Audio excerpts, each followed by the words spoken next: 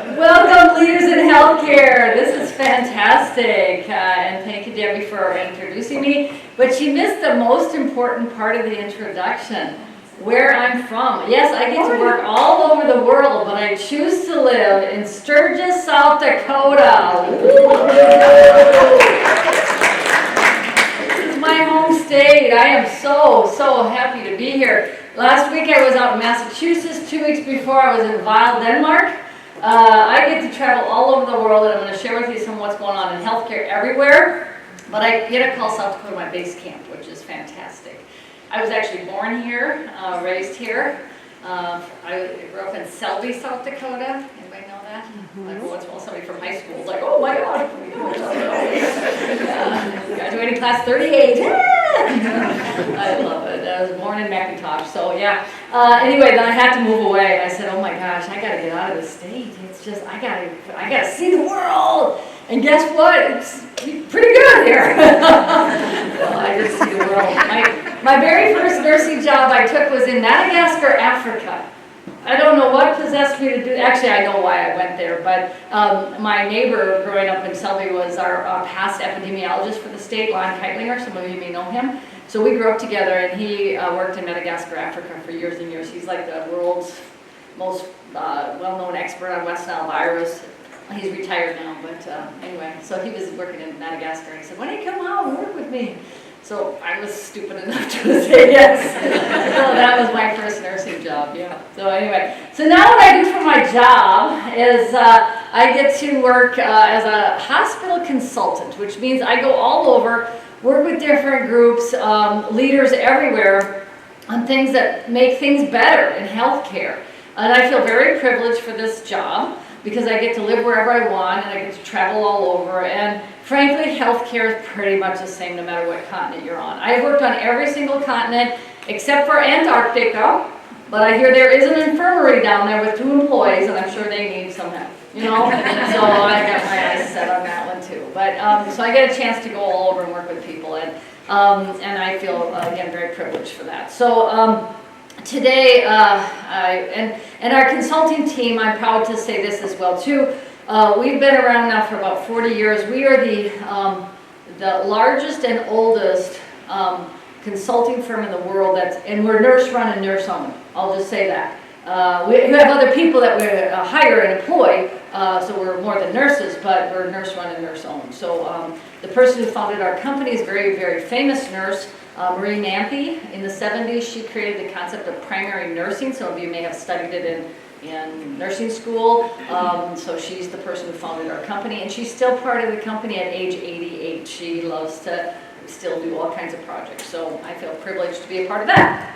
And so anyway, that's the group I'm a part of. We're based out of Minneapolis, but as everybody knows in the world now, you can just be wherever you want, and so you can stay at home and work from home. And when you need to get on a plane, you get on a plane, and you go to Denmark and come back home. Sit on your porch in Sturgis. That's life.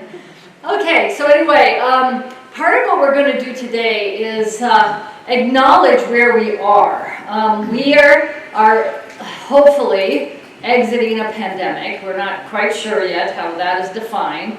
And what we've gone through over the last 2+ years is incredible. It is something we've never experienced before, or when it happened earlier, it was more than a century ago. And so we're in a new place. And so we need to talk about that. And there are new realities, new opportunities, new pains that we need to explore and understand.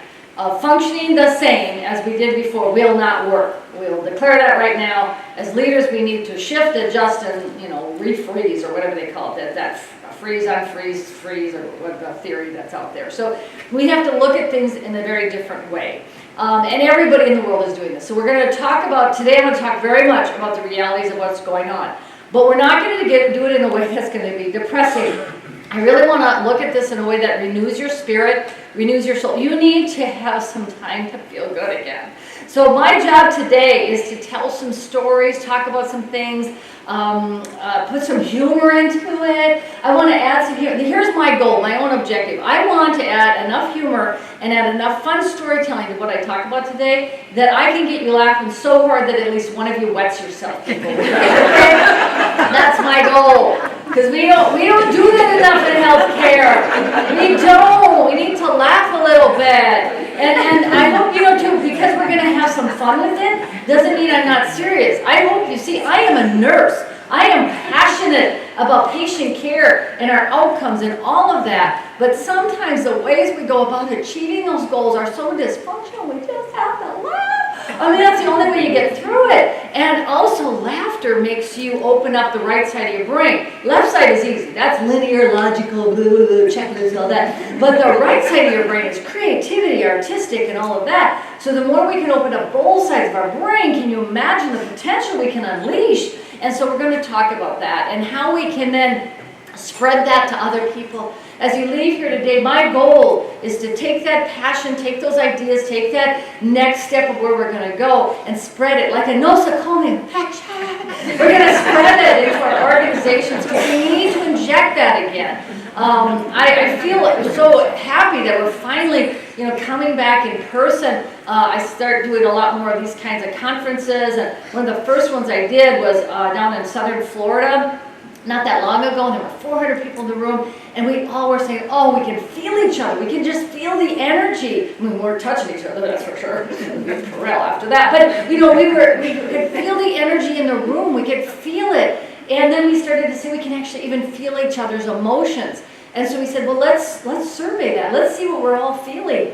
And there were 3 emotions that consistently we all felt in the room. We didn't talk to each other about it. We just wrote it down, and we did one of those Menti things on the screen where it pops up on the screen. But there were 3 emotions pretty much everybody was feeling. And these are very honest emotions. One was fatigue. Are we tired? Oh my gosh, I needed a nap like for 3 years. And we were tired. Anger was in the room, and hope. Wow. I was like, that's really interesting that we had hope. And people were saying, yeah, we feel that in healthcare and in the world in general, we pretty much shaking it up like a boggle game. That boggle game where you shake it up with all those little things with the letters on it. And, who knows where we can go next? We get to make the next steps. And people said, now this is where we have to be prepared to say, we've only got maybe about a year before it gets fixed back in place. So we got to speak up now, shape our world the way we want it to be, or someone else is going to do that for us. So that hope, that urgency to move it forward. I mean, look at 10 years ago. We've been complaining about certain things that maybe this is the time we can change it. I mean, one of my favorite ones is telemedicine, telehealth. We've been talking about that and barking about that for years and years, and finally a pandemic came along and put that in place so we can have some reimbursement for that. I just go, woohoo, this is great. Let's move forward with that and explore other creative things. So that's what I want to do today, is to say, where has our world gone with all of the realities to it? So I'm not going to say, oh yeah, it's all easy. No, but innovation doesn't come from things that were calm and easy. Innovation almost always came from chaos, disruption, and pain. And so how can we take the next steps forward to create something we've always dreamed of in our minds? Because I bet every single one of you has dreamed of, I wish it were like this, or my goal is someday before I die, healthcare could be more like that. This is our opportunity to do that. So we'll talk about that. And we'll look at what kind of lens we need to look at things now, because things are different. And the tools we used in the past are not going to work in the future. And we need to look at those different things. So that's what we're going to explore today. So that's my goal, to help us do that, explore some of the strategies, what I'm hearing that are percolating all over the place. And now with so much virtual activity, I mean, I just love when I look at my calendar and I see that I get to have a meeting with somebody in New Zealand and the UK and Canada and Japan and Africa, and it's like all in 1 week. And I go, this is incredible. We are coming together to define this in so many different ways. So anyway, thank you for letting me be here, and I hope that I will make you feel good by the end of the day. That is my goal. That is my guarantee. We deserve that now. We're also going to make this be a very relaxing day as well, too. Chances are very high we're not going to go all the way till 4 o'clock. I hope I didn't disappoint you. But at the end of the day, we're going to take long breaks today. We're going to hang out with each other. But at the end of the day, we're going to stop a little bit early, and we're going to break into small group breakout sessions that you will do in your car, at the mall, wherever. If I do my job right, you will reflect, in different ways. So I want to help you to be able to relax, be good to yourself, go spend some time, take a nap, whatever you want to do. So that's how we're going to look at some things here. as we move forward, I'm gonna talk about kind of our reality and then also some strategies. Most of my research in my life has been looking at leadership and how we influence and impact people, but also professional development and lifting people up in education. As mentioned before, I've got a degree in nursing and family sociology and adult education. So those things all together start to say, I want to grow people. That's basically what that is. In a reality-based thing, because family sociology tells you we're all dysfunctional, so whatever. Okay, there we go. Looking at how we can develop people. And I've been a part of, for almost my entire career, the Association for Nurses in Professional Development, which is the educator group, the specialty group for educators in nursing. And I just am passionate about that. As a certified nursing professional development specialist, I also want to promote certification. I really, my goal in life is to lift up healthcare professionals to their highest level. I live for that. That is my passion. I want to lift people up. I want to take our highest performers and I want to lift them up even higher than they ever dreamed. You know, so they say, I didn't know I could be this good. I just love it. I live for that. I do. So I want to lift up our highest performers even higher. And then I want to take our lowest performers on our team and I want to lift them up too. I want to lift them up to safe enough so they don't scare us so much anymore and things like that. I mean, we need to look at how can we take and move everything forward and keep it going. And I think sometimes there's some strategies that do not work very well for us, do not serve us well. And we're also going to talk about how some of the regulatory things get so much in the way that it kind of mucks up the goals of what we're trying to do. I mean, I'm all for you. Let's not just do anything we want. Don't get me wrong. I think regulations are a good thing, but we need to also talk about the reality of, oh my gosh, we're one of the most regulated industries in the world, and you talk about long-term care, woohoo, you are the winners. And so we're going to acknowledge that and talk about that. And I'm pleased to say, too, I've tried to take an approach, too, where not just looking at compliance, but how can we lead those industries as well. I'm trying to move forward over the last 30 years of some of my research and work. I've been working with how to help the Joint Commission and CMS and departments of health and other places to move forward till we really are looking at evidence-based outcome, because some of the stuff that they have in regulations are not necessarily strongly evidence-based. We're going to talk about how can we help move that forward, because I've learned over the years too that people in regulatory bodies are passionate about our work. Don't get me wrong, I'm not bashing anybody there, but I'm just saying that they're not smarter than anybody else. We are in this together. We are working together on this. These are our standards, our regulations, and so I'm trying to take that approach to it of that we all own it. We're all part of this process. And so, but that takes some leadership tenacity as well too. So for years and years and years, I've been teaching leadership in healthcare. I actually oversee a course that's pretty strong in healthcare called Leading an Empowered Organization. It's a worldwide course. I feel honored that I get to be the supervisor for all of our international trainers around the world. And I'm going to talk with you about some of the concepts in that too, of what it really takes to lead empowered organizations, empowered people, because there are some strategies I think we haven't necessarily gleaned from business theories. I mean, some of those are great, you know, Lean and Six Sigma, fantastic concepts, but I want to take it a step further, and how does that apply when we're dealing in a world where people's lives are at stake. That's a very different thing we need to do and how we need to lead, and when we're dealing with human emotions as part of the equation as well too. So those are some things we're going to talk about as well today. So really looking at some of the ways we can think about leadership, how we can rethink about leadership, and how we can center ourselves. And then I also want to acknowledge that right now, I mean, I don't even know where to begin with this one, but we're short-staffed, period. Let's just yell that at the top of the mountain. And that, the old strategies of let's recruit people. From where? Everyone is in the exact same place.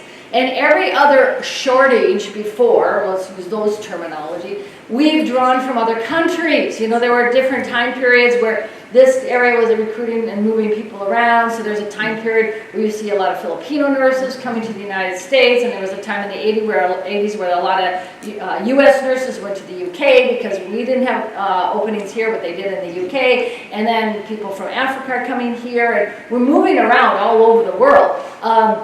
Now everybody's short. everybody's short at the same time, so what do we do? So recruiting or bonuses, okay, yeah, well, that might help with one. I mean, that's just the reality, and so we'll talk about that. That doesn't, I'm not going to want everybody, oh, you're depressing us. Yeah, okay, I know. But that's just, let's acknowledge that, because it's really important that we acknowledge where we're at. And then I'll add to this too, because this may help us find the solutions. Frankly, other than how deep we are now, but we've had short staffing in this country since 1902. Let's just call it what it is, too. We've always had short staffing. And I think, too, part of the reality is if you've been in healthcare, you've been in nursing, you understand this probably more than ever, is when are we done? I asked that question, too. When do you get done, completed? How do we define some of those things? Even just down to a care of one patient. Let's look at that. You've ever cared for a little old lady in your life? When are you done with a little old lady? Think about that. They want you to stay. Oh, stay, don't go. Did I show you pictures of my grandchildren? Let me show you. Oh, don't sit with me some more. You know, you are never done. You are never done. You know, this is a part of the reality that I think the more we can understand that versus putting out a vision or a fantasy like someday we'll get done. I think we think we're going to get done. I want to just get done today. I want to get done. And as you leave the facility, you leave and you think, I'm done. Finally today, I thought, God, it feels so good. And as you're leaving, exiting the building, walking down the hallway, a light goes on above a patient room. Oh God. You just want the fantasy to keep going. I actually got done. Didn't I get done? You know, and I think we need to acknowledge that I think that's not a realistic goal. I'm trying to shift my thinking and understand the fluidity of our work.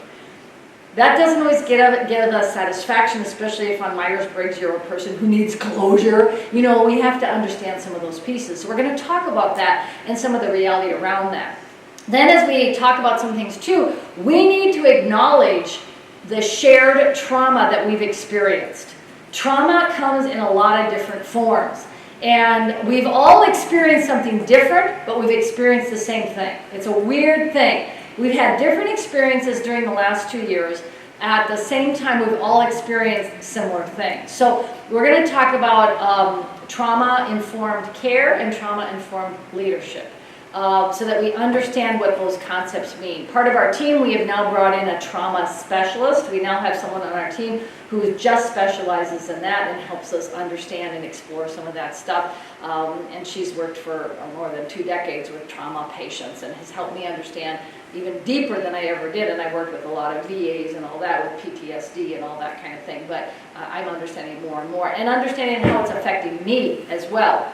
And where it bubbles up and where I start to see it. So we'll talk about that because the more you can identify it, like anything in healthcare, you can put a name to it, you can diagnose something, it's a lot easier to treat, to move, to take action to. And so we'll look at things that we can do in that way as well too, so we can understand that. And understand that we are not immune from that we are affected by this too.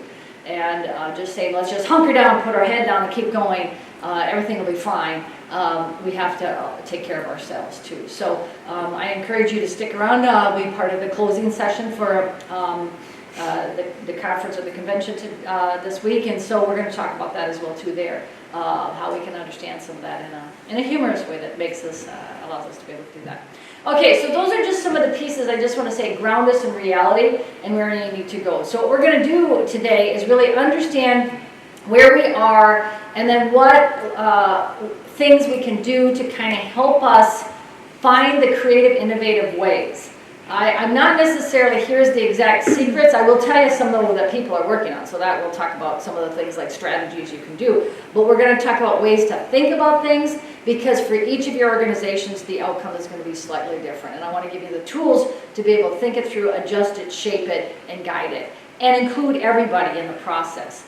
So some of the things we are seeing that's working very well for us helping the problem of we don't have enough staff is one of the main focuses is keep the people that you have and use them to their fullest capacity. There are statistics out there that show that we are barely using people at 20 to 25% of their capacity. That doesn't mean time. I'm not saying stretch them, make them work more hours. I'm saying mentally. We are not releasing their creativity and their energy, their involvement, and their engagement. And I'm going to show you some ways to do that. And you've heard this. I think you all kind of know this. You probably have in your organization that nursing assistant who, you know, is pretty good at their job, pretty savvy, but along the way you say, oh, we have a problem with this or that. They said, I could have told you that 2 years ago. Or I could have told you we could have done that or that. And I wonder, we've got somebody out there who's seen and knowing stuff, but we're not leveraging that, we're not opening that up, we're not allowing some of that creativity to move forward. So let's look at how we can do that, how we can take those people who are engaged, who are part, who are here. I mean, we're here, the survivors that are here. I want to leverage the capacity in our brains. I also listen to us talk out there for years and years and years, and numbers are not the answer. What has been the answer is how well we connect with each other and trust each other. Because have you ever heard this in your career? Oh, look who's working at night. Look at who's working at night. I would rather work short-staffed than deal with their attitude. Haven't you heard that at some point in your career? So it's not about, oh, let's get more people. You have 9 people on your team and you add 4 more. That just makes 13 dysfunctional people if you start with 9 dysfunctional people, you know? I want to look at, there have been times, I say, I would rather work short-staffed and work with that person and that person than deal with that person's attitude, because they're sucking the life out of us. So we'll look at it's not so much running lean, and I don't want to, or working smarter, not harder. I want to get rid of all of those things too. I want to say, how can we take the people who really understand it, who get it, who have the passion, connect us together, build trusting environments, place where they have voice, place where they own it. This is theirs. I don't even want to say I want them to feel like they own it. Feeling is not owning it. This is their business, their work, their company. I want to add it together and say, we're in this together. How do we want to run this place? How do we want to do that? And that really starts to bring shared voice, shared decision-making, shared governance. So if you're noticing, that's one of our best strategies right now. We're seeing statistically, I'm pointing mostly at the East Coast because they have kind of had the pandemic first, and they're finding as they're building back up again, the shared governance stuff, organizations who had shared governance in place prior to the pandemic are doing way better, a lot better than places that did not have that shared voice or shared decision making. That's a powerful thing. We'll talk more about that. So giving people voice, allowing them to be part of the decisions, part of the solutions, part of the discussions is very, very, very important. So we're going to talk about that and how we can increase that within our organization. Because, you know, again, 2 people working really hard versus 4 people working really hard that are dysfunctional, you might get further along with 2 people looking at different creative ways to do things. The other thing that we found is that some of the strategies, we're going to look at a whole bunch of competencies that we've never looked at before that I call the deeper competencies. Some of what we've seen that help us to be able to do this, and looking at what really creates a truly dynamic team that's successful, and it's not some of the surface competencies that we think. Some of the things about infection control and other things like that, and I'll tell you some strategies. And I'm not saying infection control isn't what we want to focus on, but sometimes we say, oh my gosh, we have a problem with infection control, we got to look at hand washing again or teach people to wash their hands. You know, I really have to say, I don't think it's about, even if a surveyor says this, line up everybody and check them off for hand washing. I have to say, I don't think it, oh my gosh, thank goodness you came as an educator to show me how to work the foot pedals. I didn't even know. I really don't think that's the level of competence that, you know, wow. But is there something deeper going on? Is there something happening there? What's really getting in the way? I want to dig a little deeper to some of those things. I'll tell you a story out of Billings, Montana that just excites me to no end. As I've been working with them, they were looking at, and this is where they really own their practice. We've been working together. They've been following some of my competency principles and all of that. And they were looking at falls. They were still having a problem with falls. Oh my gosh, our falls, and this is one of their areas. I think it was ambulatory telemetry. Just one of their units, one of their departments, still having a problem with falls. And they said, oh great, we're going to have to look at that again as a competency. Yeah. Falls, we're going to put, but the last 2 years we've had it as a competency. We did the module and the test. Module and the test, mandatory module on falls. So we did that. And everybody passed it. They all took the test and passed it for 2 years.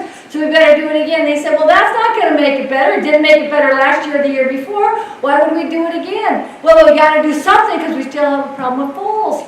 And so they said, well, let's take a look at this. I mean, why are we having a problem with falls? And they were saying, if you look at this, I mean, we don't want our patients to fall. You know, we put the red socks on their feet, the red armband, we put on the greaseboard, falls precaution. We talk about it during huddle. You know, what's going on? Why are we still having people fall? And they said, well, let's look at the QI data. And then somebody said, well, we had 2 falls on that day. Look at that, 2 of them on the same day. And somebody said, oh, I worked that day. That was a crazy, chaotic day. That was an awful day. I hate working that day. And then someone said, well, we had a fall on this day, and that was a crazy day too. And someone said, well, we had a fall on this day. I was working that day. That was a crazy day. They started to notice that every day they had a fall, they labeled it like crazy, chaotic. And they said, could it be that the skill or the competency we might be lacking or something we have to focus on is more about dealing with a crazy, chaotic day? It could be de-escalating when the day gets crazy and out of control, like we de-escalate it, like we do with patients or visitors or family members. Oh, bring you down. You know, how do we de-escalate our day? And they said, maybe that's it. Maybe falls is just a symptom of another issue behind the scenes. I said, well, how do you de-escalate craziness? And who would be good at that? And someone just said, let's call behavioral health. They de-escalate crazy all the time. So they called their behavioral health colleagues, and they said, tell us more about de-escalation techniques and what we can do there. And they helped them, and they wrote a competency that year for their team on de-escalating a crazy day. How to de-escalate the energy when it gets like that. And that's what they focused on for the year. They turned it into a competency, they worked on it, they verified it, all that kind of stuff. By the end of the year, when they were done working on that, doing that work project for the year, they were able to drop falls by 68%. Oh my gosh, I have never seen anybody bring their falls down that much in a year. I've seen 12, 20% from teams, but 68%. And guess what? They also had a slight decrease in their med errors as well too. So some of their med errors and their falls might have been from the crazy, chaotic days. The day got out of control and they couldn't keep track of everything and assess what they needed to assess. So these are the kinds of things I want to help us with. Rather than dealing with the surface issue, is there something else going on underneath that could actually solve and fix a lot of different things? Now, I'm not saying that's the answer to every falls thing out there. I'm saying this group own their practice, own their work, and we'll work on some of those strategies on how to do that. And they were able to go deeper and say what really is underneath, what's really the issue, the problem, and the thing we need to focus on. And it changes outcomes for the people that we are serving, for those family members, those community members, those friends that we are caring for. And so that's the part that gets me excited. So that's what I want to help you with. I'm going to pull that apart, that story, and show you some different components about how they got to that point where that team could see that. They owned it. And that's what they say. I had them write a chapter in one of my books where they said, if we didn't own it and say, we've got to figure this out, and their motivation was, if we don't figure out what's going on, we're going to have this stinking competency keep coming up every year. You know, that was their motivation. So let's figure out what we need to do to get rid of this problem so we don't have this problem anymore. And they owned it and it moved forward with that. So those are just some kinds of things to think about as we go forward, and we'll look at some of the pieces of reality around that. How do we know stuff in healthcare or in life or whatever, but we're going to focus mostly on in healthcare. To have a team that we're using to its fullest capacity, how do we come to know stuff? Well, we come to know stuff 3 different ways. We come to know stuff with planned educational activities, events. This is going to a class, doing a module, things like that. The traditional things, when we get an education on something, we go through planned educational events. And we could read an article, so it could be informal or very formal, but we know things that way. It might be that we do a return demonstration or attend a skills fair.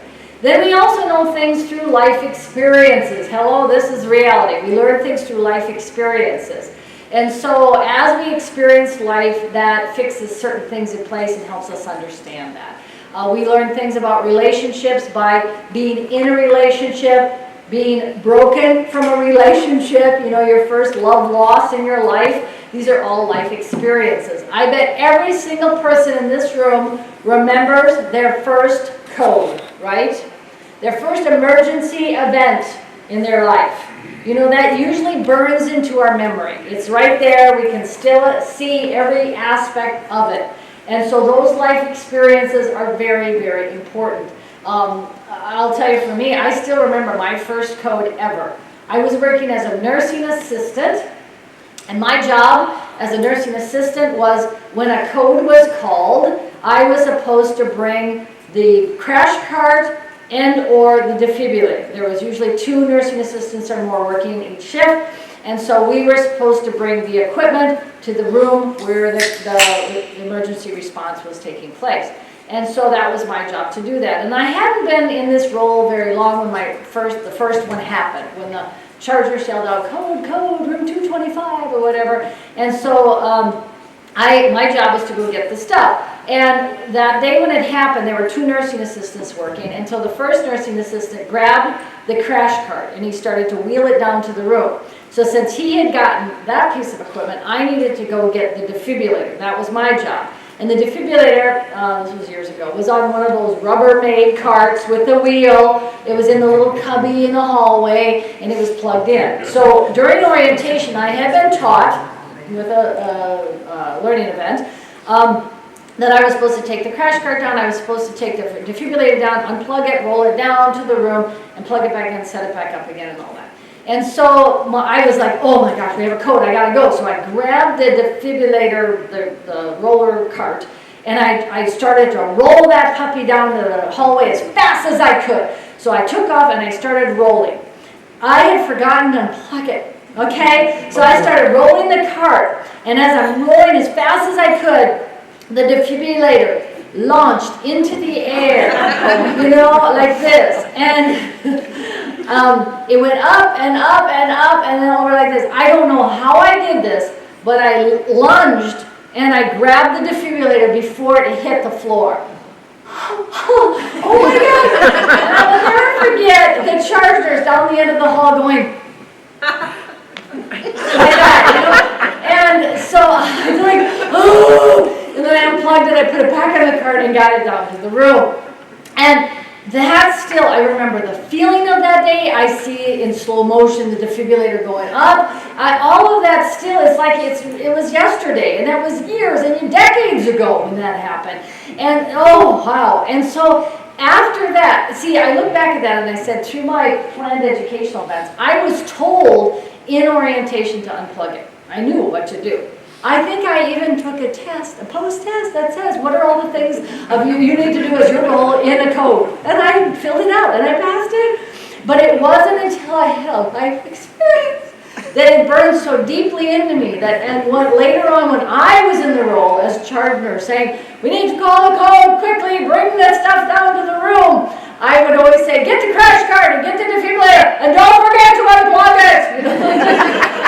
It was just a part of everything I said, you know? So it just burned into my memory. So I look at that and I say those life experiences are really, really important. Allowing people to have those, to understand those, to connect with what they already know. You know, I've been trying in orientation and other things to help people connect with what they already understand.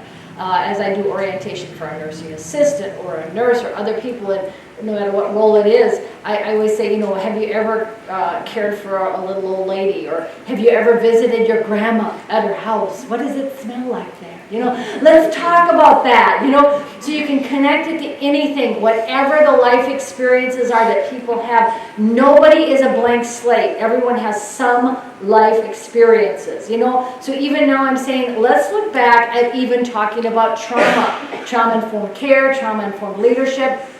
Every single one of us have had trauma in our life. It might be a small trauma or a very large trauma that we might not even be able to face. You know, there are all kinds of trauma, but to glance at it and look at it and say we all share something. We all have something where at some moment in our life we were bullied or hurt, and that still stays with us. At some point in our life we might have had a moment or a chronic pain that continued. Let's look at some of those kinds of things. We may be experiencing it now, you know, and so as we look at some of those things, just to examine it and feel it and touch it and know it is helpful. So I say those life experiences are helpful for us to talk about it, to connect with it, and to make those linkages. So now I say, yes, I have all of us. I just acknowledge that we all have shared trauma at some point. We've all experienced trauma at some point. Different levels. Some people, their burden for trauma is great. I would not want to have that. And then sometimes I say, I have not even acknowledged some of the trauma I've experienced because I pushed it away. You know, we all have to acknowledge some of those pieces. So what have I come to understand, and what have I not come to understand? So these are all part of our life experiences. And I have now said those are things I need to honor and explore. If any of you follow Brene Brown's work, I love Brene Brown. She's a professor out of the University of Houston, and she's written a lot of amazing books. She's also on Soul Sunday with Oprah. Okay, it's great. And she talks about the gift of imperfection. She talks about braving the wilderness, you know, some of that internal journey that we all need to go on. And she talks about the number one competency for the next decade is going to be curiosity. For us to be curious, to ask questions, to explore. And that's saying, how did my trauma affect my life? And how can I relate to yours? How can we talk about it out loud? How can we do those kinds of things? So that gets to then, again, knowing things through life experiences and acknowledging that they even exist. That's very important. And then, the way we know things is through social molding. This is huge, social molding. So one of the other things that Brene Brown talks about a lot is belonging, that we have a huge desire to belong. Even before wanting to be loved, belonging is more important. We want to be part of a group, tribe, or clan. That's just human nature. We are social beings. We need to belong. And that's why I think sometimes gangs can be so attractive to people, because they feel like they're finally belonging somewhere. Even though the outcome or the objective of the gang might be very, very negative or very violent, they belong as a part of something. And so belonging is important. I have been watching some of the social molding pieces and say, how can we create and shape our cultures so that we bring people and they belong in a way that's healthy, not hurtful. So looking at how we can help people understand that and how to make belonging be a thing that will promote good stuff, not necessarily be a negative kind of thing. But you've probably experienced this as well too, or seen it. Here's my favorite ones.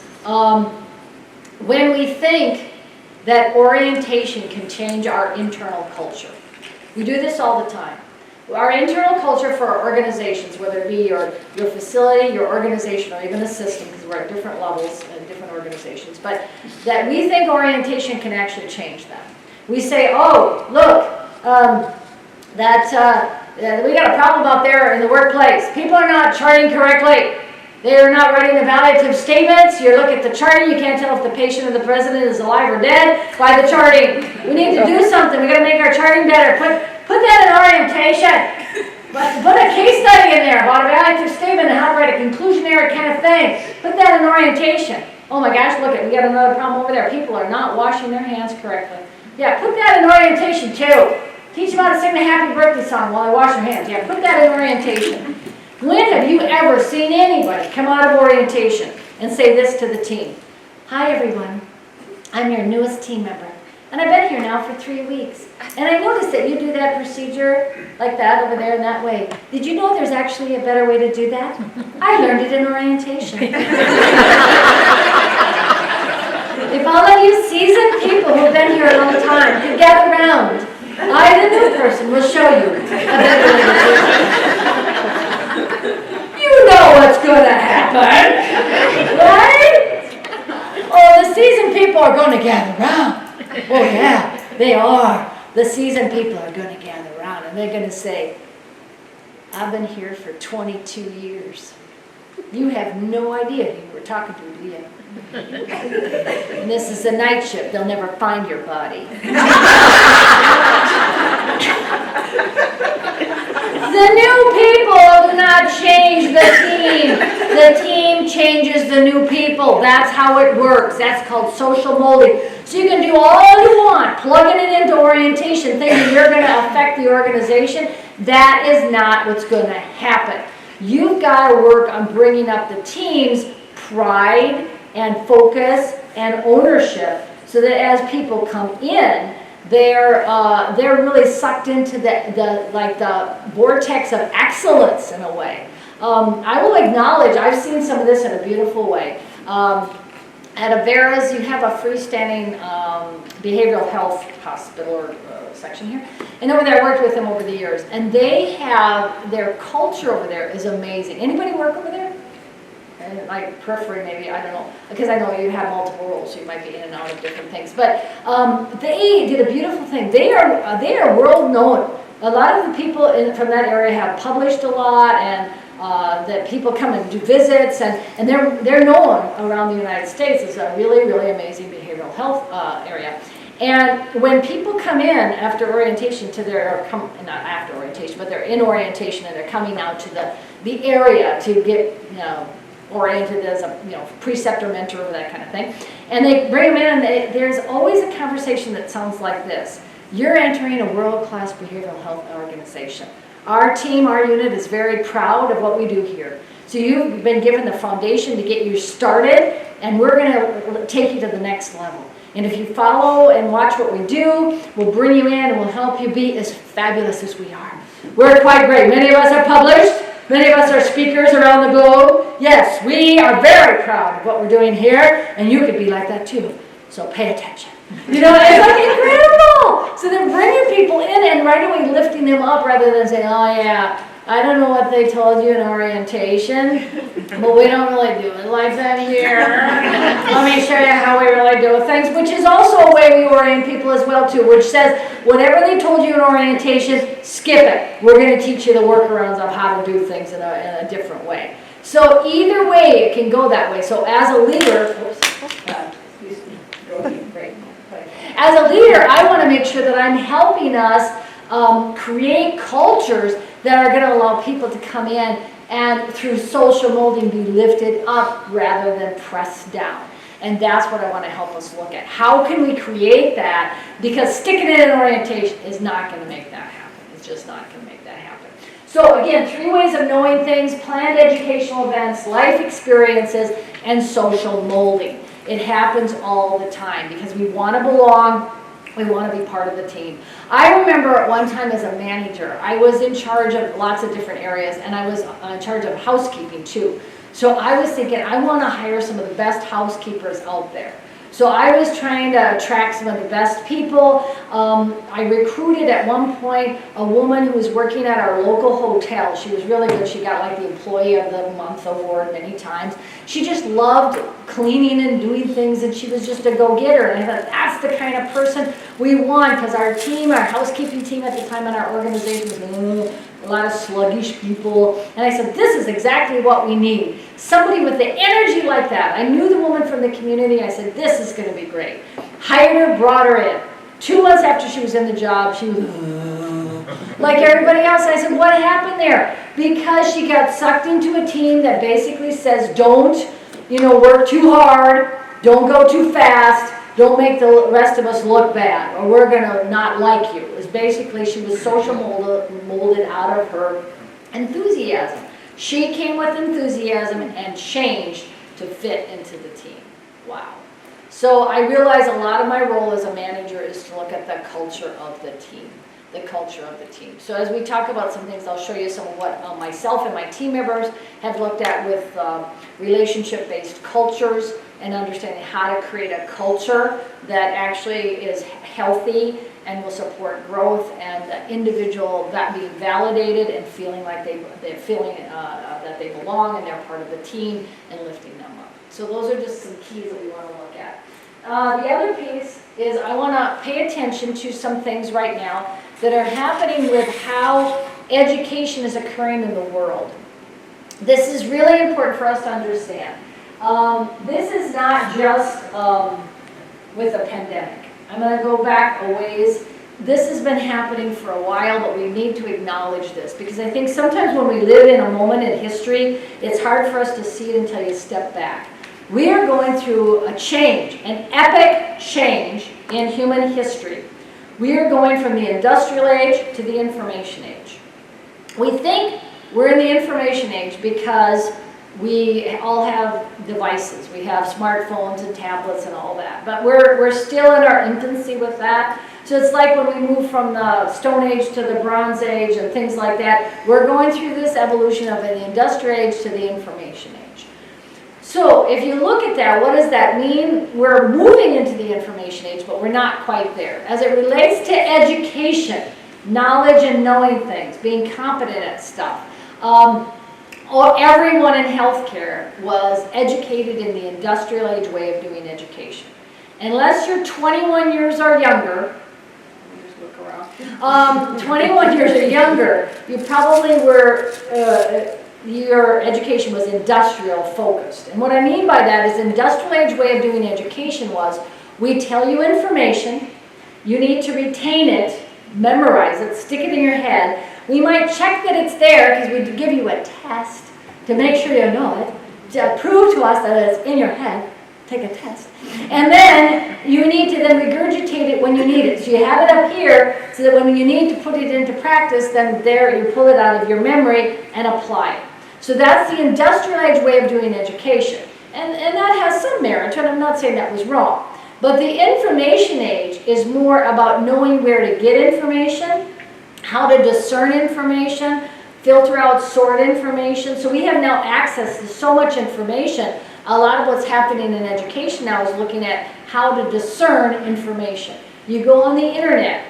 And this is what my nephew says, he's about 12 years old now. He says, you need to know what's good stuff and what's garbage. You know, that's what he's being taught. How do you discern information? So what's the good stuff and what's the not good stuff? Does it have a background? Has it been researched? Has it been, where's the facts? What's the source? Things like that. So we Google things and we, Wikipedia it, and we look for things like that. So a lot of what we need to know is how to find information, not necessarily know the information and know your source and things like that. So as we move forward, we need to understand that's a change that's occurring. That's what's happening right now. Because if we continue as leaders to think we're going to apply the Industrial Age way of doing education, things are moving so fast it's not possible anymore. And here's where I want to share with you some of what's been being monitored over the last 40, 50 years. Let's look at the half-life of information. The half-life of information is how long is something true? Because things change over time. So for example, my clinical background is oncology. I'm an oncology nurse. My subspecialty within oncology is head and neck cancer. I'm that laryngectomy trach nurse you've always wanted to know. I can keep an airway clean. I can get a mucus plug up like that, okay? I'm very good at it. And over the years, I watched how things have changed, how chemotherapy has changed, how my response to nausea and vomiting has changed. As research evolves and develops and grows, it's changing and changing and changing and changing. We all know that. Your world is changing. And I love when people say, I've worked here for 20 years, don't you know I'm competent by now? And I go, oh my gosh, if you're still functioning like you did 20 years ago, you ain't competent. If your family practitioner is still prescribing the same antibiotics they did 20 years ago, find a new doctor. We got to move on. You got to keep growing and evolving. So let's look at the half-life of information. The half-life of information in the 1980s, the half-life of information was 2 years. 2 years. So if you went to college for a 4-year degree in the 80s, by the time you graduated, you only got really 2 years worth. Because 2 years was already, it was done. So you could actually, write your college and say, could I get some money back because I only got half of what I needed, But you know that because things evolved and grew and changed, and so, you had to change your thinking about some stuff. In the year 2000, the half-life, and you can search this on the internet, just look for half-life of information. There's a lot of different sources. There isn't quite one book I found that really has it all in because it's also changing all the time. The half-life of information in the year 2000 changed from in the 80s, 2 years, to the year 2000, 12 hours. 12 hours in just 20 years. And you can feel it. I remember, again, looking at some things where the Belgian folks, the scientists over there, looking at like chemotherapies and oncology, whatever, had come up with a whole study on this or that. And then the Brazilians came up with another study and posted that 12 hours later. You know, they published their thing. And then the Chinese, and then the Canadians, and then the Cleveland Clinic. You know, so you're getting feeds all the time. You get this stuff all the time in your inboxes of, oh, a new thing and a new thing and a new thing and a new thing. So in the year 2000, the half-life of information was 12 hours. And now it's changed again, and now it's changed again, and we keep adding to it. We need to keep changing it, adjusting it. Now, I haven't seen affirmative stuff right now of the year 2020, 2021, or 22 because it was a little disrupted in the pandemic. But I'm guessing that the half-life of information is now nanoseconds. I mean, it's got to be like that. And we felt it because look at the pandemic. Look at the pandemic. I mean, wow, change. We're still not quite sure of the response. Oh, now we got Delta, now we got the Omicron, and we got the thing. And we're changing all the time. And people are saying, well, you don't know what you're talking about. We don't, because it keeps changing. It's like, holy cow, you know, we're trying to get it fixed in place, and things don't stay the same. And that has been more apparent than ever before. I was talking with an educator out of an organization in California. And her executive said to her, well, I suppose now that we've had, you know, with the pandemic that we've experienced and all that, we'll probably have to do an annual competency on COVID every year. We'll make it be a mandatory thing. And she whips her head around and said, you've got to be kidding. If you're going to make an annual thing on COVID, she said, I have been adjusting that competency every 8 hours for the past 2 years. It is a fluid changing thing. It's annual. She said it's a joke. The whole annual thing, nothing stays the same, you know? And you know that. You felt it. Have you had in your facility where you put out a policy 5 different times this year? You know, the same policy. You tweaked it because now we have to use the blue bag, not the green bag. And now we have to use the Teflon tubing and the thing. And now we have to dispose of it this way and turn it like this. And we keep changing. So people are saying, well, now I know it. And then it changes next week again, and now I know it. How can we say, okay, now you know it? We've educated everyone, now we're there.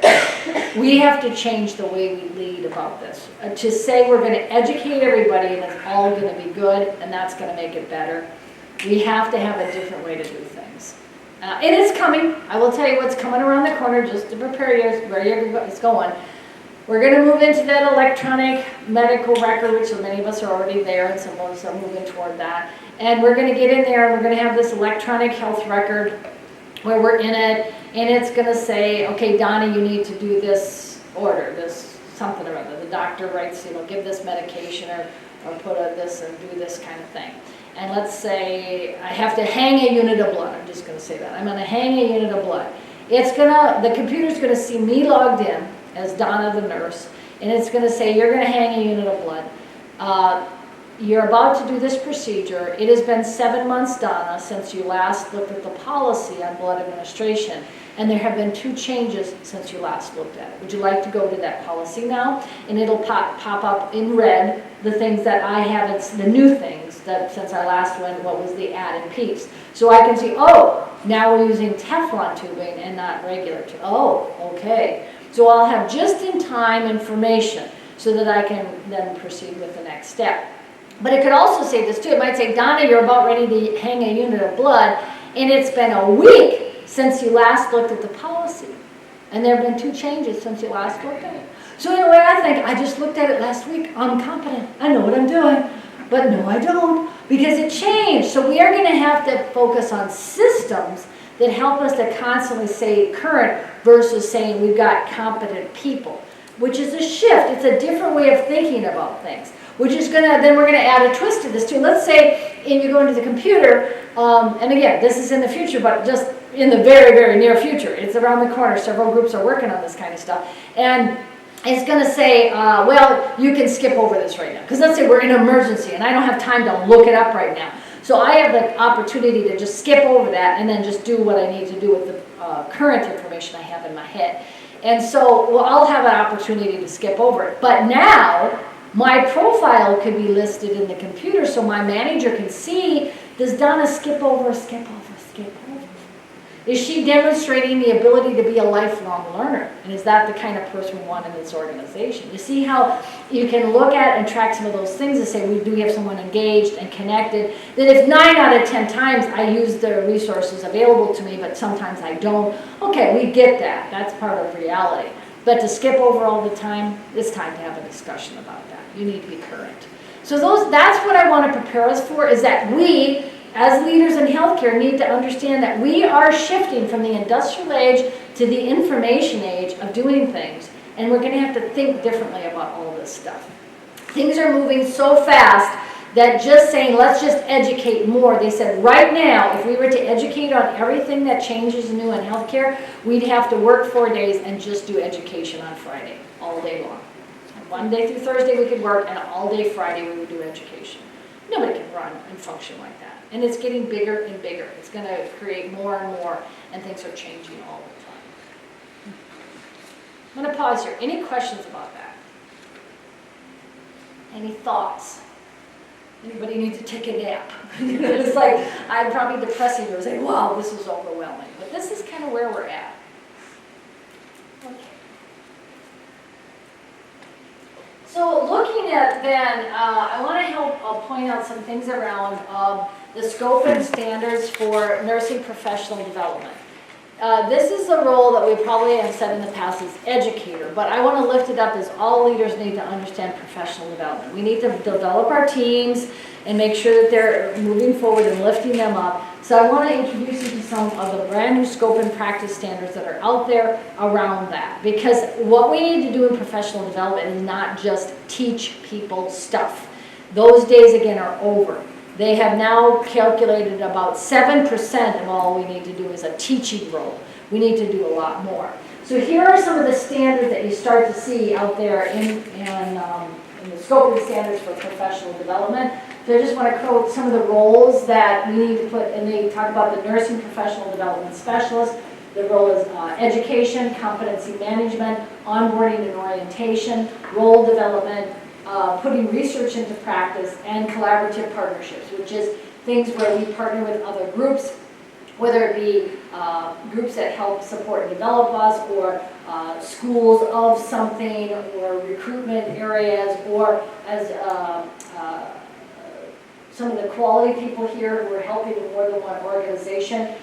Could be the State Department, all those collaborative partnerships that we have. But then here are the roles we need to have as leaders. If we are developing nurses, developing healthcare professionals, here are some of the roles. Yes, we need to be a learning facilitator. That doesn't mean we have to be the teacher. We need to facilitate learning and make sure that those things are happening. We need to be a change agent. Boy, is that big time. We need to be a change agent on things. We need to look at how to mentor people, and I'm using the term mentoring here specifically because it's not just precepting, it means being that role model, that person that helps somebody throughout their career, understanding how to be a leader and how to be an effective leader, a champion of scientific inquiry, those asking questions, exploring and looking at quality data and quality outcomes and how to manage some of that. Being an advocate for nursing professional development, that we're constantly growing and evolving all the time, and we have to encourage that and create an environment around that, and partners in practice transition. And practice transition is everything from the new grad coming into our organization, or to someone who is moving from one department to the other, or succession planning as we grow and evolve leadership up the ladder. And then even I look at practice transitions as we move people out of their active roles and into something that might be different and shaping it in different ways. We say sometimes I'm going to retire. When have you ever seen a nurse really retire? It doesn't happen. And frankly, I don't want it to. People are getting very creative and very innovative in how they're using some of their nurses who can no longer do the physical work. They can no longer work 8 hours. They're using them in triage positions. They're using them in telephone types of things. I've seen some amazing things where people are using them in discharge planning, home health, emergency departments. Wow, it's amazing when they come in to work 2 to 4 hours, you know, and I just saw one the other day in an emergency department where they were out front of the hospital their little window desk or whatever, and as people come in, they triaged and got them to the right area. They did not lift anybody out of a car, they didn't get wheelchairs, they weren't doing any of the physical stuff, they had a whole team to do that, and they were great at the knowledge part of their job of who needed to go where. And even I saw one the other day where this man was bringing his wife in, he was delivering a baby, and hey, it needed to happen real soon. She said, I need a wheelchair over here now. And then she said, you need to take your car right over there, come back here, come to me, I'm going to get your wife in there, and we'll get, and he's like, okay, yeah. She said, look at me, breathe, go. You know, I was like, oh, wow, she knew what she was doing. That not once did she lift or move or any of that kind of stuff, and she got it right to that. We need you in bay number 3. And she immediately called in and said, we need over here, we got delivery this and this and this. Boom. And the team loved her for that because they weren't trying to manage all that stuff out the front of the hospital. That's fantastic. Or the people going home and the discharge follow-up of things, or talking with the family on different pieces of things, helping with the assessment things in the long-term care facility, and making plans and going around chatting with the nurses about different strategies on what they can do. All kinds of different ways we can creatively help with those kinds of transitions. So it's exciting. So those are some of the things that I just want to lift up are the standards now for our profession. So this is nursing, looking at our own standards to say our roles have really changed beyond just let's educate people to actually let's create a professional development environment, a professionally stimulating environment that lifts people up all the time. These are our standards. So these are published out there. You can find that. It's all good. Okay. So what I want to get into now is to look at some things around competency assessment. I've been spending most of my career looking at making sure that people are competent to practice, that they're constantly growing and evolving, and how we can create environments that will help that. Along with that, I'm going to show you how to leverage this as a leadership tool. I'm going to show you how to use some of this so it isn't just we have to check people off because a survey people are coming and they want to see a checklist of a thing and a thing and a thing. I mean, we can talk about that all you want. We can talk about that kind of stuff all you want. But I want to show you how to use competency assessment as a leadership tool to articulate the strategic plan, to motivate people, to get their ownership and buy-in, create a culture that really is stimulating for people that they want to keep coming back and return and they feel good about. I want to show you how to save money with this, save time with this, and make it more meaningful. Because frankly, people are not against this kind of stuff. They just don't want to do stuff for no reason. Do a bunch of tests and a mandatory blah, blah, blah. Oh, good, blah, blah. That's when they roll their eyes. But people do want to feel good about their job. They do. They want to know if they're competently achieving their goal. I look at just about everybody in healthcare. The reason we got into healthcare, any of us, whether we're professional, paraprofessionals, whatever, we got into it because we wanted to help people. Want to make this world a better place. You know, it's not because of the pay. We got in it because we wanted to make a difference. And I think the more we can have competency assessment help them see that, it's going to help keep them there. It's going to help them want to keep getting better and be engaged. I look at all the years that I was at the bedside doing different things, and as I told you, trach care and all of that. I sent a lot of people home with either temporary or permanent trachs and stomas. So my job was to make sure that they could care for their trach at home. I think I was pretty good at it. I think I was good at discharge planning. I think I was good at patient education and involving the family, but I'm not sure. I'm not sure. Because of all the people I sent home, preparing them to suction at home, clean the trach, teaching the spouse to do that with their family member, all that, what to look for, all that stuff. Only about 20% of my patients actually returned back to our hospital after they left. Others went to other community areas, rural areas, and I never got to see them again. So I don't know if they had problems at home and they couldn't suction their own trach and ended up in their local emergency room. I don't know. I wish I would have had that data.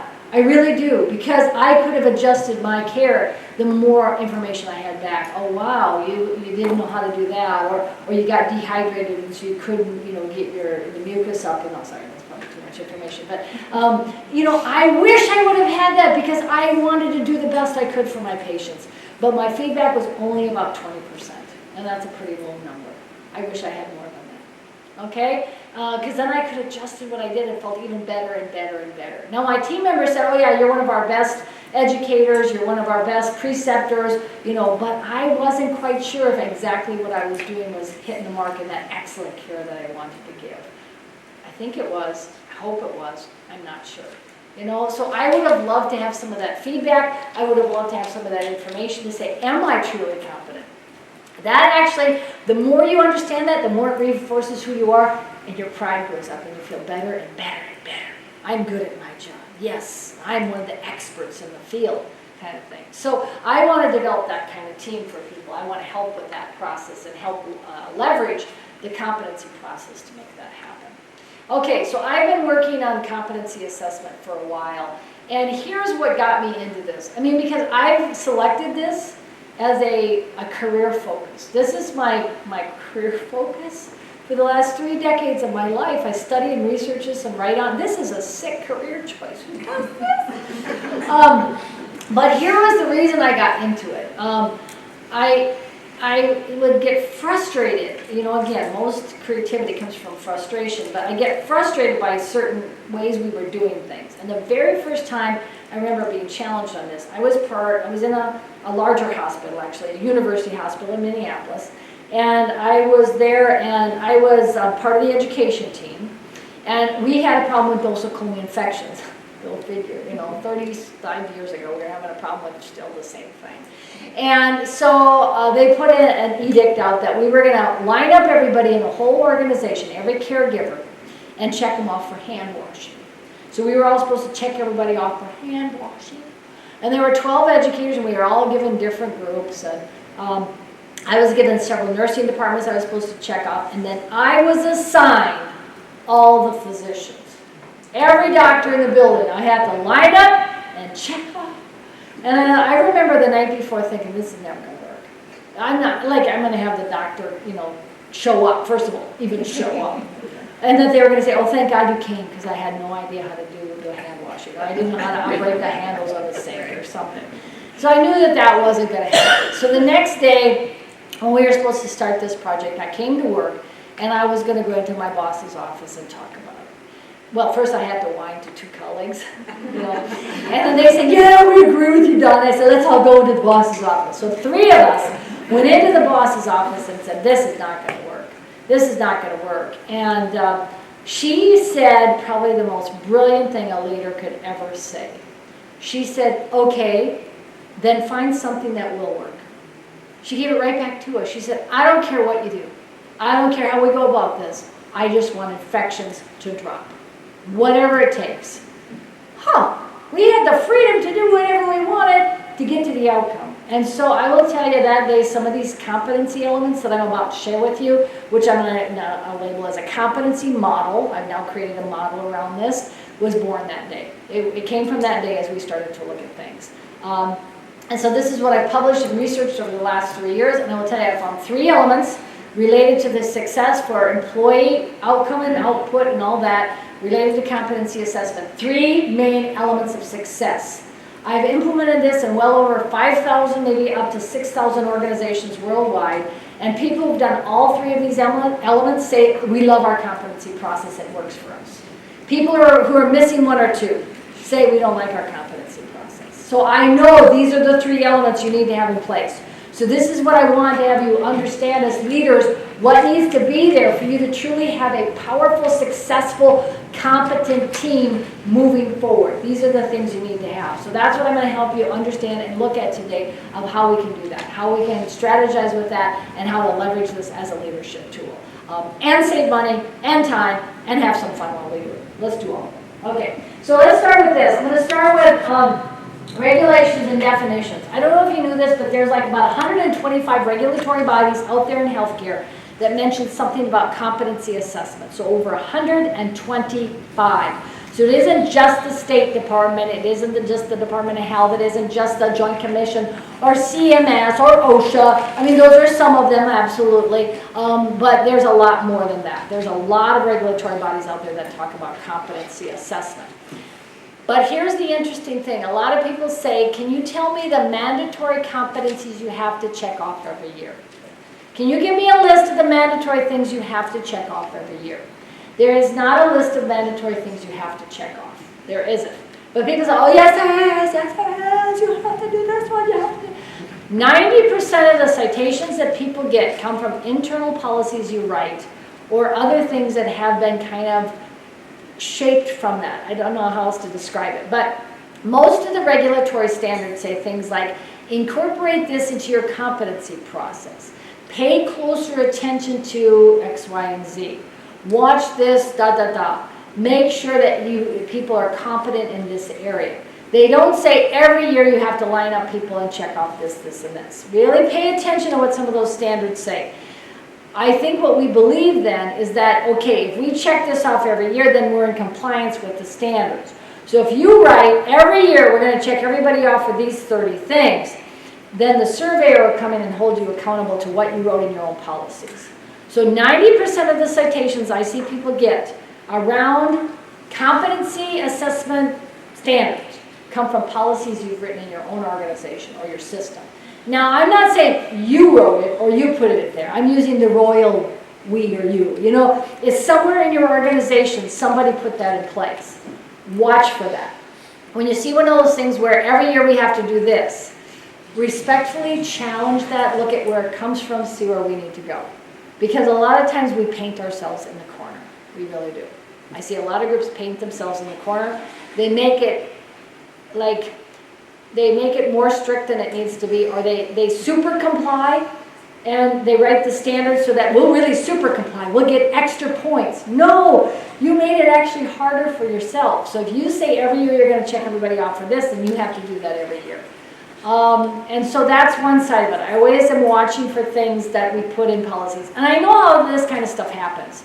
Somebody somewhere in your system or department or your facility, whatever, something happened a while back, and then we wrote a thing, okay, every year we're going to check everybody off for this. Somebody stood on a chair, fell off, and now we have the chair competency. You know, now things happen. And that person has left or died, and we still have the thing in place, you know, and we don't even know where it comes from. So watch that very closely. It's in there for the right reasons, but you always have to ask yourself, does that still serve us? Did it ever serve us? Or is it controlling us?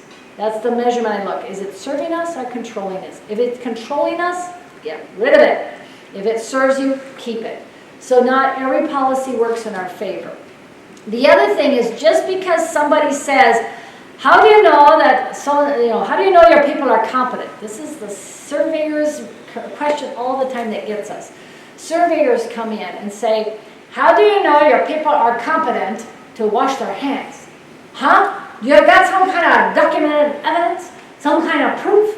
And we feel like we have to pull out a piece of paper for every person. See, I checked them off for hand washing, hand washing, hand washing, hand washing. You know, if somebody said, how do you know they can wash their hands correctly? We have to prove this on a piece of paper.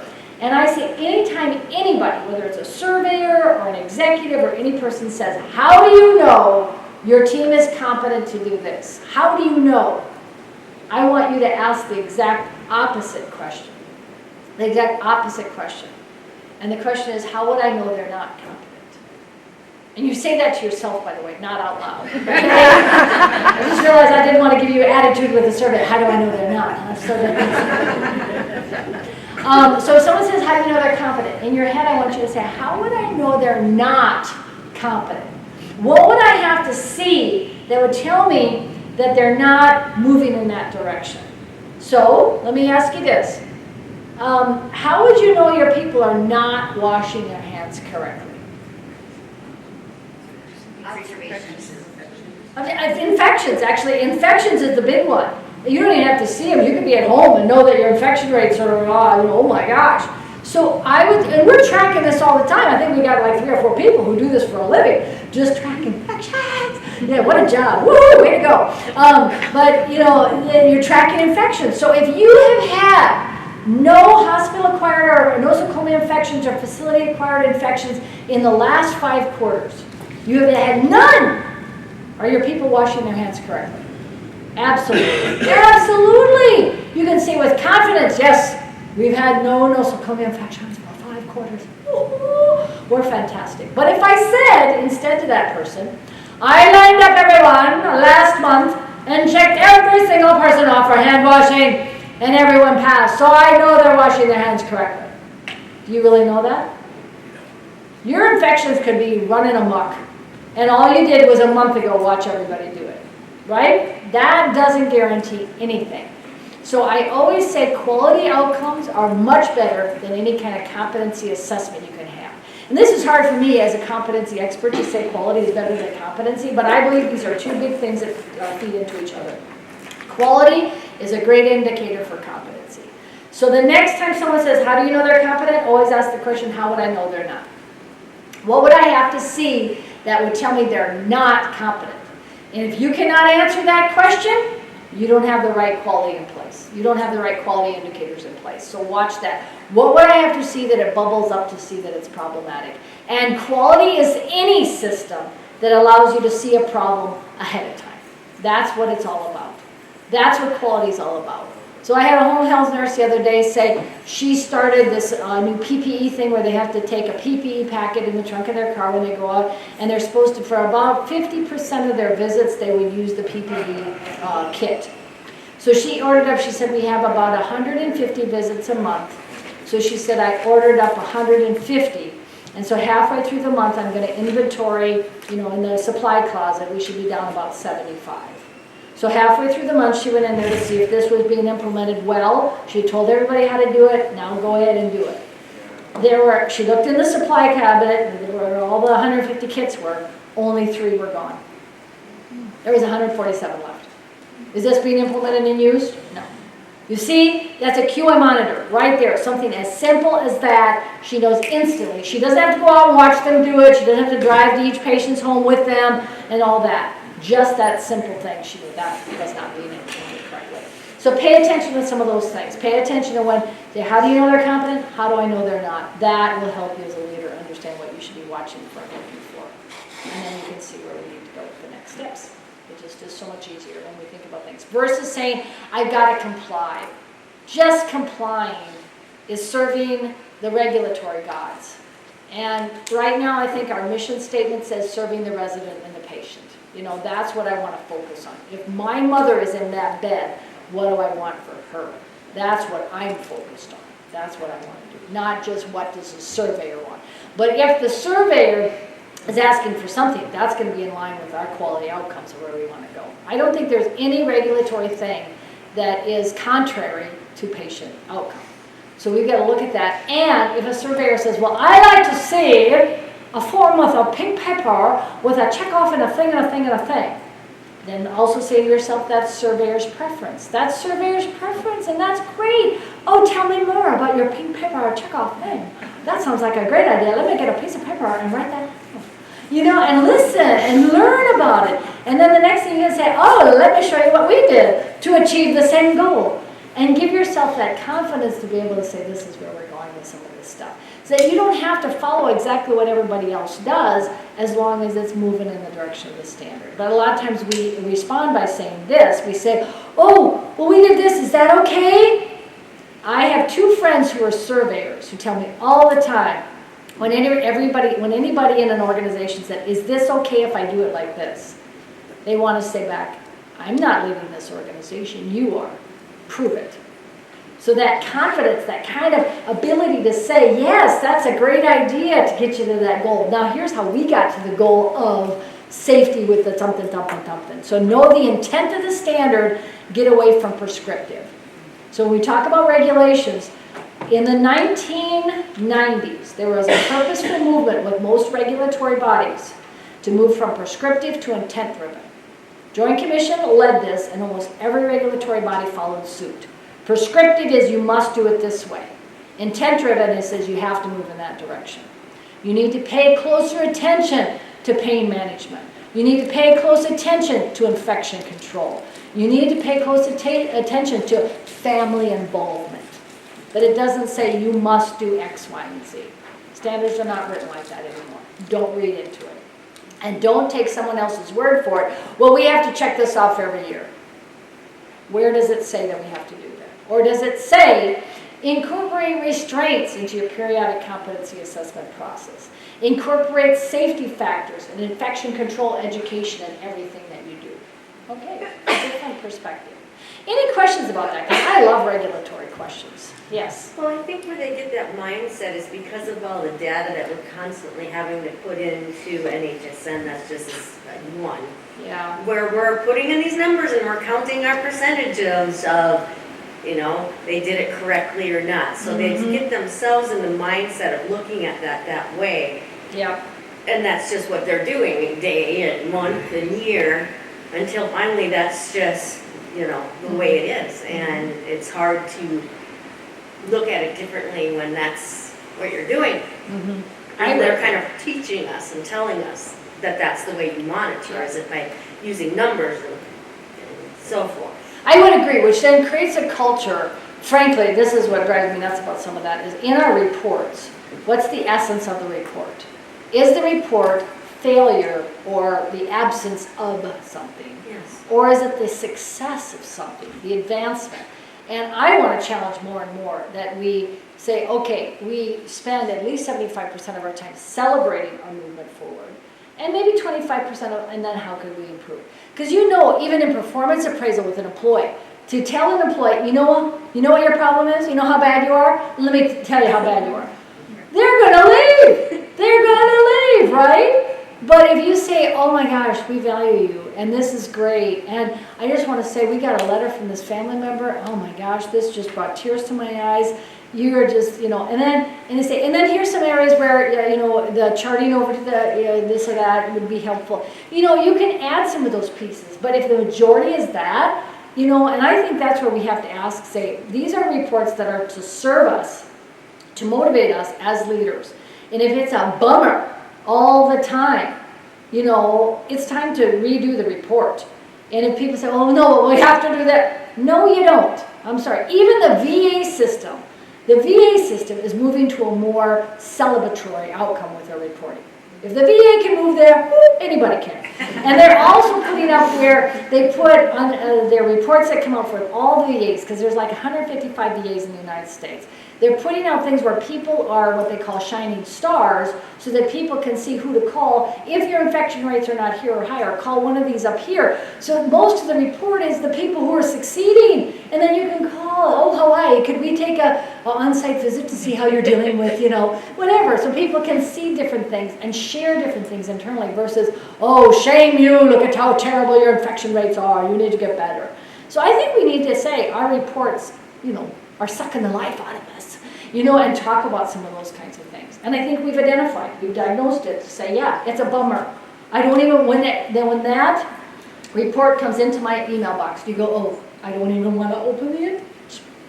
You know, when it all looks like red and bad and terrible, who wants to open it up? You know? But I've seen places now, even my own reports that I'm getting in different things. I can't wait to open up some of them because I feel good about, oh, we made some progress. We're moving forward. It doesn't mean we hit the complete mark, but we're making progress. We're moving forward. What you measure is what's important to you. So I think we need to say, yeah, it's time to celebrate successes. I want to add, you know, a little more. Yeah. To me, you know, it just because I, you know, a month or so ago, whatever, I did all my yearly reviews.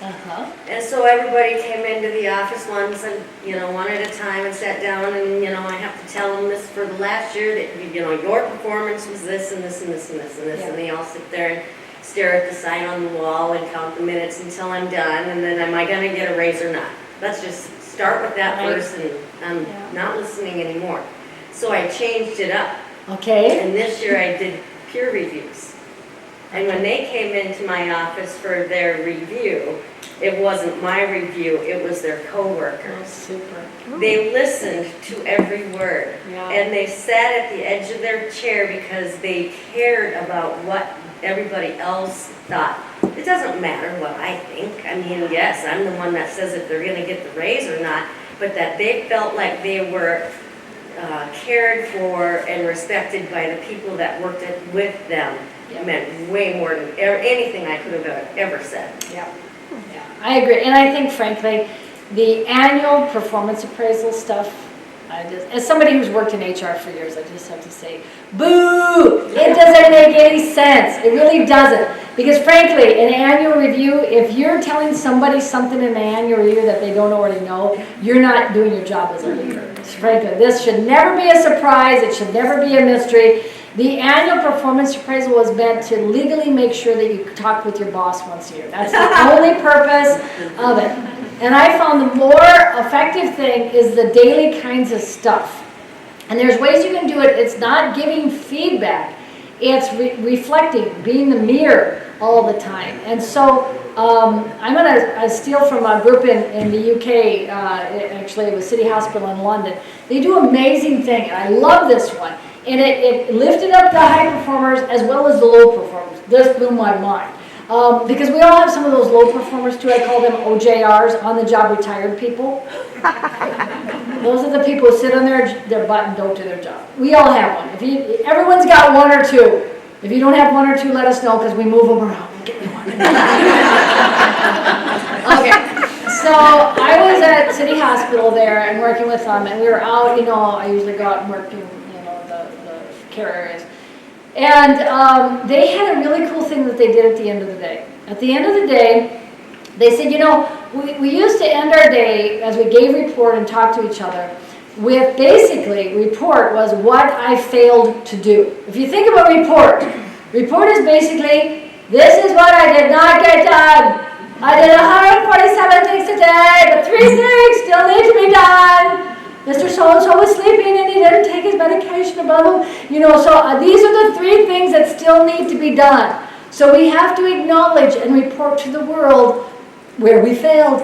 That's how you end your day. How depressing is that? And so, that's our responsibility. We have to still do that. So this group decided that yes, they still had to do that, but they were going to end their day in a positive way. So they decided at the end of every shift, they would get into groups that they were working with that day. And they usually would work, and this group would be over here 3 or 4 people, and this group over here 3. That's how they did their work.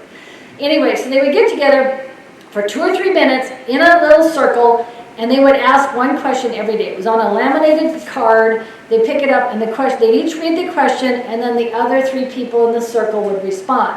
And the question was basically this, same question every day. What have I done today to help you be successful? What did I do today that helped you be successful? And so I participated in this, and here's what happened one day. And I want you to know that in the circle, there were several people. I think it was 3 nurses and 1 nursing assistant. And I knew a couple of the nurses, one I didn't know that well. And the nursing assistant had just joined the team. But I heard rumor that he was from another department where he was kind of a slug. So he was one of the OJRs, but transferred over here. Okay, so I didn't know him that well, but anyway. And as I was talking to the supervisor, she said, oh yeah, you'll see how this affects people. It lifts up everybody, including him, and you'll see how it'll affect him. Because I was there for like 3 weeks, and so she said, you'll see it before you leave. And so here's what we did. We picked up the card, and one of the nurses said, what have I done today to help you be successful? And the other nurse said, oh, well, you brought me IV tubing down to the room at the end of the hall. And she goes, IV tubing helped you? Yes, she said, I was down in that room for like 45 minutes trying to deal with everything, and I could really use some supplies.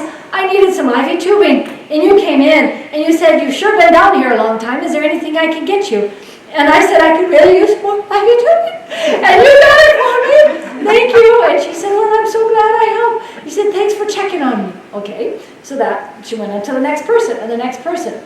And so we did that every day. Then the guy, who was the kind of the OJR person, picks up the card, and he said, in his OJR kind of voice, what have I done today to help you be successful? And the rest of the team all said,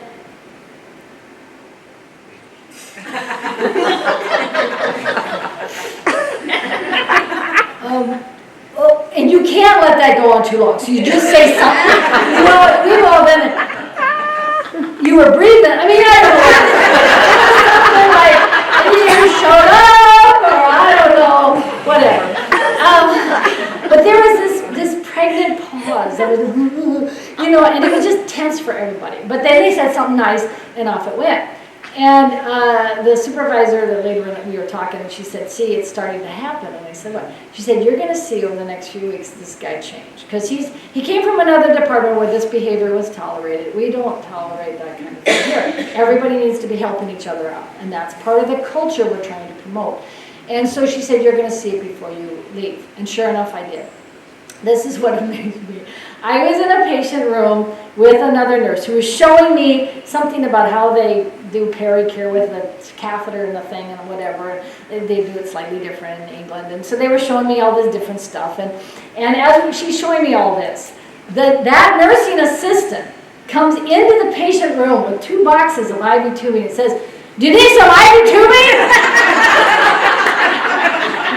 And we're like, no, we're pretty much doing the other end, the catheter part. No, we don't need an IV. No, and he looked at the tubing and, oh, okay. And he walked away. So what did he glean from these little events? He heard that IV tubing makes him happy. That's what he heard.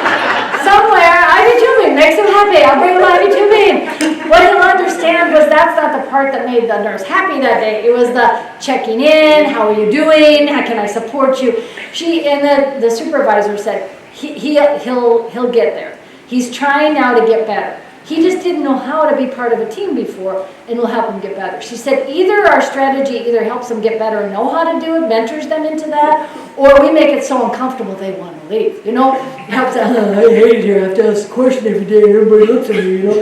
Either way, you know, it's either going to help them get better or help them get out. You know, either way, that's in the end going to help the team. And so those are the kinds of things I look at as a leader. What can I do every day to actually bring that peer feedback into what you're talking about? You were adding peer feedback into it. Let's do it every day, which is, oh my gosh, that made you, oh, okay, I'll do more of it tomorrow.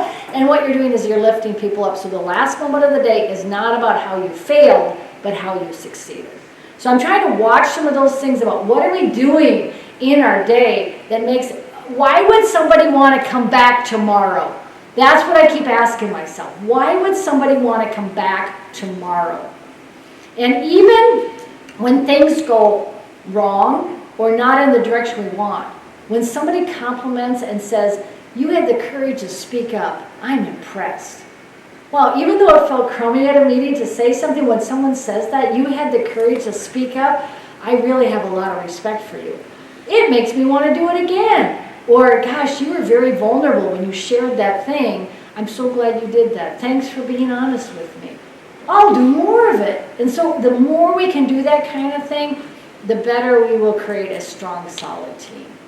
So I think we have to challenge a lot of what we do. I think a lot of our systems don't make sense. They really don't.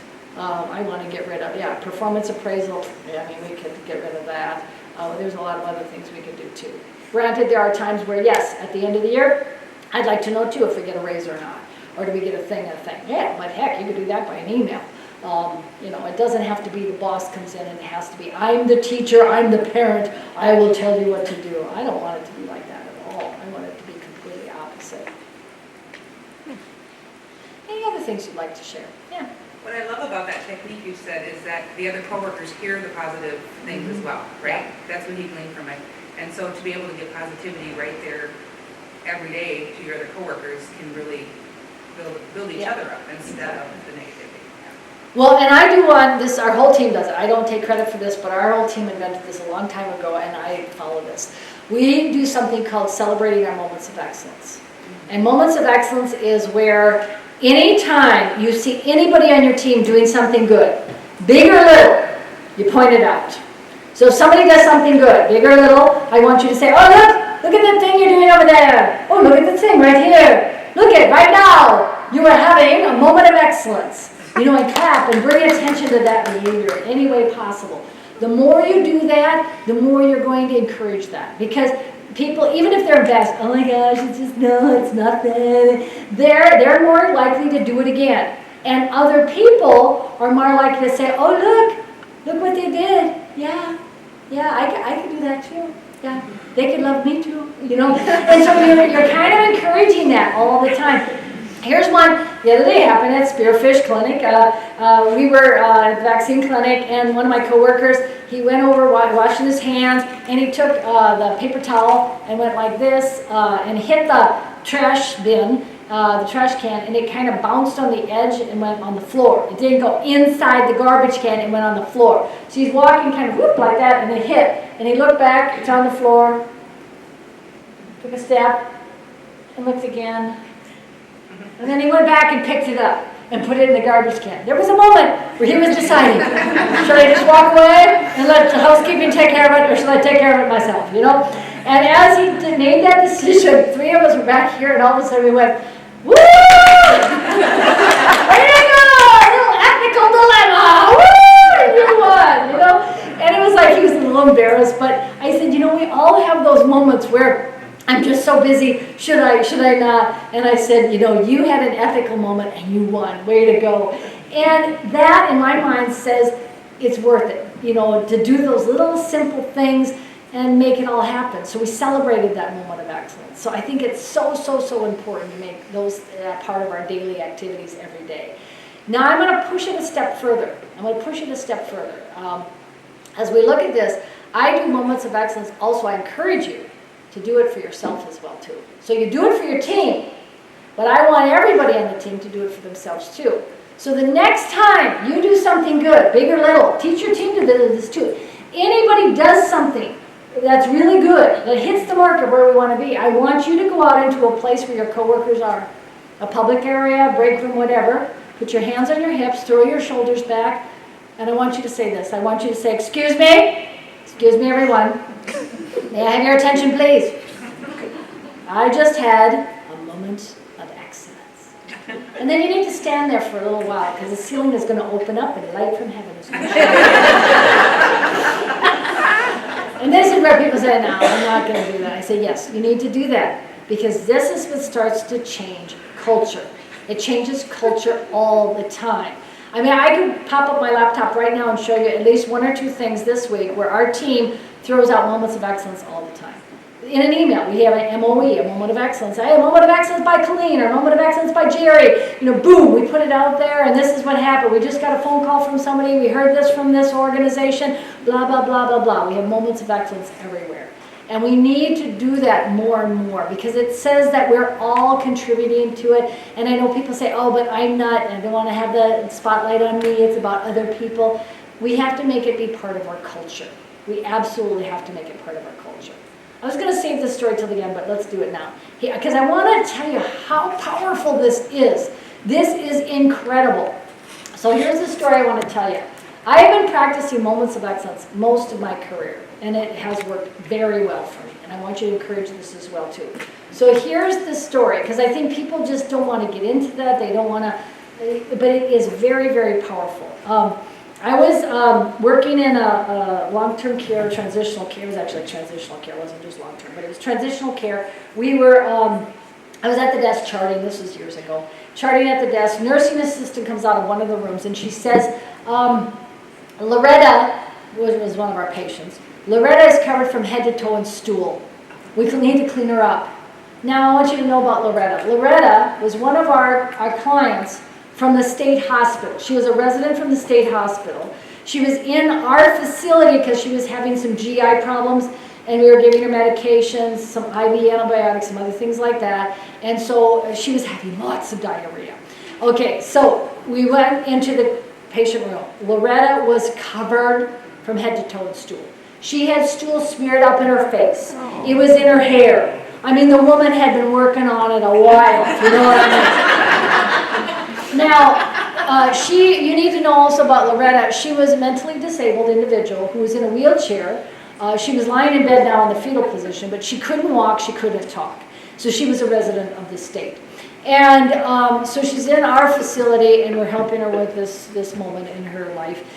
And we thought, oh great, we got to get her cleaned up. Let's get her cleaned up. So the nursing assistant and I prepared ourselves with the gloves and the gowns and the whole bit. And so we got everything together, and we started cleaning her up. Now, she was mentally disabled. If you've ever worked with a mentally disabled individual, there's some rules we're supposed to follow. One of the rules, and it's not written down anywhere, rules. These are rules we pass on. from generation to generation. And one of the rules is always watch what they're doing with their hands, right? Always watch what they're doing with their hands. And she was one of those people who would pick at things all the time. She did this a lot. And she was always like this. And she would touch things and all that. So as we were cleaning her up, she was doing this, and we were cleaning her up and doing all this stuff. She reached under the covers and grabbed a handful of that liquid wonderment. And she took the diarrhea and plopped it on the side of the bed, smacked down to the floor. It didn't hit the floor though. It hit my shoe. Right in the middle of my shoe. And I had, oh my gosh, so I have diarrhea on my shoe. I went to get a towel to wipe it off. I couldn't get it off. It just kind of, and I was wearing those nursing shoes with a woven thing going on. So it oozed through the cracks of my shoes. I have to say, I don't think you've reached the pinnacle of your healthcare career until you've had poop inside your shoe, okay?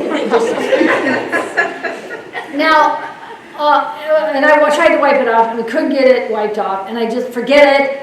I just never did wear those shoes again after that day. So I just put the towel off to the side.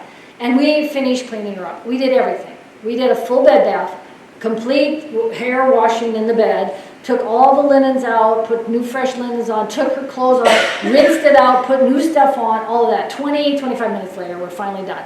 20, 25 minutes to do one intervention. That's a long time to do one intervention. We had done it all, and she looked fantastic. Oh my gosh. And the nursing assistant and I, Julie was her name, we looked at each other and we went, woo, look at us, woo, we are good, you know. And Julie looked at me and she said, you know, Donna, right now with Loretta, we've had a moment of excellence. We've had a moment of excellence with Loretta right now. And I said, yeah, you're right, we have. And she said, you know what? The rest of the team did not get a chance to see us. We need to let them know how fabulous we just were. Okay. So we went out into the hallway. We went out into the hallway where our coworkers are, and we assumed the position. So we're out there. We said, excuse me, everyone. May we have your attention, please? We wanted to let you know that Loretta was just covered from head to toe in stool. We cleaned her up. She looks good. She smells fine, and she's resting comfortably. And we've had right now a moment of excellence with Loretta. And we stood there, and our team started to clap. Ooh, yay, good for you. And then one of my fellow colleagues, he was a fellow nurse, his name is Ken. He looked at me and he said, but Donna, I noticed that you got poop all over your shoes. I said, yes, Ken, your assessment skills never cease to amaze me. I said, yes, there is poop on my shoes. But I said, you know what, Ken? We did not let the poop get us down. We had a moment of excellence despite the poop on my shoes. And we got another round of applause for that. And the thing that amazes me about that day is what came out of my mouth next. Julie and I said almost the exact same thing at the same time, so I know it came from this event, but here's what we said. As Julie and I looked at each other, we looked at the group, we said, does anybody else have poop that needs to be cleaned up? Because, woo, we are ready to go! Woo, we are masters, you know? And I will tell you, this should not be an energy-producing activity. Okay. You should not come out of Loretta's room all fired up. You should come out of Loretta's room going, I hate my job. I hate my life. I have poop on my shoes. Can I just go home? It should suck the life out of you. But instead we were energized. We were fired up. And in our transitional care unit, we're going to find more poop to clean up. So there's going to be plenty of this to do. But we were all energized and fired up. And it was awesome. And we were kind of talking about that. And we said, you know what? This, it was amazing. We said, we've never, this team is energized. We said, we have more energy at the end of the day than we had at the beginning of the day. How could that be? And we said, it's because we do moments of excellence. We weren't always like that. I mean, our team wasn't always like that. We kind of built into that and did moments of excellence, and it became part of who we were. But we were just energized. And a lot of people say, oh, I wish I could find a team like that. You don't find a team like that. You make a team like that. So you purposely say, we're going to do this. Somebody starts it, and then somebody starts it, and somebody starts it. And we were having a lot of moments of excellence, 4 or 5 a day. It was awesome. It felt good. It wasn't artificial. It was all real stuff we face every day. And then somebody said, this is the secret. This is a secret to team success. We need to go tell other people in the organization, other departments, and let them know. We need to spread it like a nosocomial infection, an attitude, competency, I don't know, something. And so Julie and I said, okay, we accept the challenge. We're going to go to another department on our way out to our cars tonight. We'll stop at another department and share our moment of excellence today and spread the love and energy to somebody else. Why not? Let's have some fun with it. So Julie and I went, took our tote bags, we're heading out. Now, I don't know why we picked this department, but we ended up in the administrative hallway. You know, where the executives were, so we thought, okay, why not? You know, they're people too, you know, so let's go talk to them. And so we were looking for somebody in their office that time of day, and we didn't find too many people still in their office. We found one guy. He happened to be our CEO, the chief, the head dude, you know? And I really didn't know him that well. I knew who he was because the picture of him is in the lobby or something, you know? But anyway, I knew who he was. So we knocked on the door, you know, knock, knock, and he said, come on in, you know? And so we walked into his office, and we assumed the position. And we said, hello, I'm Donna, and this was from Julie, and we're from 3 West. And we wanted to let you know that today, up on 3 West, Loretta was covered from head to toe in stool. She's one of our clients, and she was, you know, this and that. We cleaned her up. She's resting comfortably. She smells great. Everything is good. And we had a moment of excellence up there with Loretta today. Now, you may notice that I had poop on my shoes. I said, but we did not let the poop get us down. We rose above the poop, and we had a moment of excellence despite the poop on my shoes. And we stood there. And he looked at us, and he said, what do you people want? And we said, nothing other than to share the joys of care delivery we have every day. And we left. Now, the look on his face was like a gift to me. He looked like, who were those people?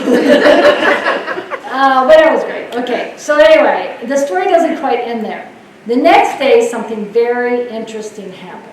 The next day, Julie and I came back to work. That's not the interesting part. There's a schedule, we show up. Okay, anyway, so we're back at work, and at 10 o'clock the next day, the CEO came to our area, came over to our area, and he comes up to the place where we kind of hang, the nurses area, whatever, and our nurse manager, our department head was not happy with this. Oh, she comes out of her office saying, what did you people do? Why is he up there? But he comes up to our area, and he comes over with his suit and everything, and he says, hello, I would like to meet Loretta. Okay. I said, sure, I'd be happy to take you to her room. Not like she's going to talk your ear off. I mean, the woman can't speak or you know that. And so that day, as a nurse, I helped mentor our CEO. I don't think that I wake up in the morning and say, I'd like to teach our CEO today. No, but that day I helped mentor our CEO. Why? Because I gave him a chance to see a patient he doesn't normally get a chance to see. This is one of our clients that he doesn't get to see every day, and I do. This is not a client who's going to fill out a patient satisfaction survey. This is not a client who's going to go home and tell her family and friends about how great the care was because she's a ward of the state and she has no family and friends. And she's not going to send a letter back or because she can't read or write. But here is one of the clients, one of our clients that we treat with the same amount of dignity, respect, love, care, and compassion that we treat anybody else with. And he needs to see that. He needs to see it. Not like he ought to see it. I'm saying he needs to see that because he doesn't get to see that every day, and I do. So he got a chance to meet Loretta and all that. Okay. Now, about 9 years later, I was at a healthcare executive conference down in Phoenix, Arizona. I was in a different position then, and I saw this CEO come down the hall. And he comes down the hall and he goes, I know you. You're the nurse with the poop on her shoes. Yeah, that's me. I'm dressed a little bit better today. But I said, yeah, and that's who, yeah. And she said, I just want to tell you how great that moment was. When you came and shared that with me, and I came up and met Loretta and all that, he said, after that, every meeting I was in, I'd always ask myself, the decisions I'm about to make that are going to affect our residents, our patients, our clients, how is what I'm about to make going to affect what he called the invisible patients in the world? He said, I see all kinds of data of patients who give me feedback and focus groups and all this other stuff. But there's a group of patients he called the invisible patients that are out there, what he called the Lorettas of the world. The Lorettas of the world don't always have voice. But he said, you gave me a chance to meet some of our invisible patients. He says, thank you so much. He said, you helped me to be a better CEO, because after that I'd always ask myself, how is this going to affect the Lorettas of the world? He said, thank you, I appreciate that. I was a staff person, and I helped mentor our CEO. How does that happen? It happens through moments of excellence. Because moments of excellence isn't just a silly, goofy thing. It is powerful, and I will tell you why it's powerful. When it's out there by itself in its purest form, it has power. When you hook it with something else, it loses its power. So I want to be very clear. When we went down to the CEO's office, we did not say this. We did not go down there and say, we cleaned up Loretta, I have poop on my shoes, and we can really use some more staffing up on 3 West. Now, I'm not saying you shouldn't talk to your leadership about that. What I'm saying is when you have a moment of excellence, do not hook it with something else. The minute you hook it with something else, the moment of excellence dies.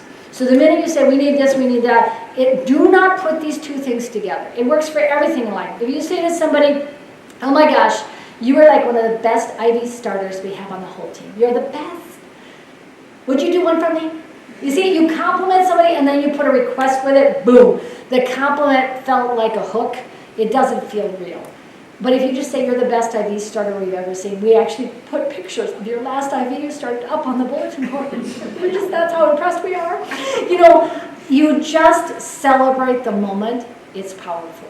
So if you remember, we went down to the CEO's office and we said, we cleaned up Loretta. We're having a moment of excellence. I have poop on my shoes. And he said, what do you people want? And we said nothing, other than to share the joys of care delivery we have every day. And we left. That was powerful enough to bring that CEO out of his office and up to a care delivery area where he became a better CEO. That, to me, is powerful. If we start to sort it out, I think some of these strategies, they seem so easy, simple, even silly, that they're deeply rooted in some amazing stuff for our team. And so I look at that and I say, I try always to be genuine, but to be fun, to look at different ways to say we all have some shared passion.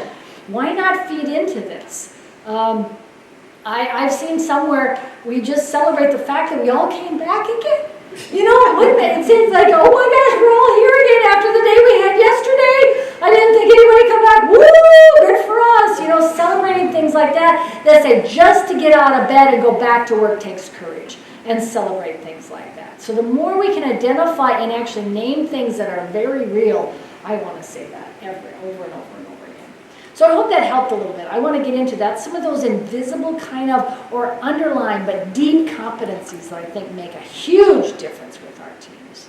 What we're going to do next is I want to take a step further. I can't believe we went from regulations to moments of excellence. How we did that, I don't know, but hey, it's fine. Right here. Now I want to share with you a little bit about some definitions around competency. As we look at making sure that our teams are competent, prepared, ready to go, I want to talk about some definitions. So when it comes to competency assessment, making sure we have a competent team, competency doesn't equal education. Competency is not education, like do a module, read an article, come to a class. Education may be a vehicle that helps you get there, but it's not the end goal. So don't equate competency with education. If you want to remember one word that goes with competency, remember the word verification, not education. Verification is all about prove, show, demonstrate that you have the knowledge, skill, or ability. So competency assessment is all about verification, not about education. Education is only needed if there's a gap in knowledge, skill, or ability. So there might be some people who need some education to get to the level of competence. That's okay. But it's not the end goal. So just telling somebody something, having them come to a class, or doing a module does not make them competent. They have completed an activity, but that's not the end goal. So competency does not equal education. A lot of people want to link those two things together, and it doesn't get us where we need to be. So think of the word verification, not education. Now, what I want to share with you is that if we look at verification, this is going to be so helpful because this is where we're going to make competency more meaningful.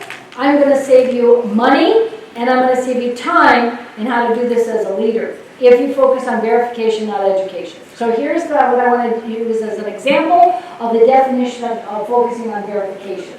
So in your organization, competency is always a moving target.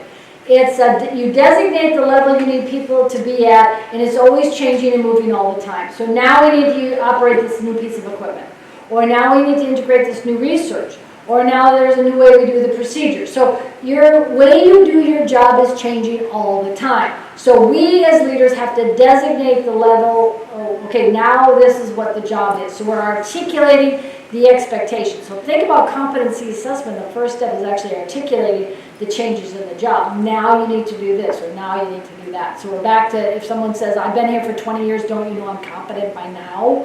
Oh my gosh, no. I mean, you got to keep evolving and changing all the time. I operate out of I have my office in my home. So I have my office in my home, and I have my desk here, and over here on this side of this desk, I've got a fax machine. I have my own fax machine, copier, printer. Woo! Okay, I got a fax machine over here. I haven't faxed anything for 7 years. It just sits there. I have a fax machine, it sits there, I don't use it. I used to, though, 8, 9, 10 years ago, fax all the time. I'll fax it to you, fax it back to me. I'll fax it over. Fax it over here. We'll fax it. That was just like 10 years ago, wasn't it? I mean, didn't the smartphone just have its like 12th anniversary or something? I mean, we have not been living with these devices that long. So I used to actively be using this fax machine, and now I don't use it at all. It just sits there. So now what do? When I need to send you a document, I take my phone and I take a picture of it, and I scan it, or I put it into another device where I scan it into the thing, and then I send it to you.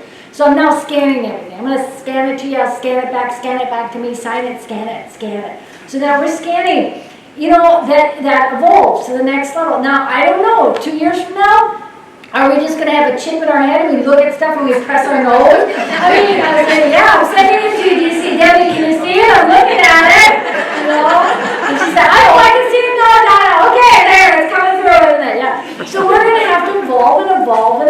So if you keep checking me off for a can Donna fax, nobody cares anymore if I can fax. It sits there. Well, why would you check me out for that skill when now you got to figure out Donna can scan, and then 2 years from now Donna has to look at something and press her nose and make the chip activate. You know, we all are going to have different things we need to evolve and grow in. And so we designate the level of competence. So then, once we see this is where people need to be, then we need to assess that they're there. We need to make sure that they have those skills in a lot of different ways, which we're going to have fun this afternoon about different ways we can collect and get that information, and we'll talk about that. But we want to make sure that people have the skill needed. So when we assess them, you're going to find some people do already have the skill. They have the skill needed to do that particular thing. We're going to find some people actually have more skill than what's needed. They're even higher above the line than they need to be. So they have more skill. And some of your team members, some of your employees are going to be below the line. Some of them do not have the skill. So that's the group, that last category is the group that may have the educational need. So they might need an educational thing to get them up to the line. But not everybody needs the education. Not everybody needs the education. And this is very important because too many times what we do, huge mistake that leaders make, is when we say we have a problem, we say, okay, everybody has to do the mandatory class, mandatory education, mandatory module and task. Everybody has to do it, you know, and we send it out to everybody. I call this spray and pray. We spray it on everybody and pray that it's going to improve outcomes. Spray and pray does not work. There's no evidence that says that spray and pray gives us what we want. And it can cause some problems because what ends up happening is that we have differences along here, and I'll kind of give you an example so you see we can cause some harm with spray and pray. We can cause some harm. So let me give you an example. Let's say I'm your boss And you all report to me. You're all in different departments in our organization or whatever. And you all need to send me data because we got to make those reports, you know. So you're all going to send me data from your areas. And you have to send it to me in Excel spreadsheets or pie charts. Everybody has to make a pie chart using Excel spreadsheets and send it to me quarterly. So that means a new part of your job is that you have to use Excel spreadsheets. And I don't know if you've used Excel spreadsheets before, but you can put data in, do the summation, make a pie chart, make a histogram, all this kind of stuff. It's really cool. Now, some of you have been using Excel for years. You know what I'm talking about. Some of you say, I don't know what you're talking about. I've seen it on my toolbar on my computer, but I've never opened it up and tried it. You know, most of us own it, but we've never used it. Okay, it doesn't matter. This is now a part of our job. I'm telling you, it's an expectation of your job. And over the next 2 months, you need to get your skill up on this. And the way I'm going to verify that you're there as your boss, I'm going to send out some numbers, email numbers out to all of you. And I want you to put those numbers in the Excel spreadsheet, make a pie chart, and send it back to me. That's going to be the verification method I'm going to ask that you do to make sure you know how to use Excel. So some of you could probably do that this afternoon. There you're done. Okay, because you've been using Excel for years. You are on the line or above the line. You're great. But some of you say, I don't even know where to begin. Don't worry. We're going to have some classes. We're going to have in-person and virtual, either way. Over the next 2 months, we're going to offer some classes. We're going to upload a tutorial, self-learning tutorial. You can do that too. So we're going to have different ways you can learn. Over the next 2 months, the deadline is 2 months from now, everybody has to be able to make a pie chart and send it back to me. You don't have to come to the class. That's not the required thing. If you can make the pie chart now, do it, be done with it, you're over. It's all good. You're checked off or whatever. But if you need help, we've got the help available to you. So only certain people will need the education. Only a small group of people may need the education. Now, why am I bringing this up? Because I want to point out the X that's way at the top. One of the things we often avoid as leaders is those people who excel in our team, who are way above everything else. We kind of forget them because they're already good. We don't have to worry about them. But if we do the thing where we educate everybody, we make this mistake a lot. Okay, everybody has to do Excel spreadsheet, blah, blah, blah. So everyone has to come to the mandatory class. Let's say we have one of our team members who's teaching at the local community college on the weekends. They do computer classes because they're really good with computers. And they're teaching Excel spreadsheets, basic and advanced. They do that on the weekends. Good for them. Woo! They're a teacher of Excel. And now in the organization, I'm asking them to do a mandatory class on Excel, basic Excel. They start to say, why, Donna, why are you making me do this? I've been teaching for the last 6 years at the community college this class. Why are you making me come to the mandatory class? You know, you say everybody has to go to. Why are you making me do it? Did all of a sudden I become invisible? Are you dissing me? Or do you not pay attention? You've been my boss for 10 years. You know I've been doing this. You went to the Teacher of the Year banquet where I got the Teacher of the Year award at the community college. You know what's going on in my life. And this person, that X way up there, feels invisible and dissed. And pretty soon they start to say, why do I even bother? Nobody seems to care about me. Why should I care? We can take some of our highest performers and suck the wind right out of them. We can. And we do this all the time. This is a typical way we do it. Let's say we have a problem with something in our organization. Let's say we have a problem with CAUTI, catheter-associated urinary tract infections. Let's say we have a problem with that. And 80% of our departments the numbers are not where they need to be. 80%. So we say, oh my gosh, we've got a big problem. Everyone needs to do the mandatory module on CAUTI. 100% of everybody needs to do it. Well, 80% of the departments have a problem, but 20% of our departments do not have a problem. 20% have been working really hard. 20% maybe have 0 CAUTIs for 2 years. We might have 1 or 2 areas that haven't had a CAUTI for 2 years. Good for them. But they now have to do their mandatory CAUTI thing. Then they start to say, why do we even bother? We bust our butt to do this. We exceed, we excel, we hit the mark, and it's like nobody even cares. That's why I am so against spray and pray. Spray it on everybody and pray that it improves outcomes. They say, well, education can't hurt. Yes, it can. Education can hurt because you can send a message to people that you don't see them, you don't see the achievements that they're going for. You could even send a message, you're stupid and that's the reason we have a problem. There are so many wrong messages we can send to people that we do not intend. And I really get concerned about that. So rather than saying everybody has to do something, I want to say here's the benchmark of where you need to be. Now look at where you and your team are with your outcomes and then determine, do you have a gap in that area or not? So we're going to talk a lot about today gap analysis around things. We're going to look at really honoring, are you and your team hitting the mark? And it isn't so much each individual. We'll talk about competency with each person, but really as a team, how are we functioning together to achieve that? Because it's about us connecting our positive energy together to make all that happen together. And that's a really wonderful thing to honor. So I want to make sure that when it comes to competency assessment, that X that's way up there, I want to make sure that I'm honoring that. I see it, I recognize it, so that people say, oh yeah, we're already up here. I don't have to worry about it. Boom, it's done. You know, I just quickly put the numbers together, shoot it back. I don't have to come to the mandatory this. I don't have to do that because I've already achieved the goal. I've hit that mark. I've done those kinds of things. So if we can change the way we think about leadership rather than in some kind of sterile sweep, we're trying to take care of everything. We're really making things be individualized or department specific. It changes everything. We want to honor each group. Okay, so as we look at, and I'm also going to add a little twist to the competency process, that dotted line I put up here, I want to make it even more dynamic. This is what I believe happens in every organization. Every organization, facility, group, evolves and changes over time. Your organization evolves and changes over time. Based on your mission statement, your values, the reasons why you exist, the doctrines, the philosophy in which why you exist. You will grow in a certain direction. Whatever that is, this is where you're going. So this is the direction we're moving. You then hire people that will help you move in that direction. Employment looks like this. I believe your employees need to come to your organization qualified. Minimally qualified to start their job. That doesn't mean they need to have all the skills needed for the future, just that they are certified in this or they're licensed in that. So they come to your organization qualified. But then after that, they will need to grow and evolve with the organization.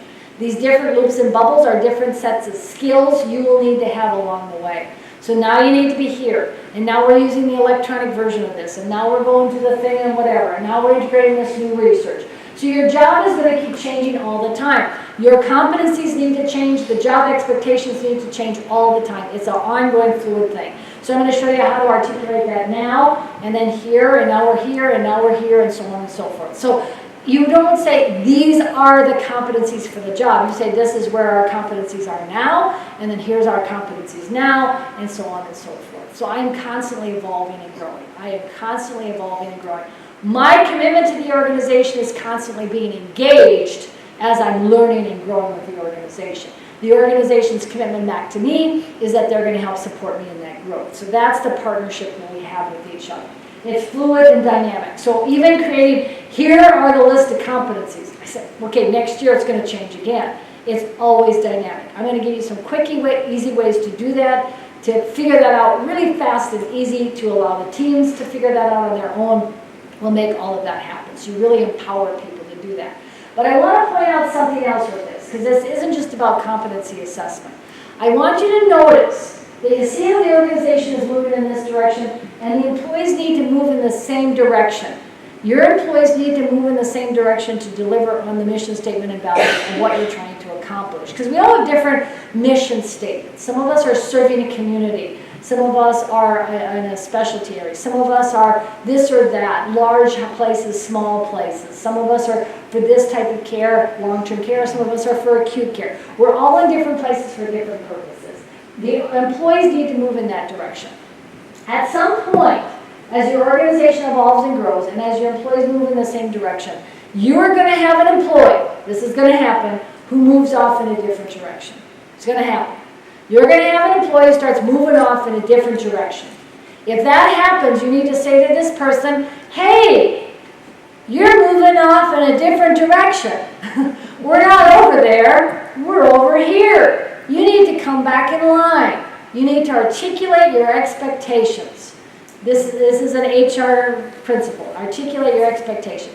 If you've already done that, then re-articulate your expectation. Make sure that they heard it. Re-articulate the expectation. If you've articulated or re-articulated the expectation and this person refuses to come back in line, through their words or their actions, they refuse to come back in line, I feel very strongly we need to break our contractual agreement with that person. We need to break our contractual agreement with that person. That means fire, if you didn't catch that, okay? Now, this is a very difficult thing to say in the time period we're at because we're so short-staffed. Oh my gosh, we just need anybody. We need everybody. But if you've got somebody who's moving off in a different direction, refusing to come back in line, this situation can become so toxic to the team and the organization that you can do a lot more damage than leaving that position open. I'm very, very cautious with that. So even in times when we're so short-staffed, I still say you need to come back in line. You need to move back in line. I'd rather run lean or short-staffed than deal with somebody who's moving off in a different direction causing turmoil. I have experienced once in my life where one person who's allowed to be in that situation actually closed a long-term care facility. Their behavior did. Because that was tolerated until nobody wanted to work there anymore. And it was awful. Because the director of nursing said, well, what am I going to do? I need a warm body. No. No. And it destroyed everything. It was bad. It took about 4 years, but it slowly disintegrated the whole place. And so it's important that we understand that. I bring it up. This is not an easy thing to talk about, but if somebody moves off in a different direction, what I want you to pay attention to is please, please, please do not spend a dime of educational money on this problem. This is not an educational problem. When somebody moves off in a different direction and refuses to come back in line, do not send them to customer service training programs, attitude adjustment classes that are one-on-one education with an educator. This is not an educational problem. This is not even a competency issue. This is a commitment issue. But the weird thing is that you often will uncover this with competency assessment. When you're doing competency assessment, you will uncover what I call commitment issues.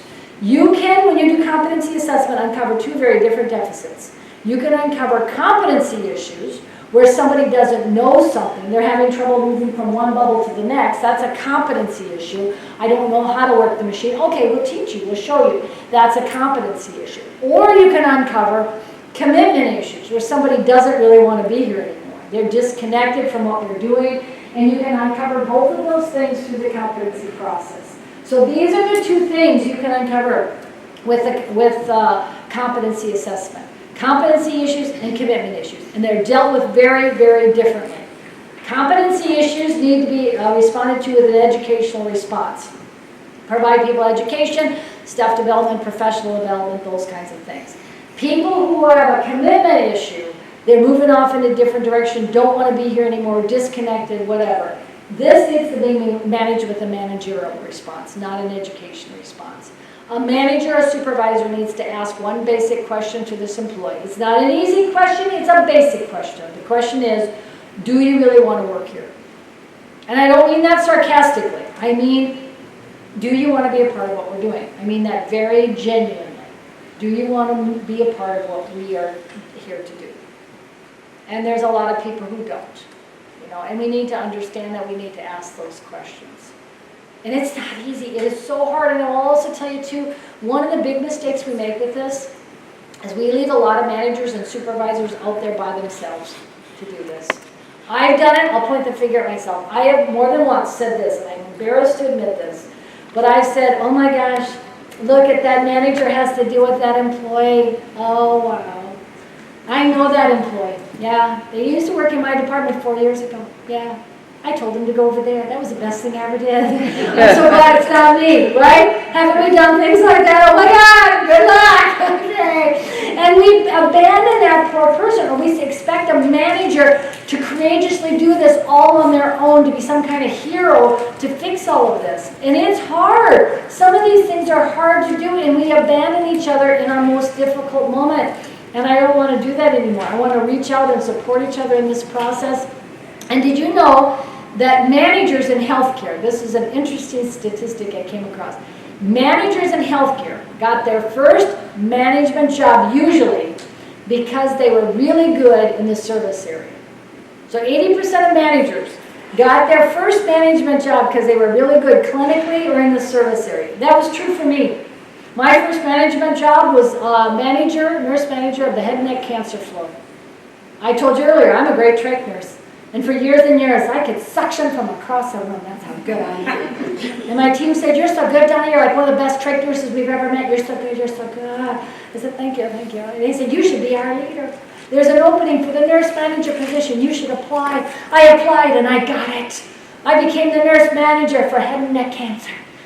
And you know, as a manager, my first management job, I had to put together a budget. I had to do a strategic plan. I had to do performance appraisals. I had to run meetings. I had to hold people accountable. I had to do disciplinary action. There was very little suctioning involved. I had not a clue what I was doing that first year. Wandering in the wilderness, I didn't know what I was doing, you know. It was hard, and I had some challenges, and I failed big time that first year. And I am so grateful I had some other manager colleagues who put their arms around me, who mentored me, who supported me through that. I don't think I could have made it through those first couple of years without them.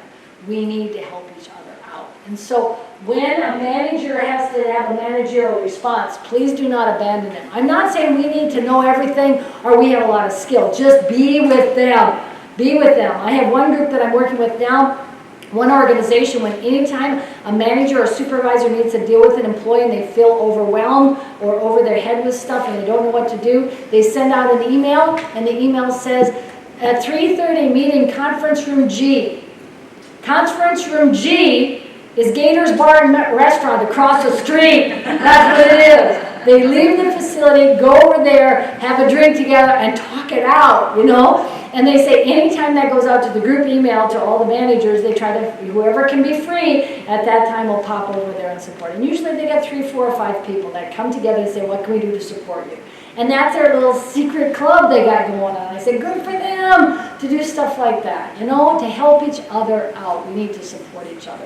And it's not easy. And I'm not saying every situation like this is a bad or mean employee. I don't want to come across that way. You know, I do not look at any employee as a good or bad person. I don't even go there anymore.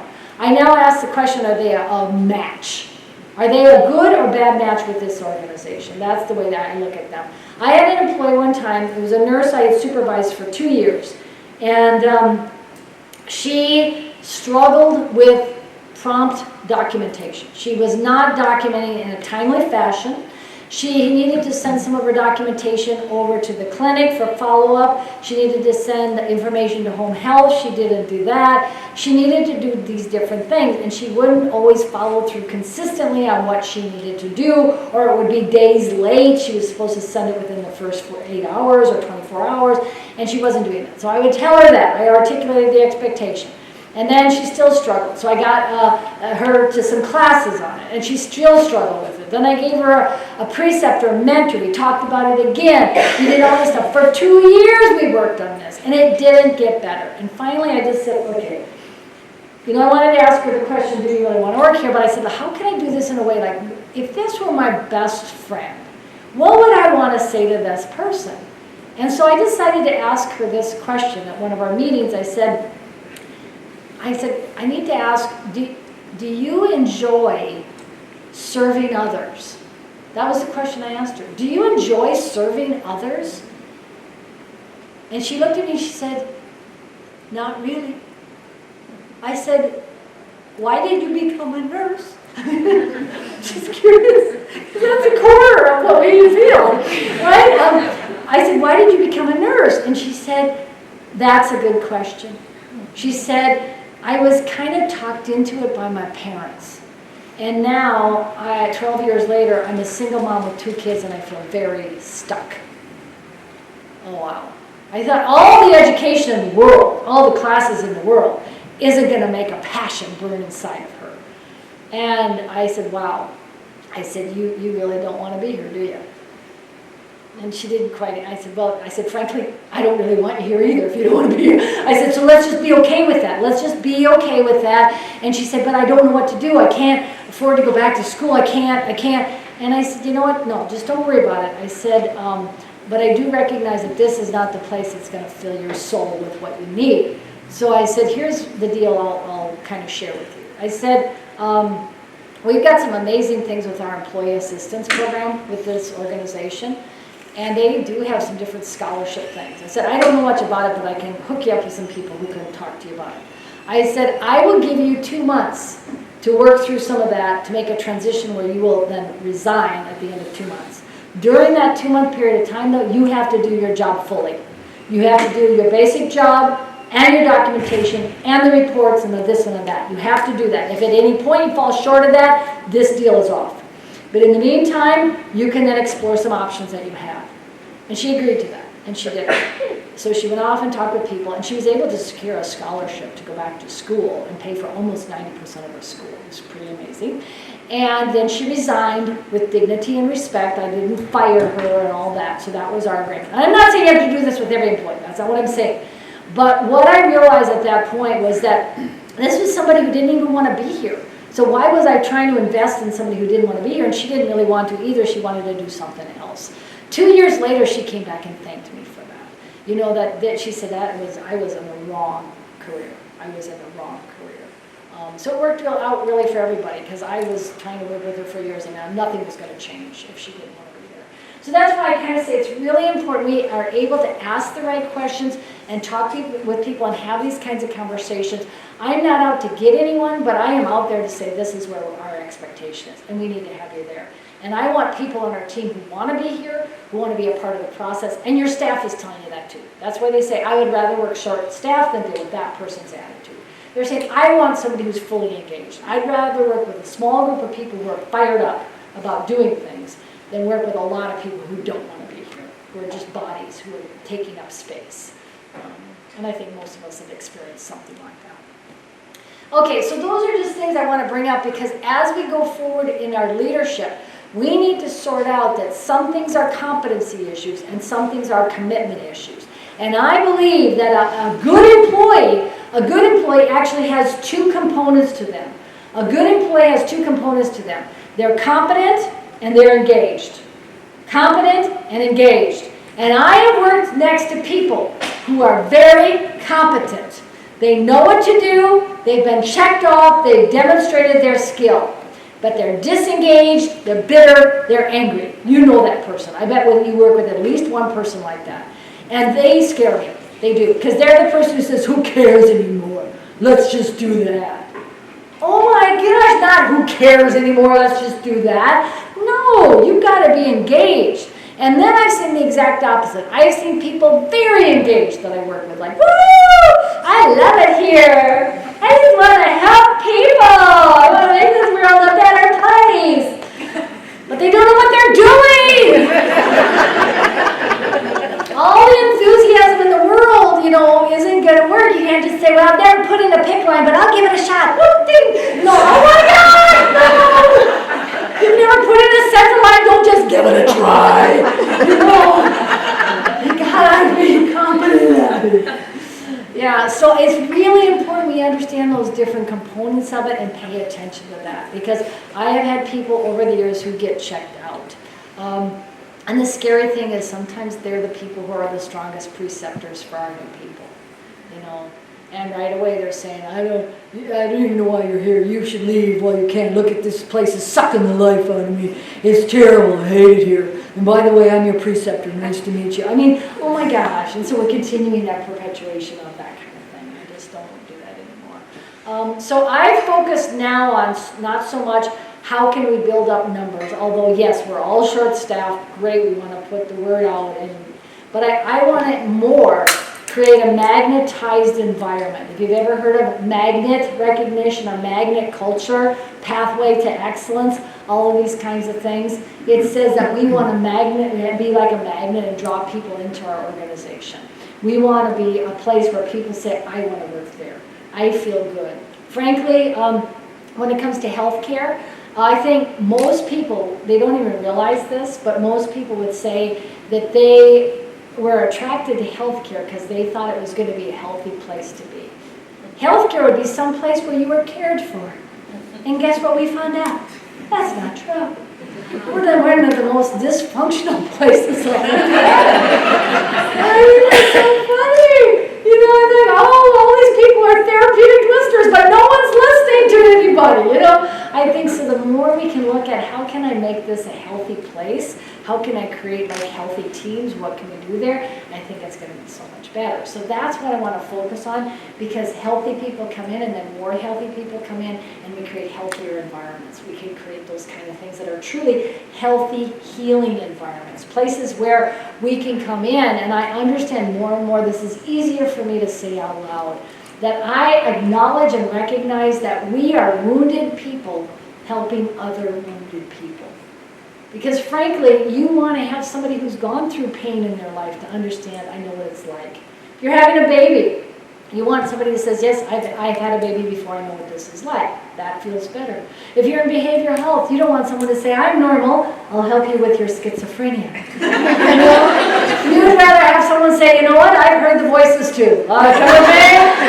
Talk to me about it, I know what it feels like, you know? We want that kind of thing. So I've now said to myself, actually, the strength of me being a really good healthcare professional is leaning into my own pain, my own trauma, my own experiences. Times when I was unstable, times when I didn't feel good, which is pretty much every morning at 6 o'clock, okay?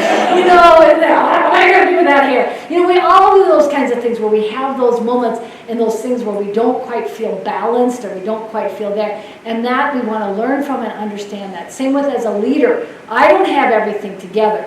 When I have to talk to an employee, my heart still pounds like crazy. But I take a breath in, I say, what kind of strength do I need to have before I get started with this? Is this well above my area where I might need an ombudsman of whatever kind of, you know, a helper, an advocate to be with me? Or do I need to have somebody ahead of time or after the fact work with me on this so that I can lead properly? And I want to help challenge some of our systems of where we find that support. Because I think right now, some of our support systems are not really support systems. And I think it's good for us to talk openly and honestly, but one of the areas that I want to bring up is that we reach out to somebody to help. Let's say you're in a manager position. The often place you go when you have a problematic situation with an employee is you reach out to human resources, correct? So I'm going to actually talk about this. I'm going to be very open. I've been in the manager roles in my life, manager, director, and executive positions. And I've been in human resources. I've been both places. And both have dysfunction in them. Let's just acknowledge that. So here's the typical thing that happens that I want to talk about, because we got to say, why is this not helping us? This support system is supposed to help us, and it's not. Most people find that that connection doesn't really give them what they need. But here's what happens. A manager has a problem with an employee. So you say, oh my gosh, I got a problem with this employee, I want to get rid of them. They're terrible. So we call to somebody. We call to human resources. Hello, human resources? Yes, this is the manager. I have an employee here. And I want to fire them. Because they suck. They really suck bad. They're really icky and terrible. I don't want to get rid of them. Can I get rid of them? So we call to HR and say, can I fire this person? Okay, now I'm going to step over here in my HR shoes. HR. Yeah, hello, this is HR. Yeah, you want to fire them? Oh, okay, what does HR say? As soon as you ask, can I fire them? Why? Why? But even more than that. Yeah, document it. Have you documented? Yeah, you have to document. Why do you want to fire them? You got to write that down. You need to document anything, you got to document. And the manager said, well, I wrote down on a post-it note, you suck. And then HR said, well, that's not good enough. You need more than that. You gotta go out. You get a bunch of documentation and call me back. Okay, so that's the typical conversation. And I've done both of these, so I'm guilty. So then the manager goes out and document. 3 years later, same employee, same problem. Go back to HR. Hello, HR? Yeah, this is me again. I still have this employee here.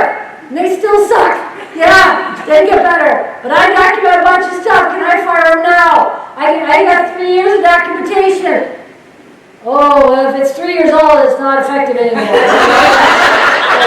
Whatever you gotta get a whole lot more than that, you know. And I will tell you, this is right, it's so hard. Being in HR, I will tell you, I have seen the ugly of the ugly. I have been to court more than once on an employee situation, and I will tell you this very openly and honestly. There's never enough documentation, ever. You know, did you orient them to walking down the hall? No, we don't have a piece of paper for that. You know, I mean, everything is like lawyers ask for this and that. So HR often is paralyzed and scared in a lot of ways because we've seen that tip of the iceberg that's not fun, and we get very nervous about a lot of things. And then the manager is trying to get the support, and it's just a very dysfunctional relationship. And on either side, we can make it better. And this is where relationally, we're not connected at all. We are two people in a fear-driven kind of situation. It makes me crazy. So I say, how can we change this on either side? Well, I will start with this. I'll start with the manager. We're asking the wrong question. When you call the HR, do not ask the question, may I fire somebody? In the state of South Dakota, who has the right to fire somebody? The manager. What, you know, if the manager does, then why do we need HR? That is the question of the day. Why do we need HR? Because the company says we do. Okay. Very well. The company says we do, yeah. Because HR should help guide us, advise us, give us direction, and make sure we're consistently applying our policies. They don't necessarily approve it, although HR gets confused on that too, so they feel like they have to give permission. No, in all 50 states, South Dakota is not different, even though I just said in South Dakota, but all 50 states, the manager has the right to fire somebody. But I don't want you to do that as a solo thing. I want you to always get advice, help, and support. So, when you call the human resources, ask a different question. Ask this question. Hello, HR? Yes, this is the manager. I have an employee here and they're not working out. They really suck. Something is going to happen in the next 3 weeks. I am either going to fire them or I'm going to hit them over the head with a really big stick. I was wondering what all my choices are, what are my other options, and what are the pros and cons of each of these choices. So HR should walk you through and say, if you terminate that person, there's a pro and con to that. The pro is they're gone. The con is if you could get sued, they could come back again. There's all kinds of things, so you have to document certain things to protect yourself proactively ahead of time. That's the pros and cons of that. So yeah, you do, if you're going to terminate somebody, it's really important to have some documentation there and all of that. That's the pros and cons of that. Let's look at the next thing. If you choose to hit an employee over the head with a big stick, which is an option, and as an HR person I would tell you, you will serve 10 to 15 years in a state penitentiary for that. I'm just letting you know that is a felony in the state of South Dakota. You will serve time. But you can still choose it if you want to wear the orange pajamas. I mean, that's up to you. If you want to commit a felony, I cannot stop you from doing that. But I would advise against it, and there you go. That's the pros and cons. It might feel good the moment you do it, and you might serve 10 to 15 years in jail. Okay, so that's the pros and cons of that. And then I always say we forget the third option, that other end of the continuum over here. I mean, there's a whole bunch of options in the middle, but the one over here that says this: what if you choose to do nothing in that situation? You ignore that behavior of that employee or their performance. You just let it go and let it be. What's the pro? You don't have to deal with it. The con is you could cause a toxic ripple in your whole team and your whole organization that could destroy your team or your organization. You then lower the standards and say that behavior is acceptable.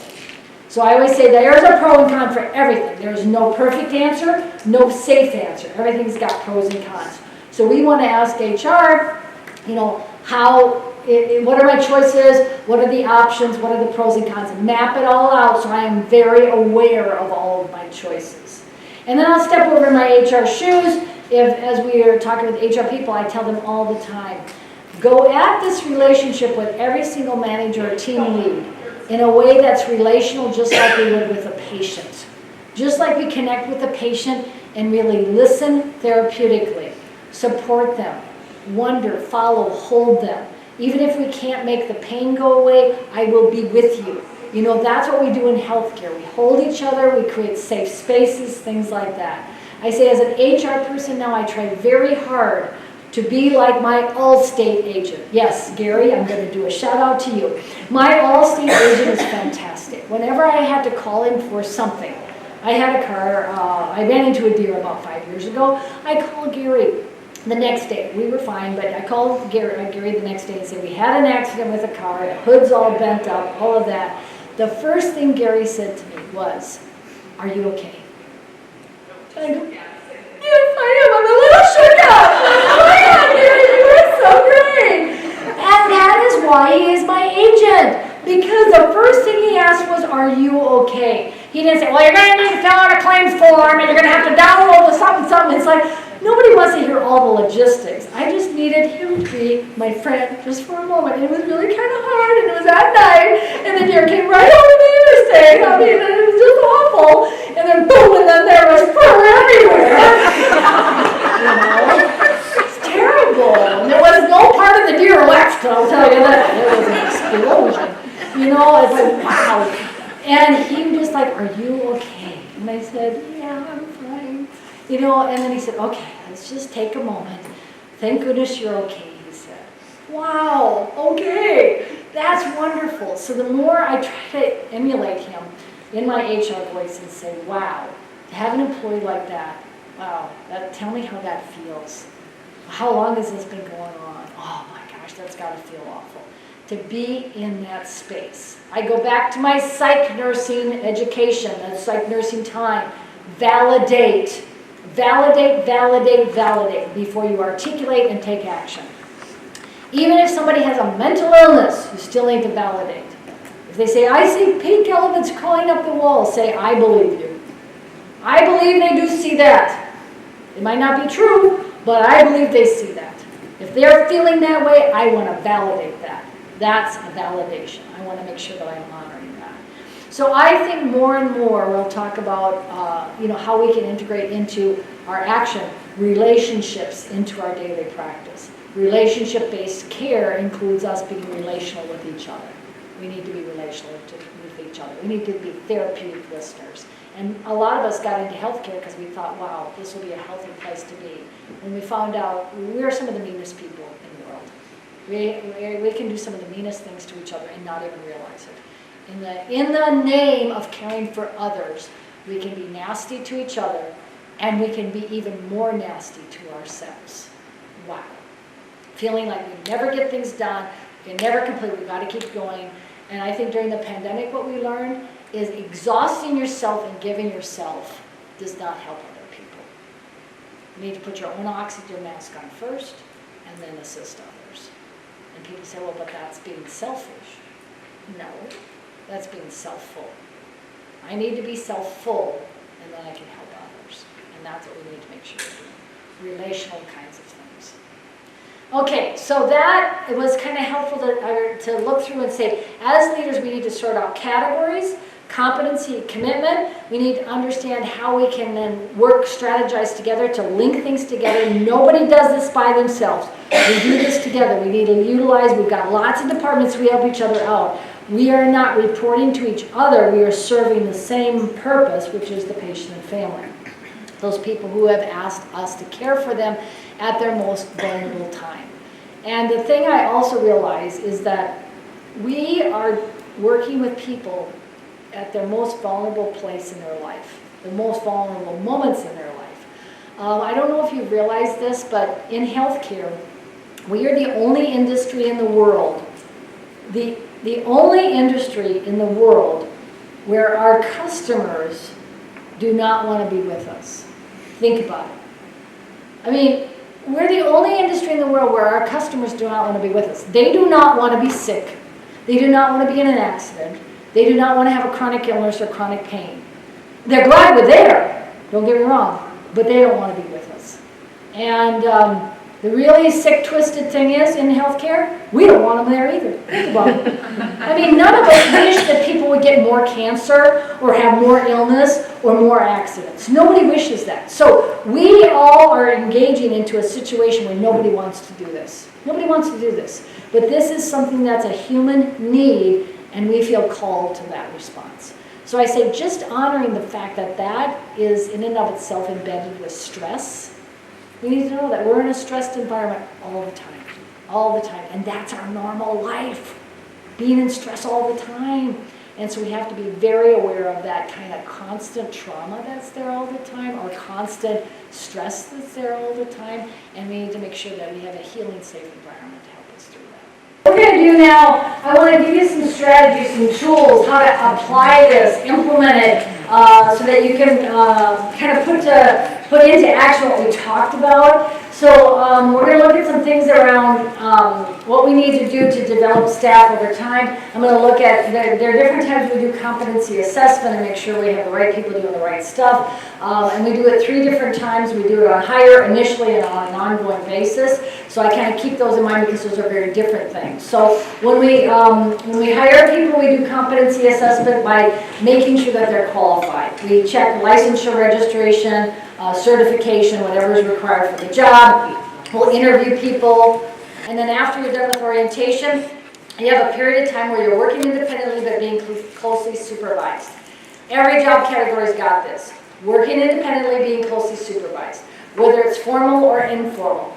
So you're always kind of watching, how's that person doing? You know, the team lead might say, here's your assignment, I'm over here if you need any help your first couple days. Or your manager may come out to the team and say, how's that new person working out? And the team says, oh, pretty good or not so good. You know, they give feedback, and so we're watching that person and making sure they fit. So that's the initial competency period, just to kind of understand how we're evaluating and assessing people, formally and informally. Then after that, we do ongoing assessment.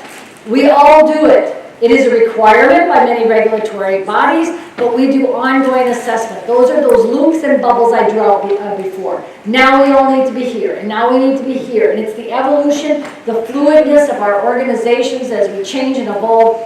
Your competencies need to change with that.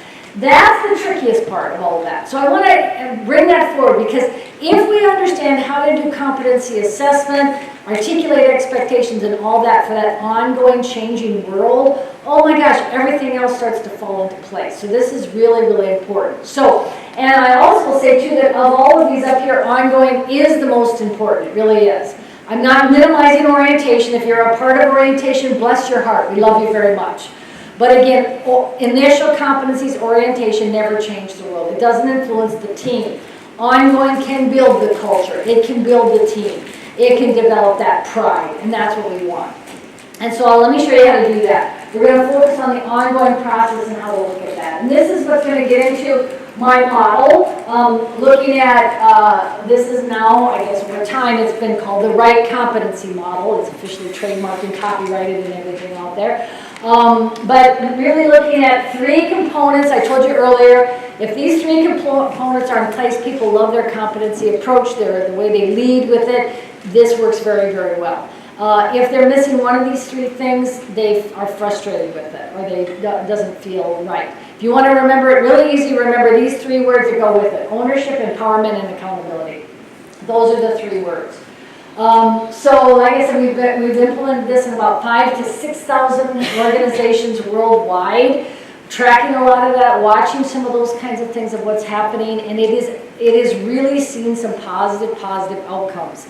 It gives voice to staff. It has a direct connection with creating a magnetized culture and the magnet criteria, which is that excellence in running an organization. We have seen some outcomes with staff satisfaction go way up. We've seen connections with patient and resident satisfaction and safety. So I start to say this is the kind of stuff we want to have in place as a leader to make things work in your organization. So let me introduce you to the Wright competency model. Just a word about a model. A model is a way to guide your thinking. It is a way to help you make decisions and to have conversation. And so I'm here to share with you a model that will help you have those conversations. Of the 5,000 to 6,000 organizations worldwide using this, they have said, you know, it helps our thinking. It works very well. It supports us in what we're trying to do. And so every one of those places have implemented it slightly differently. And that's cool. That's what it's meant to be. Even within an organization, different departments can implement it slightly different, and that's okay too. I've done this within nursing, within allied health, within medicine, with beyond into areas that are non-clinical. It works all over. I've done this in prisons. I mean, there's healthcare in prisons. Oh, go figure that. So it's been a lot of application in different areas. Anyway, so that's the model. And we've translated this work into a lot of different, I think we've got 27 different countries who are using this in different factors. As mentioned in the introduction, this has been translated into Japanese. I have no idea. I hire people to do that, but it's working quite well in Japan. It's in Australia, New Zealand, Brazil, most of Europe, Canada, other places out there. Okay, anyway, so let's look at this. Here's the three elements: ownership, empowerment, and accountability. I believe this very, very strongly. You need to allow people to own their practice, to own their work, to own their service. They need to own it, and therefore they need to own their competencies too. I believe that people need to select their own competencies. The team itself, not each individual, the team needs to have the ownership to pick their competencies.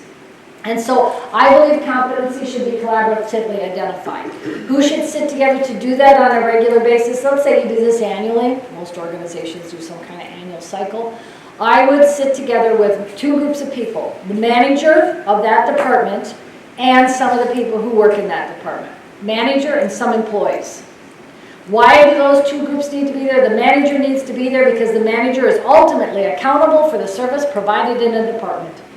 If you're the manager, you are ultimately accountable for the service provided in your department. Woo-hoo, you know? And who knows the job better than anybody else? It's not the manager, it's the people who do the job every day. So they need to be there too. So the manager and some of the people who do the job need to sit together to ask some questions to figure out where their team is going to go. Now, did you notice I did not mention an educator, HR people, clinical specialist, quality? I didn't mention any of those folks. You're not an essential part of this first element. I'm not saying you shouldn't be there. I'm just saying you do not do it for people. If you're the educator, you do not pick the competencies for a group. If you're from quality, you do not pick the competencies for your organization. You guide the process, you can help facilitate and contribute to the conversation, but you do not own it. The minute you own it, you take over, you have lost this first element of ownership. It is a big, big, big first step of success. So I say let people own their work and their practice. It's really important. The example I gave you of the group from Billings, Montana, who figured out why are we having so many falls. They owned it. They said this is ours. What's going on in our backyard? Why are we having so many falls? And they figured out what was going on. That worked for their ambulatory telemetry unit. I'm not saying it works for everybody in the world. It worked for them. They figured out what was going on in their backyard. So that's ownership. The next one, empowerment. Once the competencies have been picked by the team themselves for that cycle, then I believe very strongly that the employee needs to be at the center of the verification. The employee needs to verify their competencies. So this means I do not believe that the educator runs around and checks people off, or a manager runs around and checks people off. I believe that the employee brings evidence forward to show that they're competent. The employee needs to be at the center of that. Now, I'm not saying the employee just gets to do anything they want. And you ask an employee, can you use a defibrillator? And the employee says, you know, I think I'll use self-assessment. Yes, I'm fabulous. Thanks for asking. No, they don't get to just pick anything they want. You tell them different ways that they can verify it, and they have to bring the evidence forward, which is a good thing because it empowers them. They have choices, they have control, but they also show commitment then too, their engagement. Do they want to be a part of what's going on? So it's really important that we put the employee at the center of the verification process And this is also where the educator or HR or other people who support education are really part of this. I believe that the educator gets really good at determining what kind of verification methods would be appropriate for this type of competency that we're looking at. And so I want you to get really good at that. So you can say, oh, these 3 things could show evidence. And then you give those 3 choices to the employee, and the employee gets to pick one of the 3 that they want to bring forward. So that's the kind of agreement that I have with that gets to empowerment. Works very, very well. Then the third element of success is all about creating an accountability-based culture. So I believe that leaders, formal or informal leaders, our job is to create a culture of success around this, and it has 2 parts to it. The culture of success or accountability-based culture focuses on 2 parts. Focusing on the organizational mission. Why do we exist? What's the reason we exist? That's our organizational mission, which, by the way, focus on the patient and family. That's the basic bottom line. So that's the first part. The second part is supporting the employee. I will do everything in my power to support the employee. I will help that person in any way possible if they want to be here. There's a big if there. So if you want to be a part of what we're doing, if you want to move in the direction of the organization, you want to go in that direction, I will bend over backwards to support you. I will invest in you. I will educate you. This will be the most professionally stimulated environment you've ever worked in, if you want to be here. I am not dragging you to work kicking and screaming. If you don't want to be here, I'm not forcing you to be here. And that's where I say if someone moved off in a different direction, I would consider terminating them. If anybody is moving in alignment with the organizational mission statement, I will do everything in my power to support you. You see the difference there? You're sorting out those 2 things. That's accountability-based culture. That's accountability-based culture.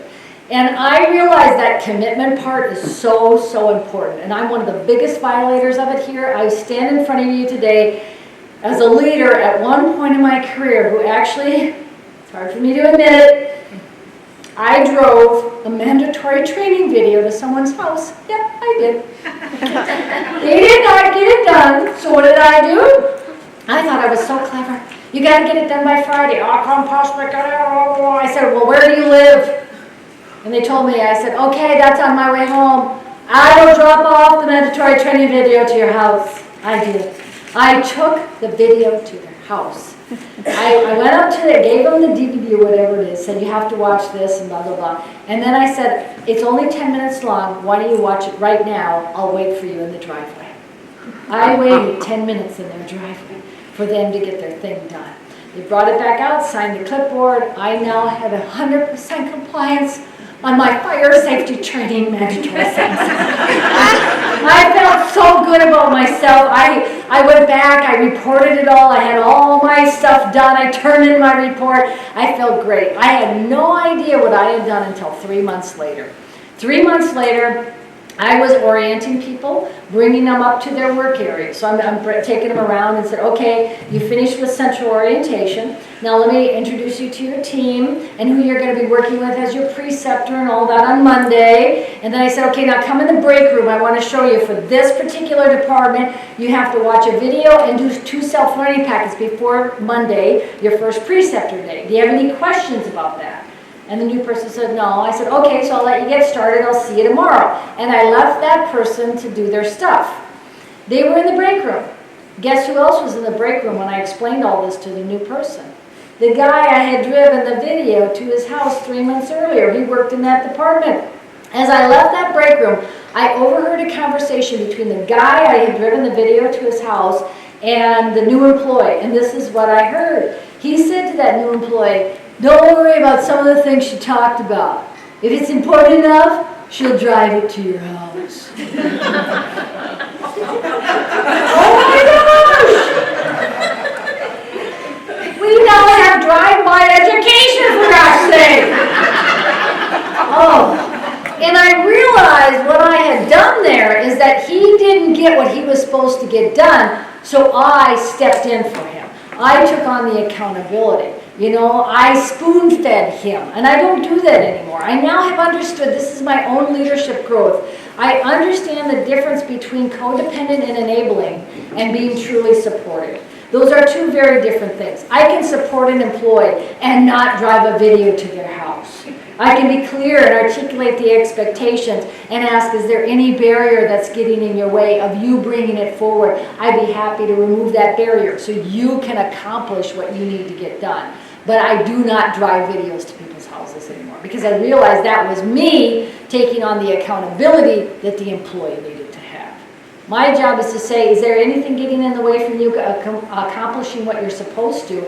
And then say, oh yeah, I'm having trouble understanding. I tried to do the module or I tried to do the training thing and English is my second language. I struggle. Okay, oh, we have resources that can help with that. I can figure out different things like that. Or I'm trying to get it done, but I need more time. Okay, we can talk through that too. But I now can sort out the difference between someone who's struggling with something, who's committed, and somebody who's coming up with excuses, who's not committed. So I can sort those two things out because I've realized over time, my enabling people, my spoon feeding has actually kept people who are disconnected flying under the radar for years and years and years. And to me, that is an error on my part of keeping someone out there that maybe wasn't safe enough to care for our loved ones. And so I want to make sure that I'm helping with that I am watching my own leadership competencies on this.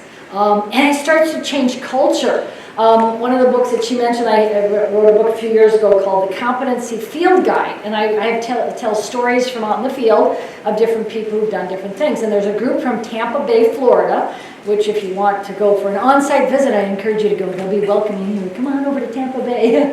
So anyway, so they're there and they decided that one year their education team was going to do a competency on no more spoon feeding.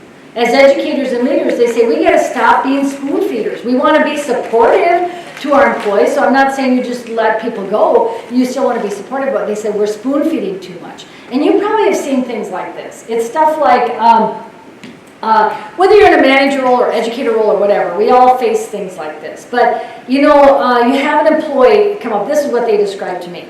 An employee comes up to one of the educators and says, I was wondering when's the next CPR class because I got to get my CPR done and all that. So when's the next class? And they said, well, because my card is expiring. My card is expiring. I need to know when's the next CPR class. So the educator says, well, when does your card expire? Midnight tonight. You're like, what are you asking of me? Well, you know, couldn't you just pull out a mannequin right now and do a quick the thing and check me off and give me a card or whatever?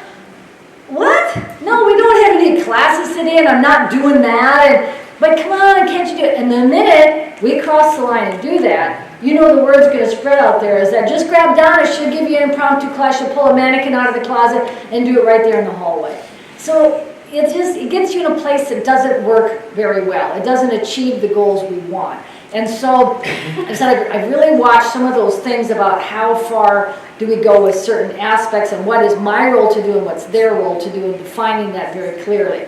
So they said and sometimes you're asked by the employee, sometimes you're asked by another leader, you know, to do something. Oh, just check everybody off, or just do this, or just make that happen. Where you feel you're at the center of it's your reputation because somebody else didn't do their job right, or you're accountable for somebody else not following through on what they're supposed to do. And I've learned to separate those two things out. So I want to be supportive to employees that they are clear about what the expectation is. I don't mind doing some reminders periodically. You know, we've got so many of these days left of doing this and that, or helping them with this, or checking in. How are you all doing? If you're not about halfway done with your competency completion, let me know. I'm here to help. I'm all good with any of that kind of stuff. But when the deadline comes and goes and I feel like I've got to do something to help that person, I say at some point we just need to allow them to suffer the consequence of the bed they've made themselves. So I'm not their mother, I'm not their parent. I have to remind myself of that on a regular basis. So this group in Tampa, Florida decided that they were in this trap a lot. As educators, as what they call informal leaders, they found themselves in this trap a lot where they got caught and they were doing the work for an employee that the employee should be doing for themselves.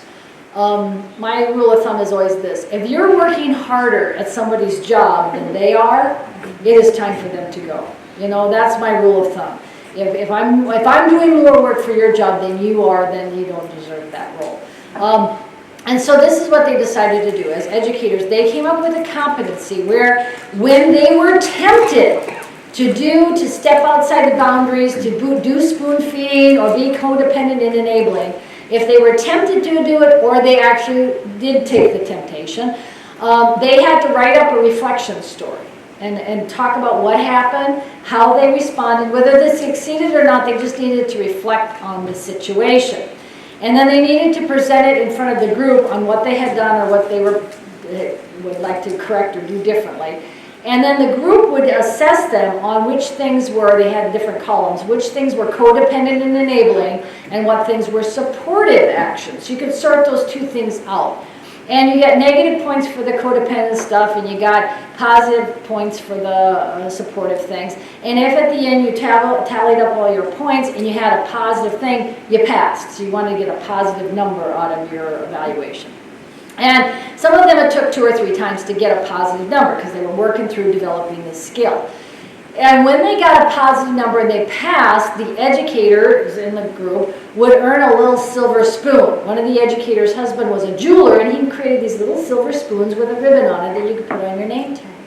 And so you earned your spoon. So on your name tag, you then dangled this little silver spoon on your name tag. You had completed the no more spoon feeding competency. Now, they did not tell anybody in the organization what they were doing. This was just for the educator team, their competencies for the year. And so they did that. They earned their spoon as they went along. One would earn it, the next one would earn it, and all that. But here's where it starts to change culture. Because employees, word got out what was going on with this. And an employee would come up to an educator and would say, I was wondering, when's the next CPR class? Oh, you have a spoon. And they were, okay, you don't have a spoon. You know, they would look for somebody, who doesn't have a spoon that I can manipulate? You know, it was, you realize that somebody who has a spoon, you know, step back and we're not going to be manipulated by your, stuff anymore. It was amazing how the word got out that, okay, now we were learning to be healthier and more responsive and hold people accountable and creating an accountability-based culture. So I say those are the things we're talking about when we're talking about what kind of factors, what kind of ethical parameters, what kinds of policies and things are we following, and are we doing what we say we're going to do? Because in a lot of situations we do a lot of, you better do it or else. You better do it or else. And then the or else never happens. You know, if the or else never comes, and I'm not saying you have to be strict. I'm saying you need to do what you say you're going to do. So I ask the question, many times, is it a requirement in our organization to be competent? Is it a requirement in our organization to be competent?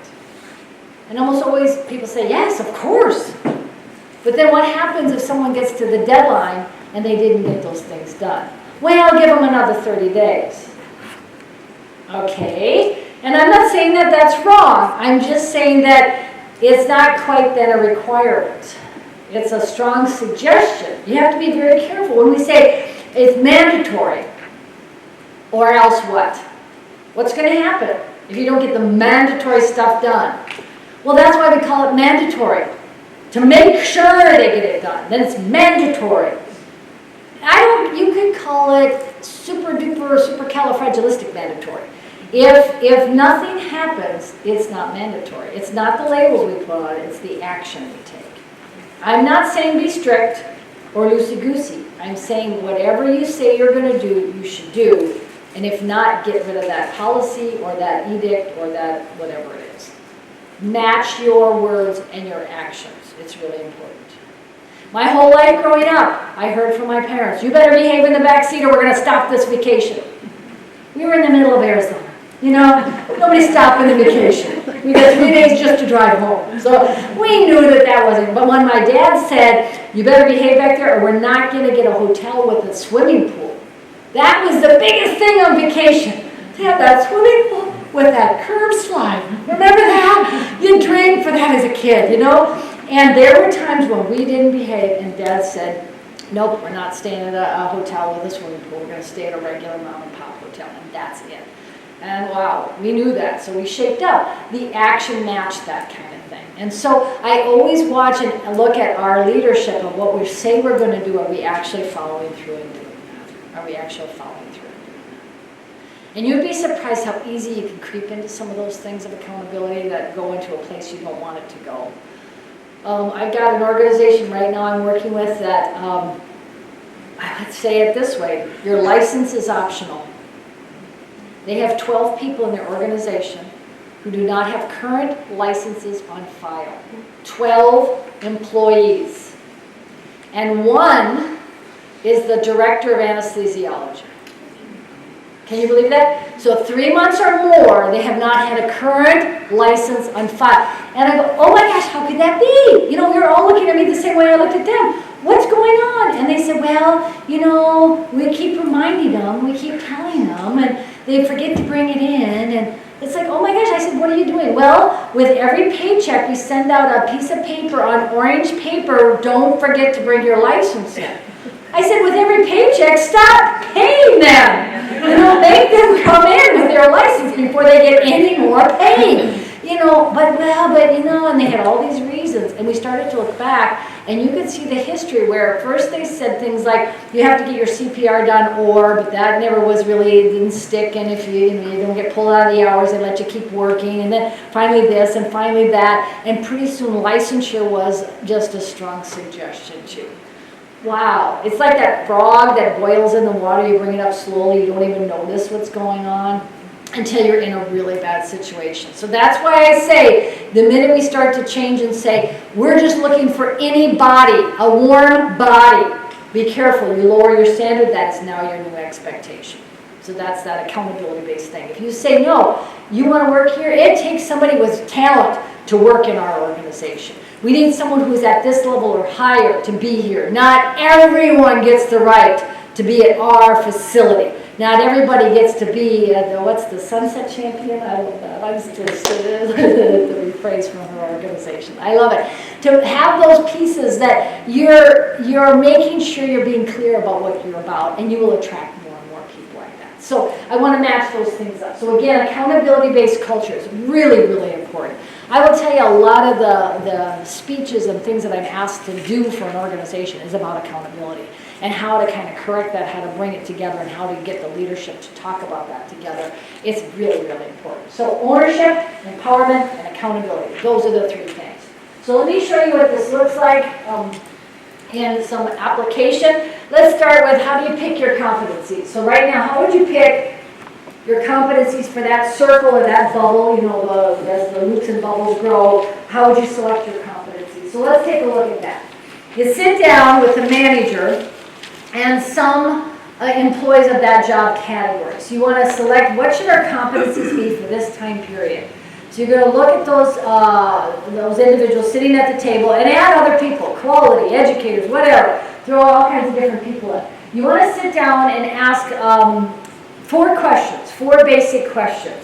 Now what you don't want to do though, what you don't want to do is to sit down and ask these questions. You don't want to say, what do we want to learn this year? That's not the question you want to ask.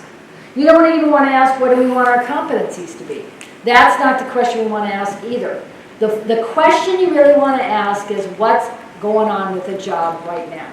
We're focused on the job, not the people yet. What's happening in the job so we can articulate that to the employee. So what right now in the job is new, changing, high risk, and problematic. Those are the 4 categories you ask related to what is happening in the job right now. That's what you want to ask. So you can figure out exactly what you need as the organization evolves and grows. What's exactly going on right now? What do we need right now in our organization? What's new, what's changing, what's high risk, and what's problematic? Those are the 4 questions. I use this worksheet, I use this in a worksheet that has those 4 categories in it. If you want a copy of the worksheet, it's on our website, chcm.com. So again, Creative Healthcare Management, chcm.com. Put in competency worksheet, and you can print off the 4 categories and workshops, use them as much as you want. It's also in any one of my competency books, print them off. I put it out there publicly so people can use it. So you ask what's new, what's changing, what's high risk, and what's problematic. What are all the new things in our job? New policies, procedures, equipment, initiatives. What are all the new things? What's changing in our job? Changing aspects, documentation, all kinds of changing things of the job. What are the high risk things? High risk is anything that will cause harm, death, or legal action. Harm, death, or legal action to an individual or the organization. Harm, death, or legal action. Everybody in every job category has got at least one high-risk item. Some of you are going to have 40, 50, 60 high-risk things. So some have, everybody's got some, but some have a lot, depending on the departments you work in. And so you want to list every high-risk thing that you can think of that you're a part of. And then the fourth question you ask is what right now is problematic. Problematic is anything where you're falling short of where you want things to be. The benchmark, the outcomes, the quality data, all of that. Where are we falling short of where we want to be? So first you brainstorm everything. Write down everything you can think about. Then you're going to go back and prioritize. Then you're going to go back and prioritize. And so I really mean keep these two things apart. Brainstorm first, prioritize second. You do not want to put those two things together to save time because you're going to miss something really important. So you go back and then you ask yourself to prioritize. I mean, let's say we filled out all of these things and we have like 100 or 200 things we brainstorm. Now I want you to go back, and I generally recommend off of the whole list that you put together, pick 6 or less competencies every cycle. 6 or less. No more than that. Most people reported the sweet spot is right in between 3 to 6. That's a sweet spot. Tomorrow, if you're part of the conference tomorrow, the opening speaker is going to talk about a book I reference all the time, which talks about the smaller number you focus on, the more likely you are to achieve it. You get too many strategic goals, you're less likely to achieve it. So pay attention to what he talks about with that. Amazing work. And so I want to pick 6 or fewer. So off of that list. So how do you prioritize? If you came up with 200 items and now I'm supposed to pick 6 or fewer, oh my gosh, what do I do? Well, here's what I say. To prioritize, to lift up to the top what you need to focus on, I would ask a couple questions. Does the item you're considering as a potential competency fall in more than one box? Is it new and high risk? Is it changing and problematic? Is it problematic and high risk? If it falls in more than one box, it's usually telling you it might need your attention a little bit more. So that'll help you. Another way to ask, what's the outcome for your client? Whoever your client is, what's the outcome? If it's a big outcome, select it. If it's not a big outcome, don't worry about it. So what's the outcome for your client? So if we get a new printer, what's the outcome for your client? I have never seen the printer get so jammed that it killed a patient. You know, it can frustrate you, but it doesn't, you know, it's not a big outcome. So I would never make printer as a new competency. But what about washing your hands? Yeah, that could hurt somebody or kill somebody. So the outcome, you have to look at what's the outcome. So those are a couple ways to think about prioritization. But what I want to help you with here is that when you fill out a worksheet that has those 4 categories in it, let's say you put 100 things in there and you only pick 5 things for your competencies. Only 5 things you actually select as competencies. That means you leave 95 things behind you don't pick. You can actually use this documentation as in a conversation with a surveyor. When a surveyor says, show me your restraint stuff on competency, your competency stuff on restraints. Show me your competency stuff on restraints. Then I would say, yes, survey person. You can see here, under high risk, we put restraints. Because we have, our area uses restraints, we have the potential to use restraints. We try not to use them very often, but we could potentially use restraints. So every year, we consider it as a competency. We put it under high risk because it could cause harm, death, and legal action to people. So we consider it. Then we ask ourselves every year when we're looking at it and considering restraints as a competency, we ask ourselves, is there anything new with restraints this year? We said, no, not this year, nothing new. We are using the same things. Anything changing in documentation, procedure, application? Nothing's changed. Anything problematic? Well, let's take a look at our quality data. We've had no injuries or anything related like that in restraints. Let's take a look at our chart audits. We've had no problems with chart audits. We document always least restrictive method and the moderate monitoring times and the da-da-da. We've done all that very well. We have a double check system that if someone is more in restraints for more than 2 hours, someone has to do a double check on it to continue the restraint use, and someone has to confirm that, or a clinical specialist has to come in and help with that. We've seen nothing problematic in any of those areas that we're monitoring all the time and keeping our finger on the pulse of all those things that we're watching all the time with our quality indicators. Nothing has been problematic. So nothing new, nothing changing, nothing problematic. It's just high risk. So we decided not to pick it. But thanks for asking, survey person. Next question. You have incorporated restraints into your periodic competency assessment process. Use the systematic, thoughtful, reflective process to determine what you're going to focus on this year. Those are words right out of the Joint Commission, by the way. And we're going to reflect on it and see where we need to go with it and determine that that does not need our attention right now, but we got our finger in the pulse, watching what's going on to make sure that we're monitoring that if it ever becomes problematic or if it starts to change or something else comes that turns, make us think differently. So with confidence, I can say we're watching 100 or 200 things, but that doesn't mean we have to check 100 to 200 things off every year just to accumulate paperwork. We have patients to care for. We don't need to deal with all of this paperwork stuff, but we need to use a systematic, thoughtful, reflective process to get to that point. We just saved you time and money. We made it easier to talk to a surveyor. Right there. Okay. So, what we're trying to do though is this. Here's the outcome of it. I want to avoid having competencies come from the top down. I don't move in that direction. I believe when we have competencies come from the top down, we say, oh, we got a problem with a catheter-associated urinary tract infections. We have to do something about CAUTI. Everybody has to do the mandatory module. That comes from the top down. I don't believe in that. I really don't believe in it. What ends up happening with that is that we end up creating a ton of computer-based learnings or competency-based learnings or mandatory modules or the mandatory blah, blah, blah, and it wastes a lot of money and it gets back to the spray and pray. And spray and pray doesn't work. It doesn't work to spray it on everybody and pray that it improves outcomes. Instead, what I want to have happen is this. What should come from the top down is the vision and the system. The vision and the system. So what should come from the top down is things like we're having a problem with CAUTI and we need to do something about it and our CAUTI outcomes need to be here or lower. We are striving for better patient or family engagement this year. And here's where we want our outcomes to be, here or higher. That's what's called our vision, our strategic plan, our objectives, our goals. That's what should come from the top down. Then teams don't get to just do anything they want. You don't just run amok in an organization. You've got to use the systematic process. So I'm encouraging you to use new, changing, high risk, and problematic as a sorting mechanism to go through that. And then what you're doing here is you're basically doing from the bottom up, the clinic, the unit, the specific department, whatever, you do a gap analysis and say, if this is our vision, this is where we're supposed to be with our outcomes, how are we doing? And that's where you can start to say, okay, our CAUTIs have to be at this percentage or lower. We need to look at our data. And for the last 2 years, our team has had 0 catheter infections. 0! We've been busting our butt to make things work really well. We've had 0 problems with it. We are forced to consider CAUTI as an outcome from up above.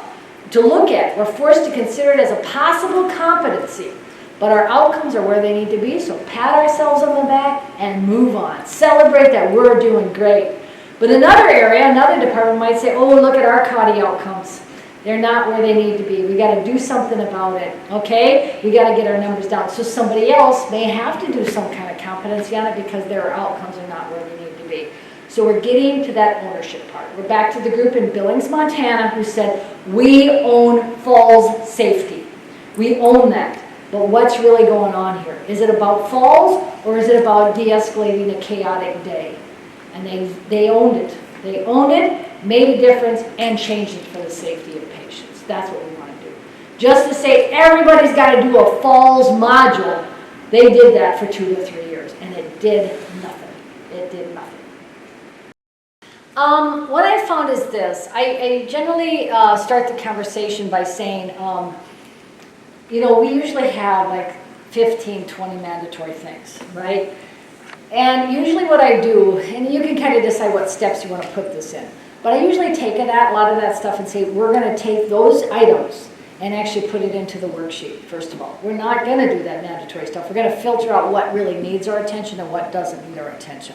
Now, some of those things you have control over and some of you don't. There's some I've found you push back too hard and there's somebody somewhere who says, we gotta do a sexual harassment, not with her, something, whatever. Whatever. I mean, I have groups that over 3 years at a time, they slowly got rid of some of their mandatory things.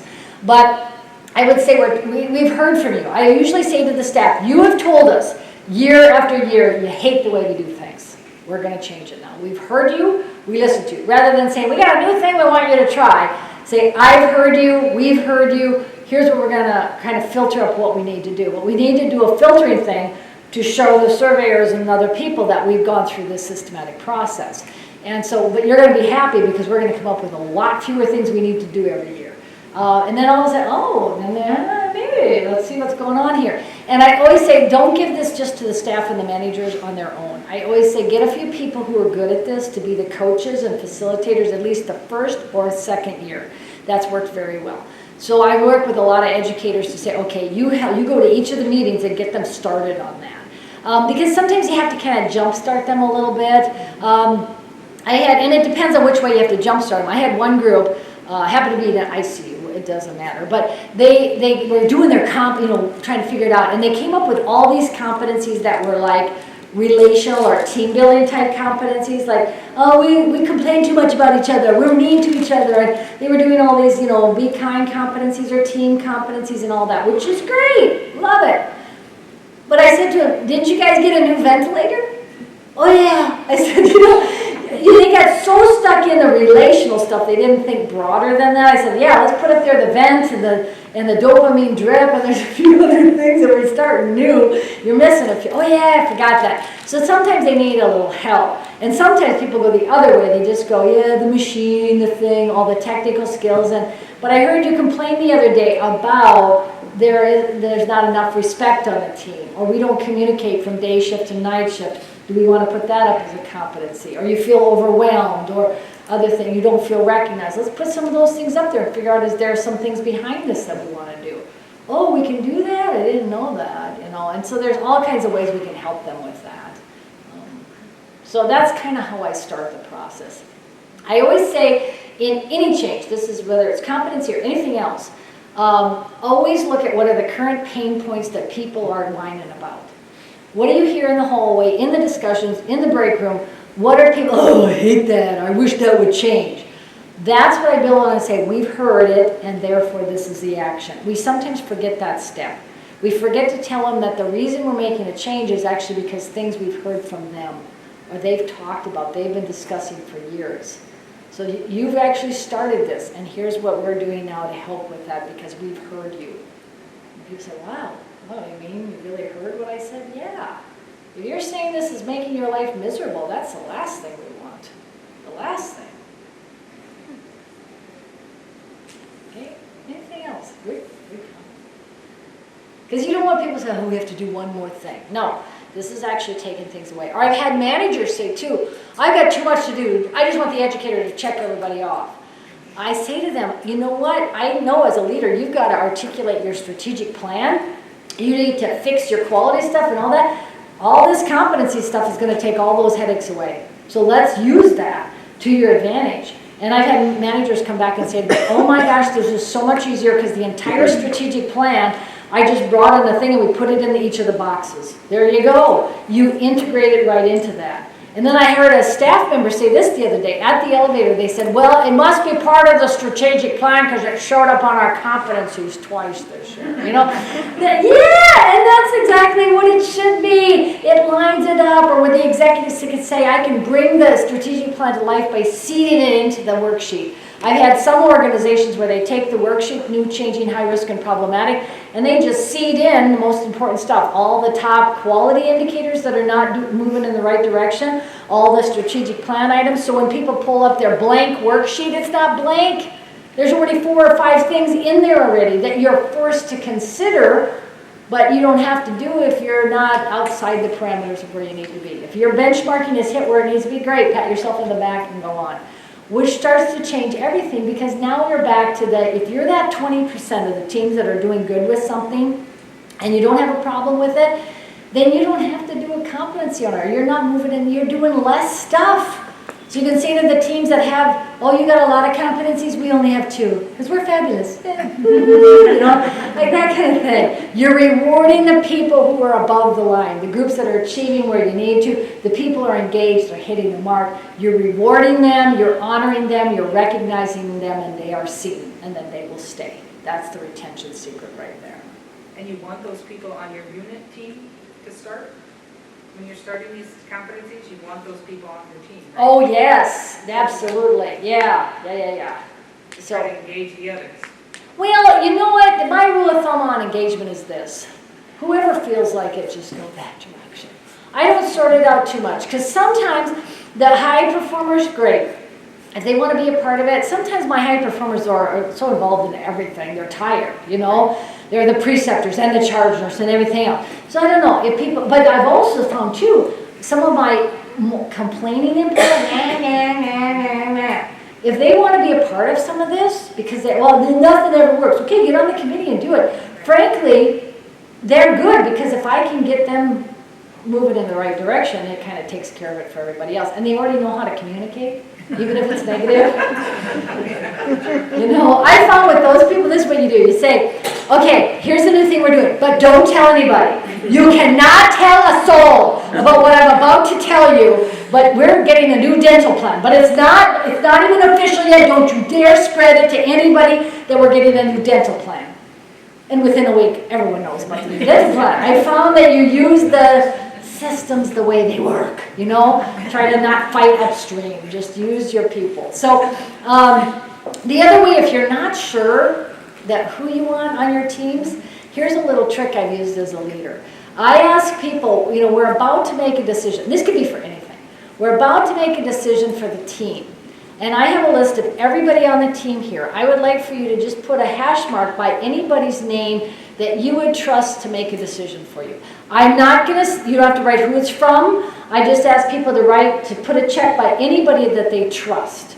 And you don't say the top 6, or you don't say any of that. You just say anyone on this list that you trust. And some people on your team trust just about everybody. They check a bunch of people. Some people only trust 1 or 2. Some people only trust themselves. You know? And so I see which ones they check. I don't know why it is like this, but it almost always, when you tabulate everything and look at it, 6 people will pop up as the most trusted individuals on the team. There's always the mathematics that come out of this. There's a group of like 6 that bubble up. That's who you want to leverage. Now, sometimes it can be positive people, and sometimes it can be negative people, but you know who people are listening to. And that's helpful to know. I found if those are a bunch of negative people, I would rather keep them close and work with them, because they rule the organization anyway. They rule the team informally, underground, and so I need to keep them close. And if they're positive and energetic, great too. But that has worked for me. I do that periodically just to kind of see where the trust of my team sits. Because if I think I'm in charge, that's a joke. You know, it doesn't work that way.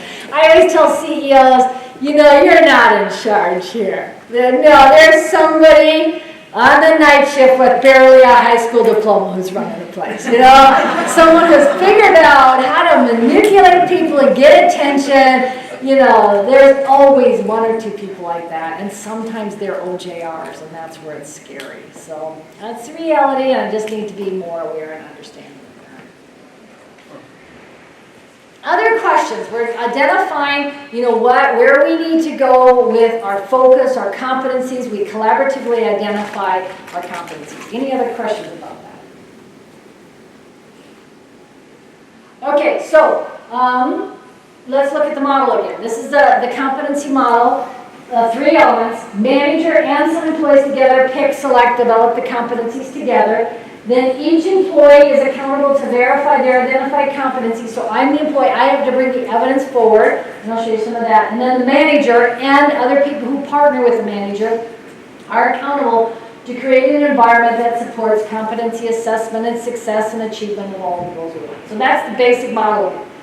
Ownership, empowerment, and accountability. Those are the 3 factors. So this is what it looks like with the employee. Now imagine these as, you know, 5 or 6 of these together, but here's one competency statement, and I give you 4 choices. So we sort out, any of these 4 things could demonstrate competency in this area. So I'm basically telling you as an employee, you can choose A, or B, or C, or D. You have 4 choices here. You can't pick a 5th option that's not up here. You get 4 choices to pick from. So as an employee, I can pick one of these 4 choices and bring that piece of evidence forward. So that's what I'm giving them. That's what the final competency worksheet would look like. So again, 5 of these things together would make the competencies for this year and bring different things together. Let's get into looking at some ways to assess competency. I want to help expand some different ways we can collect data. Again, my goal is to make it easier, more fun, save time, save money, all that kind of stuff. How do you know your people, your team are competent? I want to get us out of some of the old patterns we have, moving from the industrial age to the information age, some different ways to think about this, because we don't have all the time and money in the world to be running around and doing all this stuff. We got to be effective, efficient, but also be safe and focused on our outcomes. So we want to do that. So here are 11 categories of verification. Most healthcare organizations use 2, 3, or 4, maybe 5. We get stuck in certain things, and I'm not saying these are wrong. I'm just saying we do testing, we do check off at the bedside, a return demonstration type of thing, the skills fairs, case studies, things like that. Those are not bad things, but they can be some of the most costly, time-consuming ones. So we want to look at all the different categories. So some of these categories up here for verifying that competency, remember verification is all about prove, show, demonstrate that you have the skill, knowledge, or ability. So some of these are really good for technical skills, some of them are good for interpersonal skills, and some of them are good for critical thinking skills. There is no one method up here that will meet all of your needs. You can't just pick one and that's the one we're going to go with. It just doesn't work. So I will say the skills fair. Now please do not leave here and say, Donna hates skills fairs. That's not what I'm about to say. Skills fairs are great for technical skills, but they are not good for critical thinking and interpersonal. So they do not fit all your needs. But people say, oh yeah, just do everything in a skills fair and that'll take care of everything. Well, it's a one-time event that gets at a lot of technical skills, and that's about all it is. And it's very expensive. Did you know that if you have an organization that has 20 to 25 different departments or areas, and you did a house-wide skills fair where every employee was expected to come and maybe participate for 2 to 4 hours, the average cost of that would be about $150,000 for the year. It's a lot of money. $150,000. That's a lot of cruises we could all take, right? And I think we'd be happier than going to skills fair. So I think it's important that we understand the choices we have. I'm not here to say this is a good one or this is a bad one. Just what's the right option that we want to go with, or different options, or things we want to provide to people as choices. So let me go through the 11 categories. They're categories. There's lots of different things within each of these. But show you what they look like. So let's go through and look at them and how they best apply, what types of things they can verify. So the first one I want to look at is tests, exams, stuff like that. They're great to measure cognitive knowledge. Do you know something? That's what a test is all about. Do you have the knowledge of it? It's not meant to look at application in the real world or anything like that. It's just knowledge. Do you have the knowledge of something? A cognitive competency. Do you know something? I will tell you, less than 5% of your overall competencies will be a test-only thing. I don't use it very often. Where we get into this is sometimes we have purchased or have in our organization a learning management system that comes with lots of modules and things like that, which are great. I love modules and all that kind of stuff. But then we get into module and task, module and task, module and test. And 90% of our competencies are done by module and test. Really? That's the way you want to go? That's not going to help you. It's a lot of busy work for nothing that really gives us what we want. So I just say, 5% or less, a few things, fine, but I don't use a test for a lot of stuff. Next one, return demonstration. Great for technical skills. A return demonstration could be at the bedside or point of care or service, or skills fair, skills lab, simulation center. Any of those things are return demonstration. It's great for procedural types of things. I watch you do a procedure, and then I can confirm that you know the procedural way to do it, the process of how to do it. Great for that. Again, good for technical skills. A few things to keep in mind with return demonstration. This is a category where checklists fall under. So don't call your whole form a checklist. Checklists only fall under return demonstration. If you call your whole form a checklist, you're making everything be a return demonstration. That's a mistake people make a lot. Don't call it a checklist. And Donna's not against checklists, but again, Donna hates checklists. No. Use them appropriately, but I will say sometimes they can do more harm than good. They can. People think you have to have a checklist. No, you don't. What you have to have is objective measurement. You're doing a return demonstration. How are you going to measure that? Objective measurement. So, using policy 33.14.2, I watch you do the procedure, whatever that is. So I just have to declare what, I don't have to have the step 1, step 2, step 3. Don't let anybody, any surveyor, anybody tell you you have to have a checklist. You need to have objective measurement. So if I'm in the pharmacy mixing up the medication, using the protocol taped on the wall, that's objective measurement. You don't have to have a checklist for it. Using the something in the tray, the Kepton tray, whatever, you open it up and then follow the instructions of whatever. You just state what your objective measurement is, and that's all you need to have for that.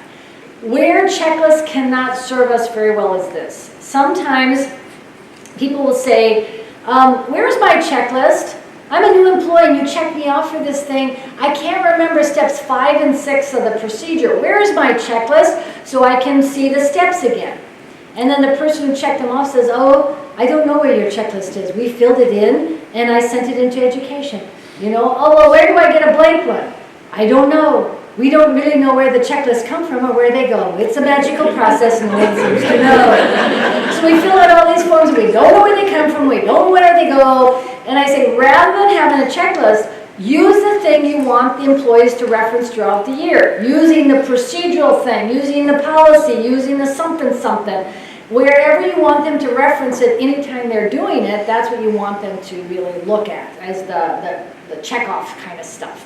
And so that's why I say using policy 33.14.2, we do this procedure. That's what I'd rather have than actually making a checklist, because then it isn't used as a reference point. You're not teaching the reference point they can go back to. The other part is, this is where it gets confusing. We put out a beautiful checklist, and I've seen some beautiful checklists. They're fantastic. And then, so this group is using that checklist. And then another area, the operating room says, we want to do it too, but we're the operating room, so we do things a little differently. And then the same-day surgery people say, yes, we want to use it too, but we're same-day surgery. We're different than the OR. They're so stuffed up, whatever. We want to be relaxed and free. We want to do it something different. And so they do it slightly different too. And then the clinic group over here says, oh, well, we got to use it, but we don't have all those resources. We kind of do this instead. So there's like 4, 5, 6 different versions of the checklist out there.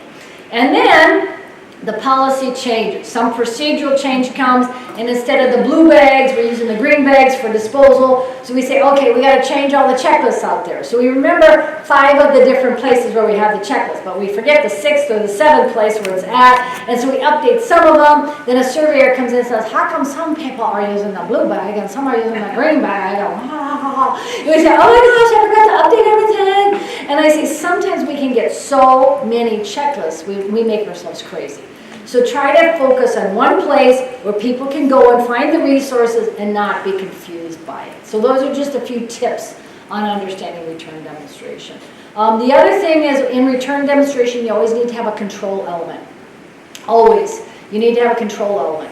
If you're doing in-person, at the bedside, at the point of care or service, the control element is the checker offer person.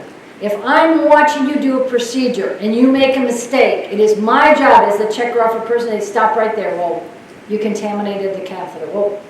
It's my job as a checker offer person to protect the public, the patient, and the employee. It is my job to do that. And I need to know that that's my job. We have to articulate that. If you're in the skills lab or skills fair or the simulation center, the environment itself is the control element, because you're usually using a mannequin or something like that, and you're in that environment. You don't have to stop the procedure if somebody does something wrong. You're not going to hurt the mannequin.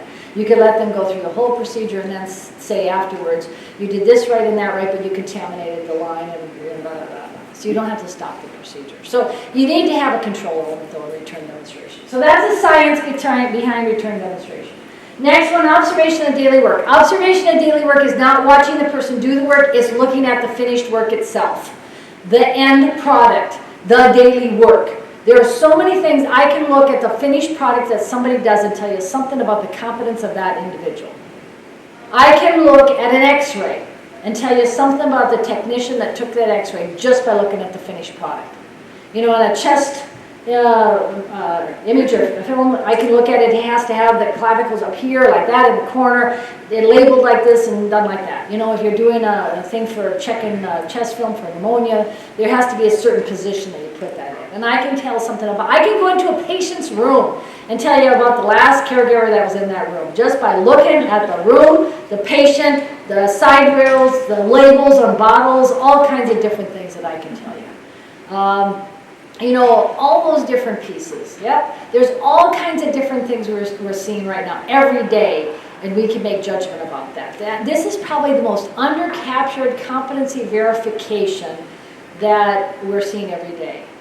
We're seeing every day, we just have to know, there it is, how do we capture it, how do we document some of those things, so. Actually, Stephanie, may I use you as an example? Yes. I've been having such a wonderful conversation with Stephanie here, and she's a filmmaker, and I've watched some of her stuff. I would say, I would check her off. She's gone! I mean, I've seen her stuff, so, you know, like, all of a sudden, now, hey, this camera stuff is working. You know, she knows what she's doing, because I've seen her finished product, observation of the daily work. Check you off, girlfriend.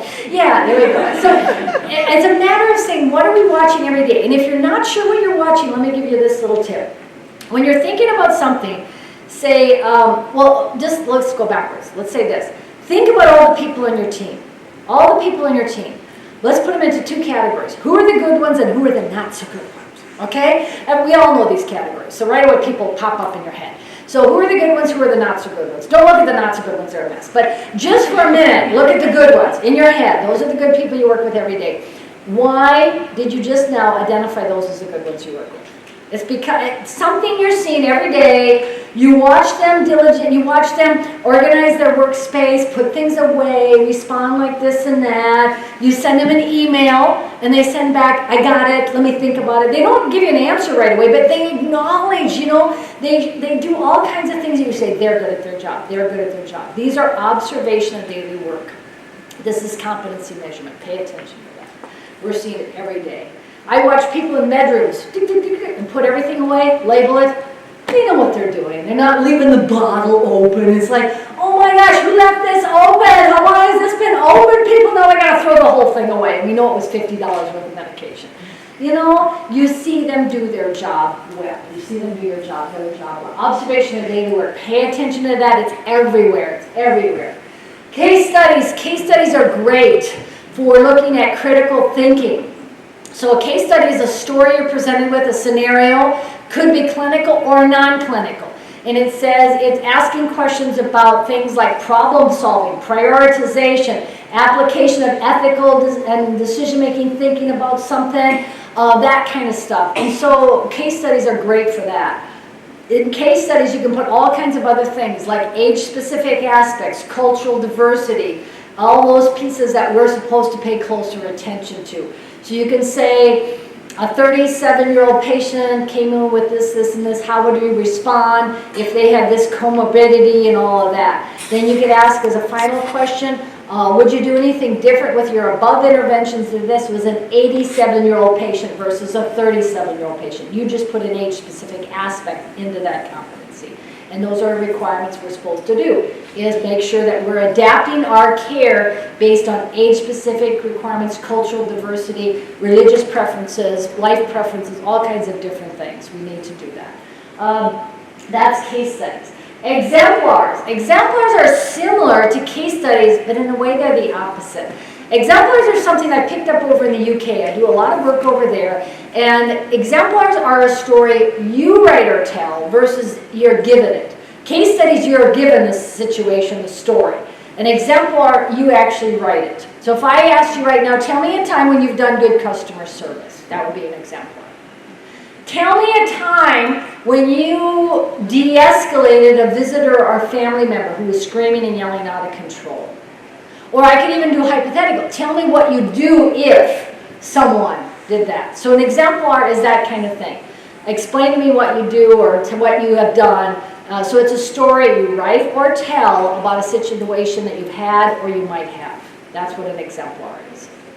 Great for critical thinking and some interpersonal skills. What I love about exemplars is they're great to measure things that are difficult to observe. If I want to make sure that our chaplains are doing a good job talking to family members, families about death and dying situations or death and dying decisions that they have to discuss and talk about, if I were to go in and do a return demonstration with a clipboard and say, don't mind me, I'm the checker upper person for the chaplain. Go ahead, chaplain, talk to this family about death and dying. You know, the family's going to say, I'm not talking in front of her. We don't know who she is. You know, they're not going to open up. And so I couldn't assess the chaplain in that way. That would be a return demonstration. It wouldn't work. Instead, I'd ask the chaplain, tell me a time or write a story about how you've done that. How did you set it up? What kind of things did you ask the family? What room space or position did you go in so that they could feel like they could talk in a private place and things like that. So, you know, you can see so much about people's competence through that. If you have in your organization or connected with any partners like this, you have chaplains who use what's called CPE. CPE. Pastoral education. I forget what the C stands for. Anyway, it's an evaluation process for chaplains, pastoral care within organizations. And so it's a wonderful thing. Ask your chaplain, you guys use CPE. It's probably one of the best examples I've seen of exemplars out there in the field. Of all the clinical areas and all of that. The chaplains really are ahead of us on a lot of that stuff. And because they do so much of that private conversation, and in order to kind of supervise each other and watch some of that stuff, and understand that being a chaplain in a healthcare organization is very different than being a pastor, rabbi, or priest in the community. Very different jobs. And so we need to make sure that they're doing that correctly, competently, and appropriately. And so they use a lot of exemplars for that. I love exemplars because you're able to measure things that are difficult to observe. Or where if you watched it, the Hawthorne effect would kick in and people would change their behavior. So we don't want that to happen. Okay, peer review or peer feedback. Peer review and peer feedback is great for interpersonal skills. We can measure things like good communication, treating each other respectfully, things like that. And so that's a really great way to do competency validation there. Peers do not mean they're in the same job category. It just means you see each other do your work. So I could be in the operating room, I could be a surgical technician, and I could evaluate the surgeon for respectful communication. And they could do me back and forth. We could go with each other on that to evaluate. And so you don't have to be in the same job category. I would not be, as a surgical technician, be able to evaluate the surgeon on brain surgery. That competency I couldn't do, but on respectful communication, absolutely. So it depends on the competency. So peer review is great for that. One thing to keep in mind with peer review is that go at peer review very safely. Do not don't just send out a survey monkey. Or don't put a survey in a locker and say fill it out. That's a very dangerous way to go because people say, wait a minute, are they going to know where this came from? Is this anonymous or not? You need to do 3 things with peer review to make it safe. Because it's dangerous. Almost all of us have had at least one experience in our life where we gave feedback to somebody else and it changed a relationship, it changed a friendship. It can be dangerous, so cautiously go into peer review. 3 things have to happen. Make it safe for the person to give the feedback. Sometimes you have to make it anonymous or whatever, but it's safe for the person to give the feedback. Make it safe for the person to receive the feedback.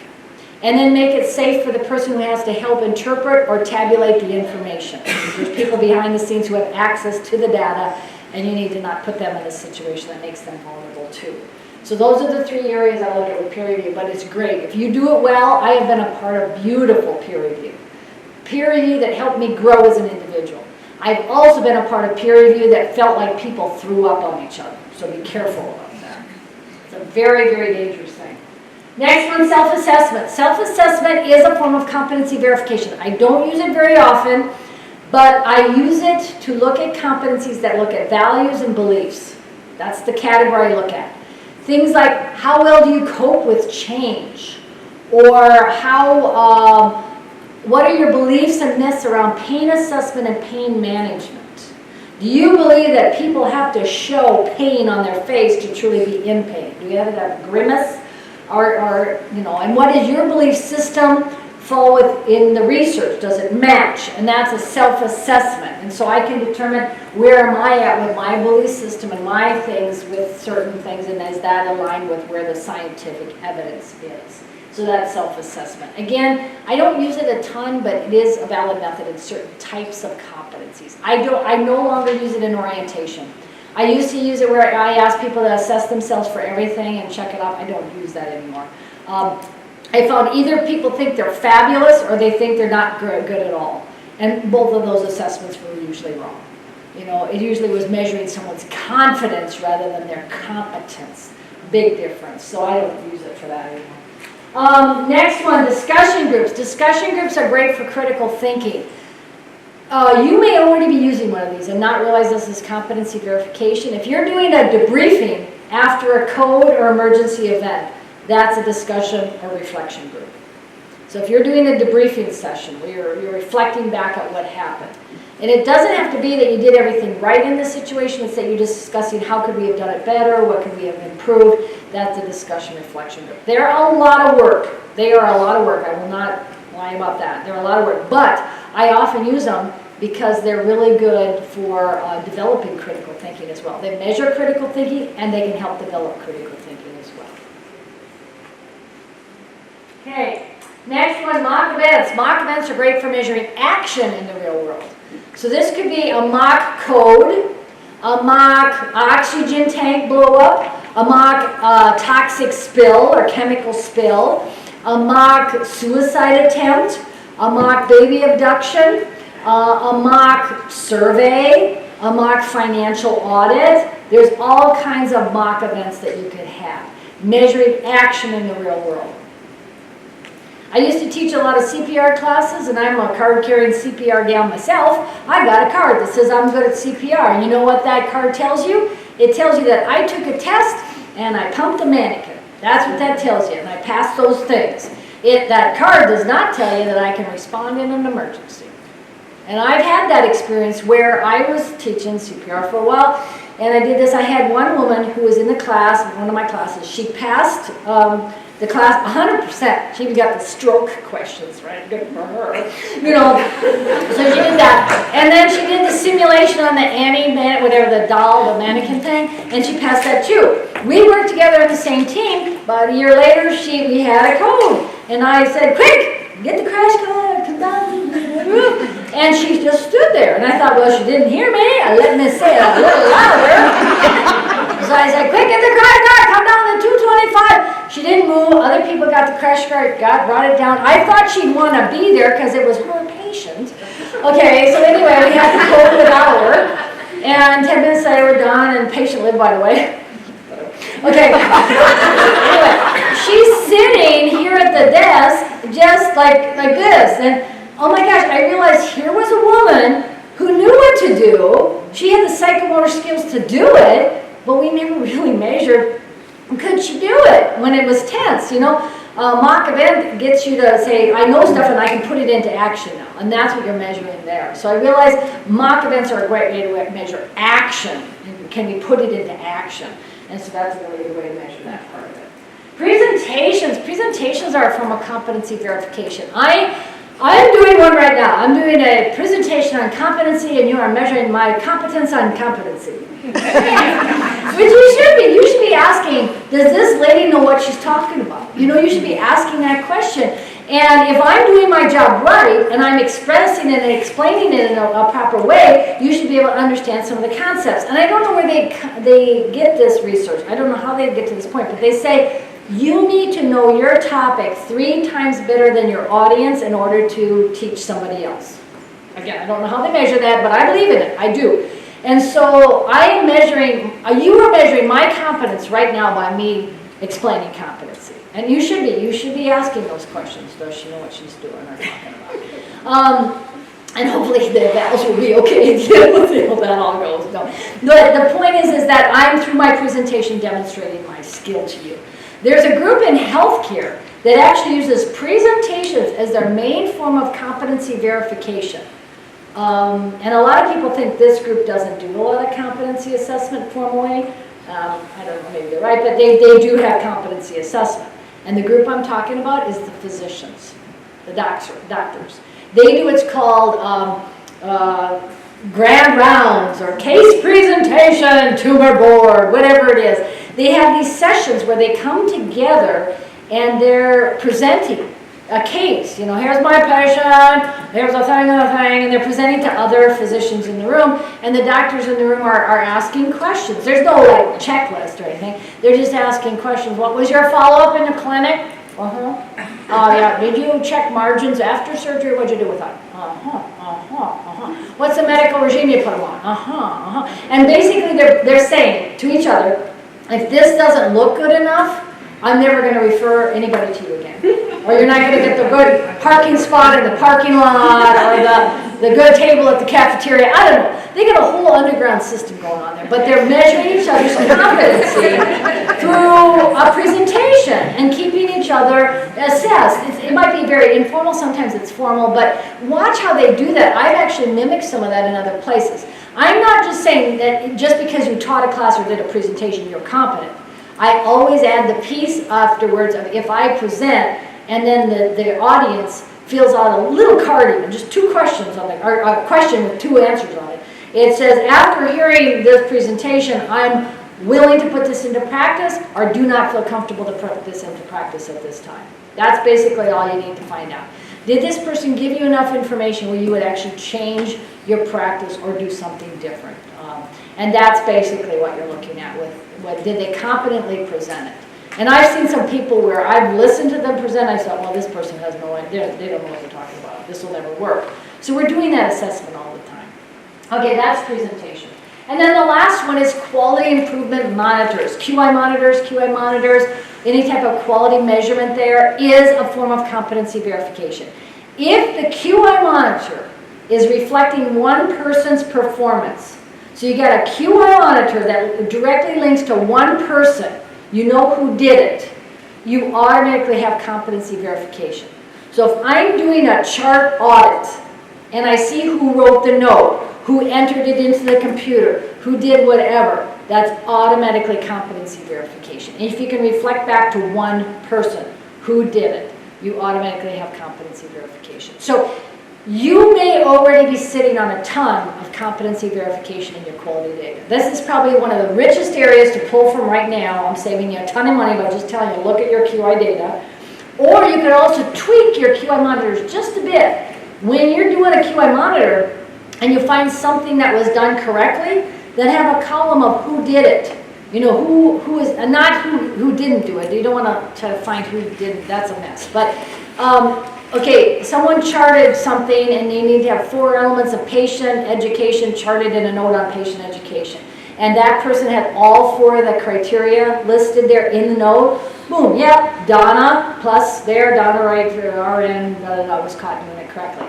Then I could go back as an employee, and I need to use the QI monitor as a verification method. I could go to the logbook, paper or on the computer, and look through it and say, did I ever get caught doing it right in the past 6 months? Oh, there's my name. On April 14th, you know, I got caught doing it correctly on that QI monitor.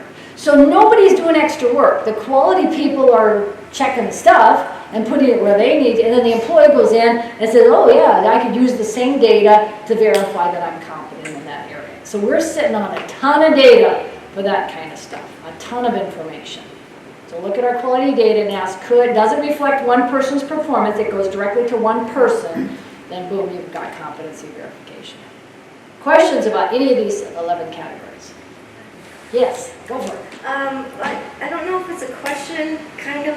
Mm-hmm. So when I was infection control, prevention, whatever, so I had this really good idea that I was gonna, check my team, and So I stuck my pocket full of Kleenexes and I would go on a hallway and I would drop a Kleenex and go to the end of the hall and turn around and see what the response of the staff would be for, you know. But by the time I would make it down to the end of the hall, the Kleenex was gone already and I didn't know, you know. So pretty soon, unit to unit, my pockets are empty, I'm out of Kleenexes, the Kleenexes are all off the floor, but I really haven't maintained other than my staff is conscientious about Kleenexes on the floor. Okay. So, you know, That's I a did good that. I question. went to different areas and, you know, the response was so immediate that I never did it again. So what category would that even fit under? Well, I think you're missing one point to that, because you are determining, that doesn't reflect one person's performance. It was your group, Right. which isn't it nice to know that your people pick stuff up on? Yay for them! Yay! What you should do next time, drop a Kleenex on the floor, but tape to it is a little card that says, return this Kleenex back to me and you'll win a door prize. Then you know exactly who picked it up. That would be the part of it. But I think you don't have to put that in any category. It doesn't meet any of these because it would just be general quality monitoring that doesn't reflect one person's performance. That's why I'm so insistent that just measuring 10% of the team does not mean we're all competent. So if I'm watching the team outcome for something, that all the trash is sorted correctly or whatever, I don't know who did it, or if some, you know, you don't. So you can just say either the team is good at it or, you know, they're not good at it, or we don't know individuals. There could be one person helping 10 other people do it right. Oh, you're doing it wrong, let me help you. You're doing it wrong, let me help you. That doesn't mean everybody's competent. So I would say if it reflects back one person's performance, then it's a competency verification. But just quality monitoring on its own is not a competency verification. It's that individual part. Because people think report is one thing. It isn't. It's about 4 or 5 different things at the same time. So what it is transferring information about patient care. It's also about building team and a social connection. It's about problem solving and discussing best ways to deliver care, which is reflective practice.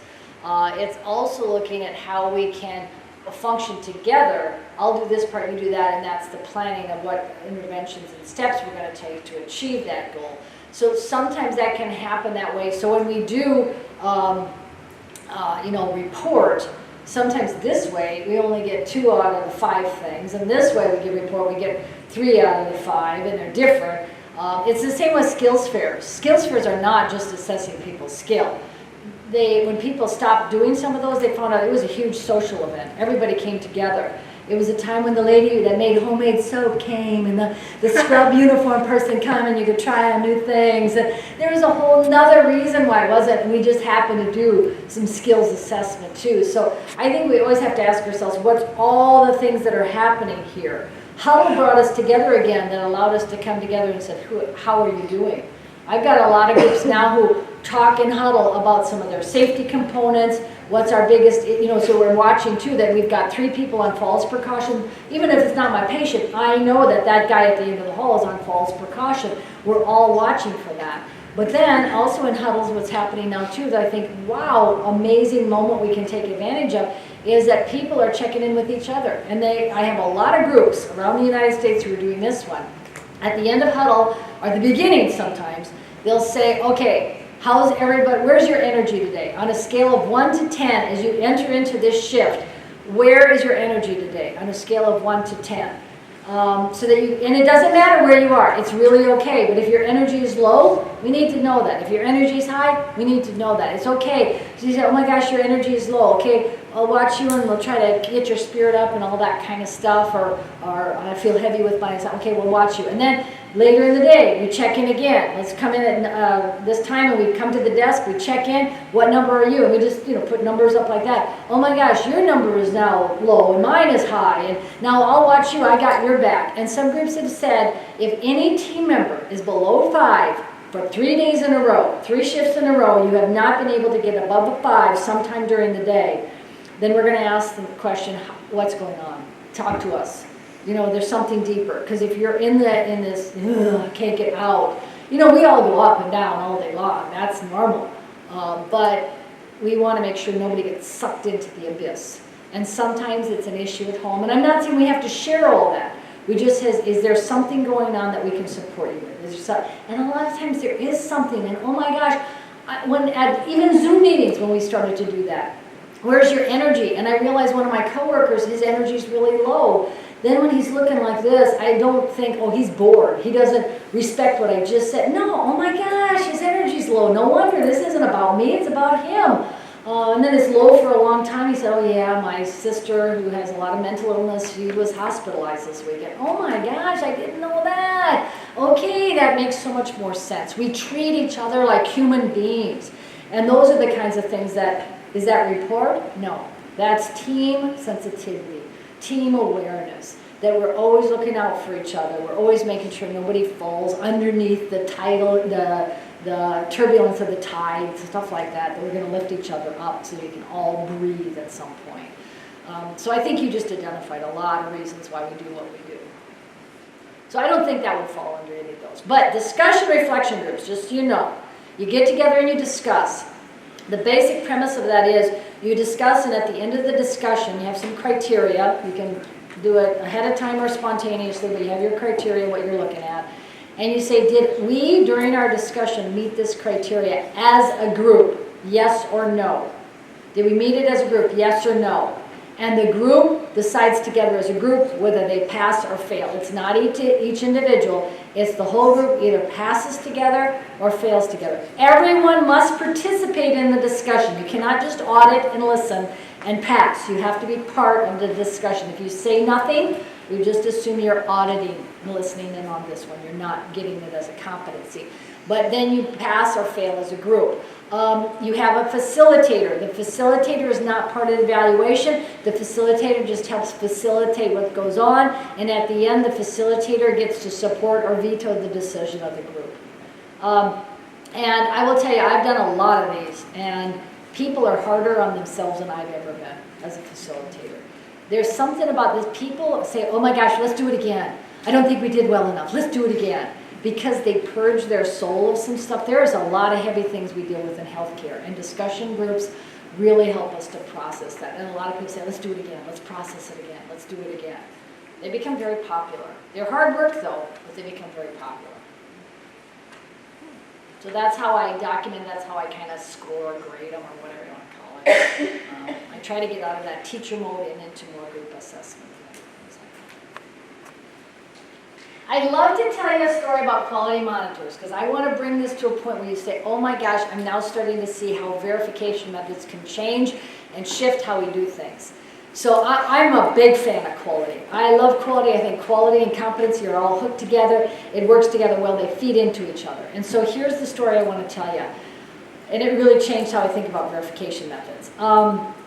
In one hospital I worked at, a pretty large hospital, but I was put in charge of bedside blood glucose testing, you know, the glucose stuff. And that's under CAP and CLIA regulations. CAP is the College of American Pathologists, and CLIA is the Clinical Laboratory Improvement Act standards. And I don't know if you've worked with any laboratory stuff. Ooh, these are the most anal retentive standards that are out there. Bless their little heart, you know, the lab people. And so if you really understand bedside blood glucose, it is still under laboratory standards. It is a lab test that is allowed to leave the control environment of the laboratory and go into the savage land of nursing. That's what it is. Just so you know. Okay, so, you know, nurses then get to do this. And lab wants to control it still and say, you people, you know, you need to check the thing and check the machine and check the strips and check the people. And we're going to check you checking all of this or you better do it. You know, so that's the contractual agreement we have with the lab. So I was put in charge of bedside blood glucose testing as the nurse. I was the diabetic educator nurse person. And so I was put in charge of bedside blood glucose. And I had 3,000 users that used the glucose in our organization. So every year I would check everybody off with a return demonstration that they knew how to use the machine. Every year. That was our thing that we did. Okay, so I don't mind doing hard work. But I was doing all this stuff and Is a lot of work. I had 4 people that worked with me on the team, and we all were checking 3 or 4 people every day, trying to get everybody done. And it was fine, but you know, some people would do everything right and not get a number that reflected the patient's condition that didn't match, you know. Oh, you're 12. Oh, you should be in a coma, but you're up walking around. You know, so the numbers didn't always match, and sometimes people would do things wrong and the numbers look good. So I was frustrated that what I was doing wasn't assuring accuracy. That's the end goal of all laboratory stuff, is the number you're getting accurately describing the patient's physical condition. That's what you really want with all lab values. And so I was saying that wasn't happening. So I thought, okay, if we're doing return demonstration, which is more a procedural thing, what here could give me more outcome-focused stuff? Quality can give me more outcome-focused stuff. So I decided to shift from a return demonstration focus to more a quality indicator use of bedside blood glucose. So we decided to shift to quality monitoring. Now I'm not talking QC, that's quality control. That's where you take that chemical and drip it on the pad and make sure the machine's working. That's fine too, to check the machine. That's not what I'm talking about. We did a true quality monitor. So this is what we asked people to do. Of all of our 3,000 users, if you wanted to maintain your operator status every year, that's how we called it, you needed to complete 1 quality monitor every year. And we divided it up so every department would be a different month. So your area, you guys are going to be February, you're going to be March, you guys are going to be April. Everybody had a different month they were supposed to do it. So during that month, when you went into a patient or resident room to do the thing, you would do the test, write down the number you got on this piece of paper. While the, you know, is still dripping, you take 2 more drops of blood and put it in this teeny tube, and then tape it to the piece of paper and send it down to lab. So lab would see what you got, and then they would run a test on the blood that you sent down, and they would compare it. If it fell within a certain range, you get a plus on your Q1 monitor. If it fell outside the range, it was too far away from the value, you got a minus. And they would call you and say, hey, your value is too far different than what we got. Know that your glucose is actually this for your patient, not that, and adjust your interventions accordingly. And then send another sample down the next time you do it, because you got to, you know, do your quality monitor. And so the next time you did it, like later that day or tomorrow, next week, or whenever you had your next patient, then you do it. You send it down. If that individual had 2 double negatives, they fell out of range 2 different times, then a call would come also to me, the diabetic educator, and I would come up to that area where the person was working, and I would do remedial investigation with that person. What was going on with them? Why did they have a double negative and all that? And I will tell you, of the 3,000 users, I would say less than 2% of my people had a double negative. So it wasn't a lot of people I had to follow up on. But the reason I really love quality monitors is this. 1 February, I will never forget, I got a call from the lab, and they said the ICU unit happens to be doing their bedside blood glucose stuff this month. They're submitting all their stuff. It's halfway through the month, and every nurse who submitted it has all been out of range. They've all been negative. Every single one of them. I said, how could that be? All of them are out of range? That's crazy. I said, they probably have a machine out of whack up on the ICU. So I went up to the ICU and I checked their machines. They had 3 machines. I checked all 3 machines and they were all working fine. Wasn't the monitors. Okay, I said, it's probably the strips. The strips that they have are probably expired, or they've been exposed to heat or humidity or just a bad attitude, I don't know, whatever. So I wiped out all their strips, ordered up new fresh strips with good lot numbers and all that, and we started again to measure everything. And again, negative, negative, negative. All of them were out of range. So then I said to the nurses in that area, I said, okay, you people, line up, I'm going to check you off. So I watched every single one of them do the steps of the procedure. I thought maybe they lost their skill. They didn't know what they were doing. And they knew what they were doing. They didn't lose. You didn't have that fall out of your head, you know. They knew what they were doing, and that wasn't it either. And then somebody said, well, maybe it's the lab machine. Maybe that's out of whack. And so we got some guy to come in and check the lab machine from the outside whatever group, and the lab machine was working fine. So it wasn't that. So finally we called the glucose company, the ones that make the machine. And we said, could you send somebody out to help us, because we can't figure this one out. And so they sent some scientist dude out, and he hung out with us for a couple weeks and still couldn't figure it out. And finally, we stumbled across it purely by accident. The ICU in this organization was piloting a new set of cleaning products and disinfectants. They were the only group doing it, so they would take out the spray bottle, you know, and spray the table and wipe it down or the countertop, and then they take out the glucose machine, and then they take the strip out of the vial and put the strip on that surface they had just cleaned with that disinfectant. There was something about that chemical that altered the pad of that strip when they laid it on the surface, and it changed everything. So as I look at quality monitoring, and I go back and say, if I were to do what I originally did with the return demonstration, and I would check everyone off in the whole organization. I've checked everyone off, everyone is doing really good, and I would tell the whole community, come to our hospital, Happy Hospital, we are very accurate. Everything is accurate here, I've checked everyone off, we're all doing fantastic. When actually we were not. We were not fantastic. We were, every single one of our glucoses in the ICU was off, and we were adjusting medications and interventions in an ICU based on that number. So I would have had a false sense of security that I checked everybody myself, when in fact there was something also going on that I was not aware of. QI monitors are good because they actually measure 3 things, not just one.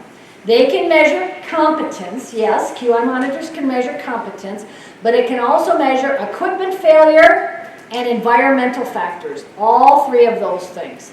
And that day I stumbled across an environmental factor that was influencing the outcome of our accuracy.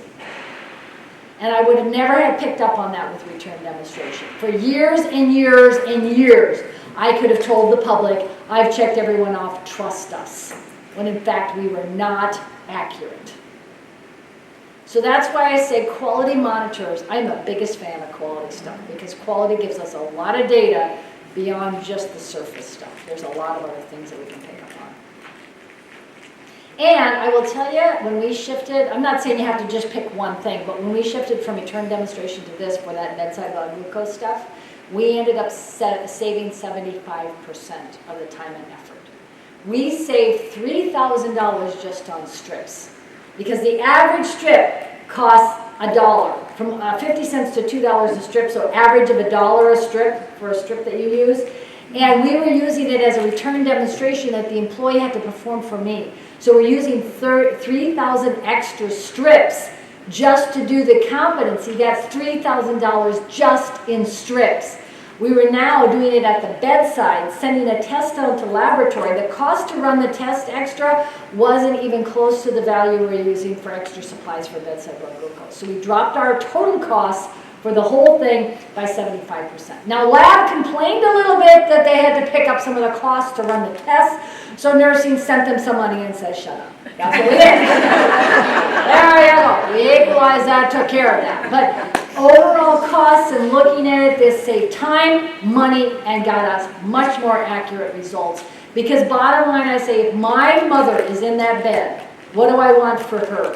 I want your lab values to accurately reflect what's going on with her. Please do that for my loved one. That's what I want to have. Okay, questions or comments about that? I hope I just like rocked your world. This is so much better.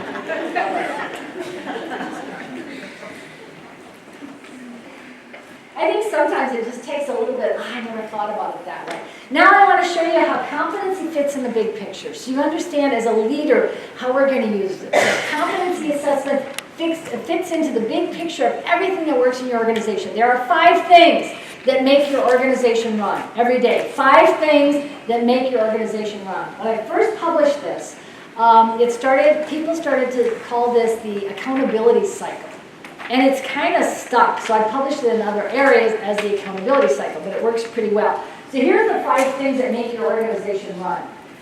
In order to just function every day, you need to have a vision or daily philosophy, something that says, okay, this is where we're going. It could be formal or informal. It could be anything from the mission statement that we nail on the wall to a policy and a policy manual, or the informal rule that everybody on the night shift knows about, how we do breaks or whatever. It could be a vision or daily philosophy of how we function. That's our vision and daily philosophy.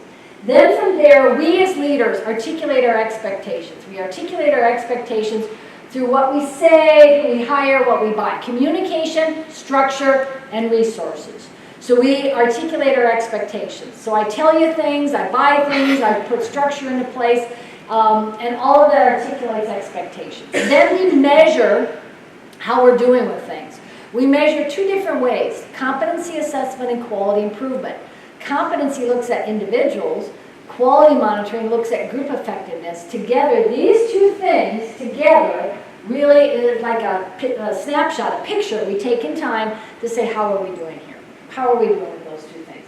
And then we move forward, and leaders then, from the picture we see here, we as leaders then respond to that picture. Is that hitting our mark? Is that what we want? Yes or no? We respond to that. Either by consequences or lack of consequences, consistency or lack of consistency. Even if we do nothing, that's still a response. So if we do nothing, that's the response. And then that response shapes the vision or daily philosophy. It either supports it and enhances it, or it erodes it. So you can either build it up or tear it down. And it leads right into that. So it's one big cycle. The more we understand this, we can understand sometimes when things start to not move in the direction we want or fall apart, or we have a lack of accountability or other terms that we use, what is the piece that's missing or broken?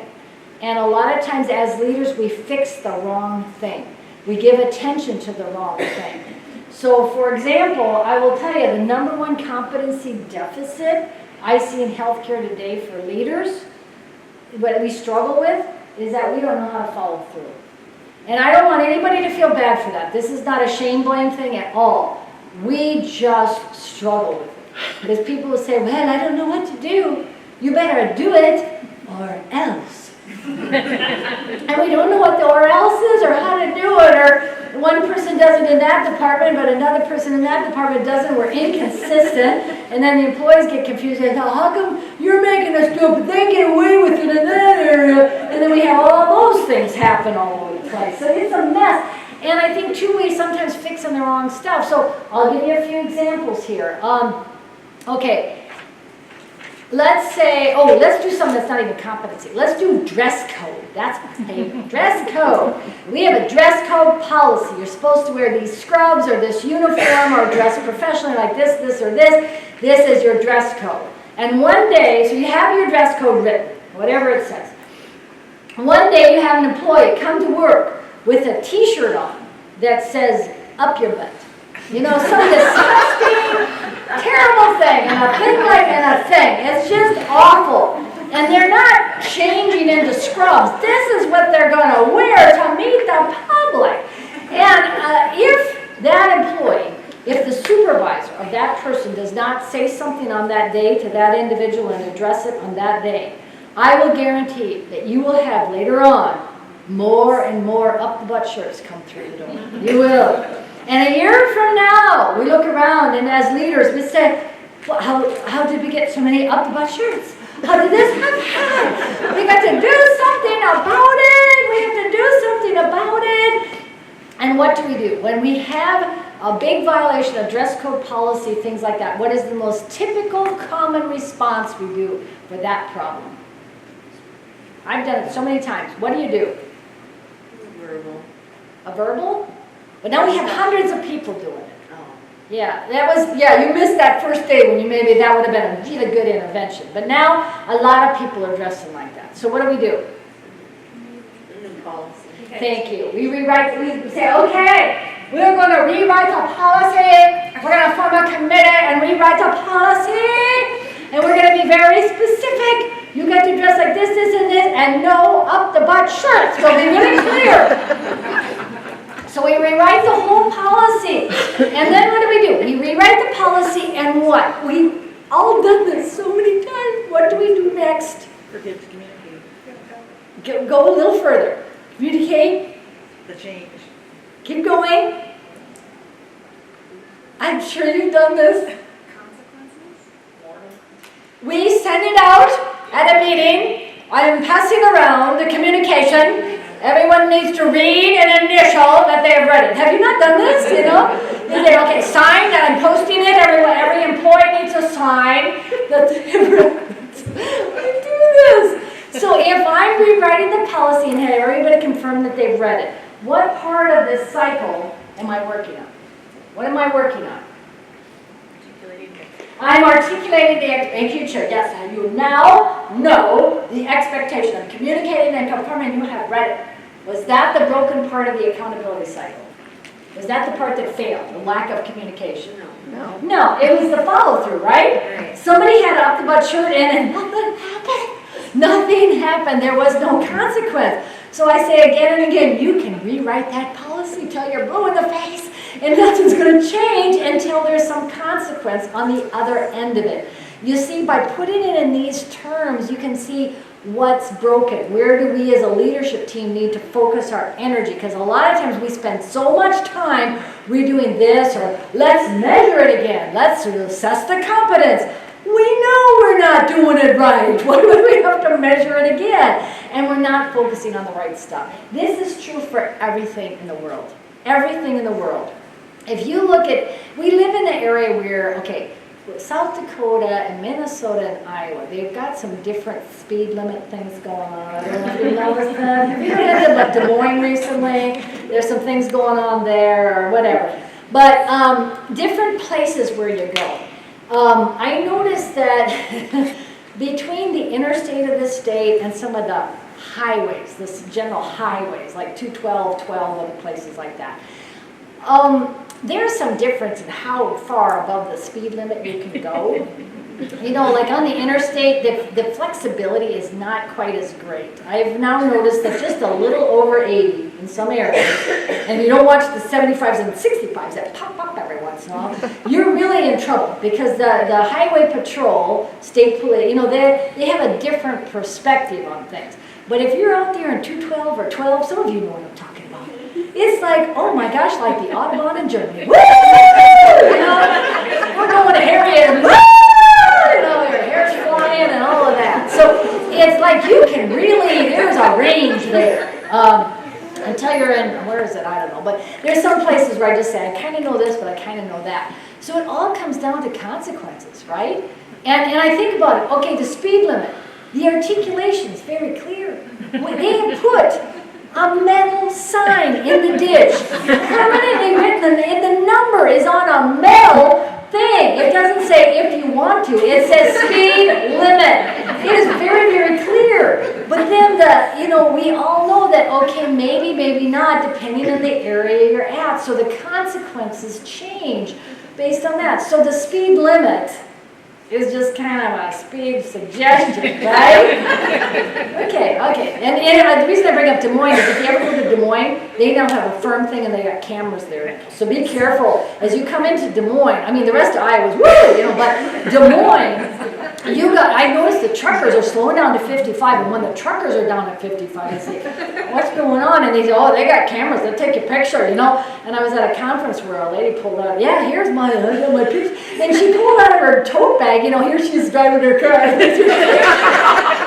So they send it right to your house, and they'll find you in whatever state you're in. So I'm not speaking from experience, I'm just telling you what I heard. But, so be really careful when you go into Des Moines. Slow down is what I'm saying. What the sign says is what they mean. It's not a suggestion. They'll take your picture at 56 in a minute. So, we need to understand that. So the consequences change, either reinforce the vision and daily philosophy or, erode it. And so you kind of know that. But other things are like this too. Like, when do we need to file our taxes in this country? What date do we have to file? Not pay, but file our taxes.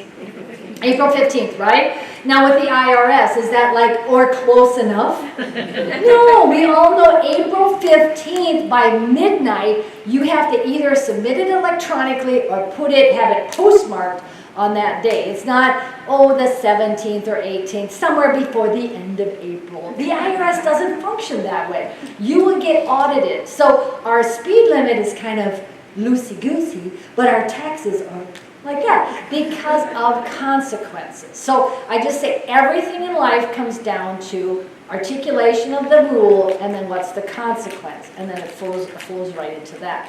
I'm not saying be strict or loosey-goosey. I'm just saying what you accept is what you teach. That's the phrase. What you accept is what you teach. So if you accept that, that is now the new articulated expectation. So pay attention to that, because a lot of times people say, I don't know why people aren't accountable. Well, let's really look at why are people sometimes not accountable. My favorite one is when someone asks, when's the second deadline? Wait a minute. You know, pretty much the word deadline. It's defined. The deadline. This is the deadline. The second deadline means there's a second time, you know.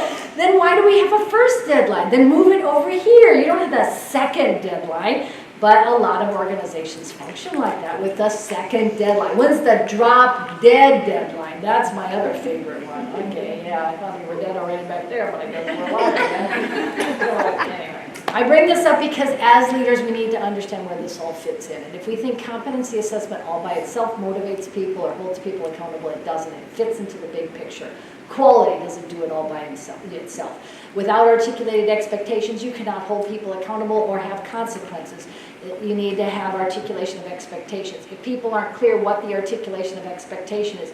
If you say to somebody, could you put this report together and get it back to me as soon as possible?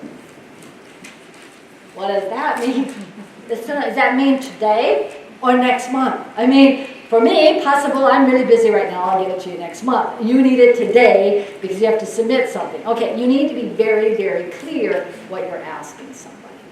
So these are things that will help us to be able to do that. Okay, so I'd like to share with you one more piece of information that will help us with sustainability as we go into working together.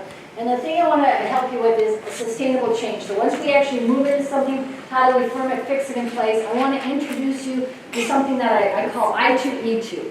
This is probably one of the best strategies I've used to help us understand how to transform organizations, fix things in place, and make it sustainable. Make it truly something that, even though it's fluid and dynamic, it's going to keep moving forward in a positive direction. This is, the author of I2E2 is Jane Felgen. I wrote a really good book called I2E2, and it stands for this. I2E2 stands for 4 terms that you need to pay attention to.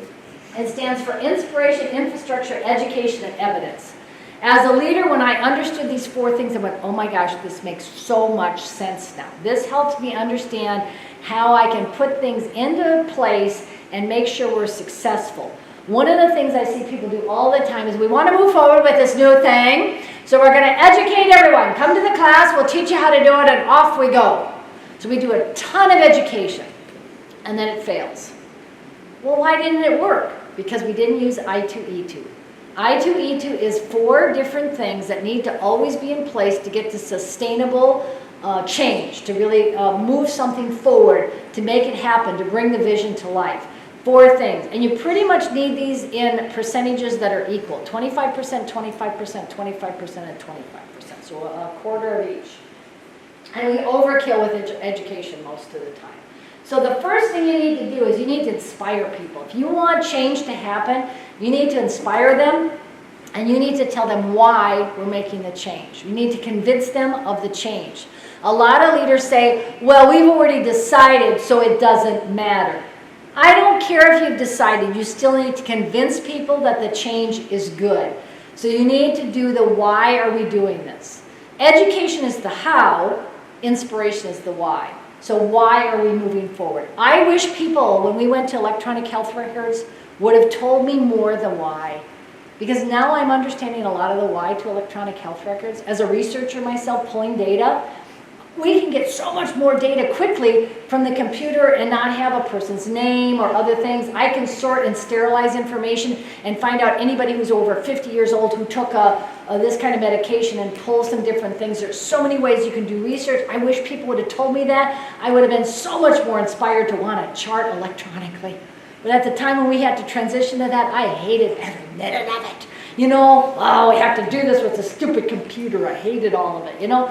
But I was not inspired at the time. I needed to get that inspiration. So why? Why should we change? Inspiring people, helping them see the reasons behind that. Then we need to put the infrastructure around it. Infrastructure is all about putting systems in place, articulating expectations, all of that. The best example I can give you is when shared governance first came out in the 1980s, Tim Porter O'Grady, he was really much the center of that, and he started implementing shared decision-making, giving staff voice and all of that. And one of the things he said that he first stumbled into was that people weren't clear about what was the infrastructure, the structure, the processes, the rules of it. They said, okay, so we're all going to decide things together. We're going to have councils. It's going to be fantastic. You're going to love this. Okay, I'm excited about it. How do you get on a council? We don't know. Do you get elected or selected? Oh, we don't really know. Well, who picks them? We don't really know. How long are you on a council? How many years? Oh, we don't know that either. You know, oh my gosh, you know, you need to have some structure around it. Are you elected? Are you on for 2 years and it's a term? Or do you get on it once and you're on for the rest of your life till you die? You know, you need to know these things. And so if none of that is clear, you don't have the infrastructure around it, it gets very confusing and gets off track very, very easily. Then you need to provide people with some education. That we get, helping them see the how are we going to do it and all that kind of stuff. That's fine. And then at some point you need to see some evidence. You need to see how are we doing.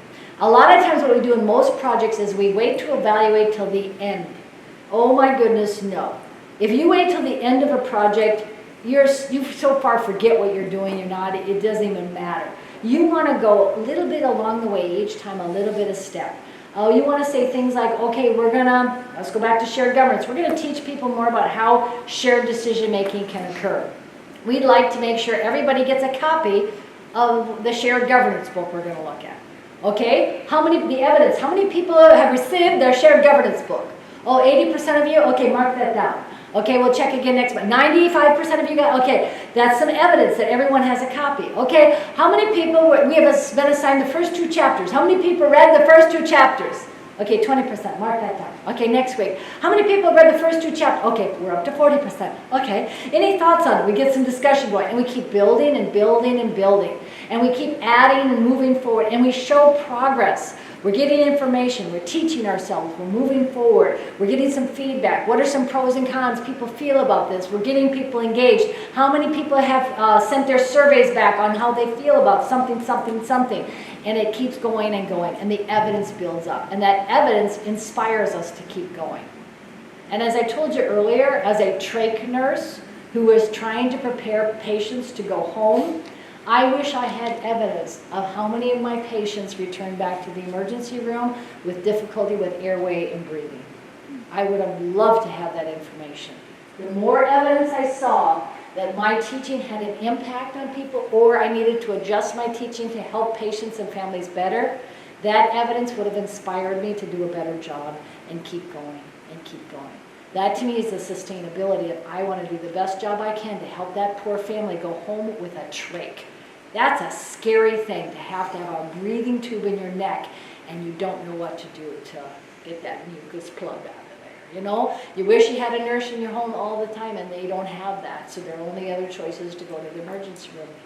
And I don't know how many of my patients have to do that. And still to this day, it's an empty void of evidence I wish I had. Because that would have helped me to not only be what I thought I was a great nurse, I could have been a really super nurse, you know, because I could have constantly kept improving and find out from my patients, oh, this is what got you in trouble, or you didn't know how to do that, or the string came off and it dislodged and you couldn't put it back in. Okay, I need to teach people to do that. I need to help them understand what to do in that situation. I2E2, inspiration, infrastructure, education, and evidence. You need to have all 4. So when I put a plan together for an organization and I work with the leaders, I say, what's the categories in each of these areas we want to put our energy into? We want to spend some of our time with inspiration, some of our time with infrastructure, some with education, and some with evidence. And that will make it truly sustainable. Questions or comments about that?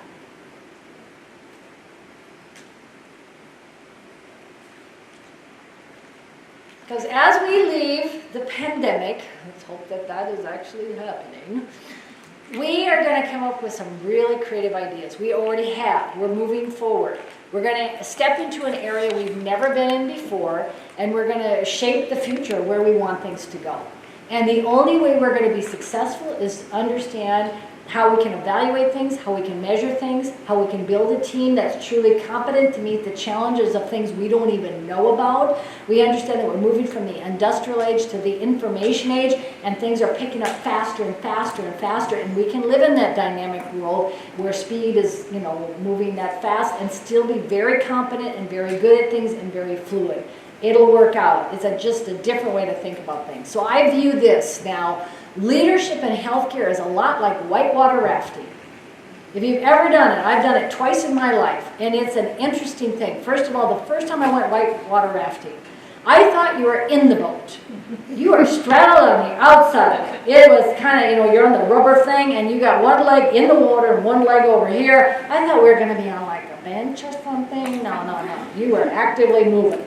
And then there's a leader guy back here. I don't know what you call that. It's not the foreman, but he's kind of the guy who's shouting out the information and what you're supposed to do. So you got people on either side with their paddle, and they're back here. And he's like 17. That's what blows my mind. He's the youngest guy in the boat, And so his job is to tell you what to do. He'll say, left side, right side, bail. Okay, and the other part is before you get in the boat, they make you sign a waiver and they give you a helmet. That should tell you something's not right here.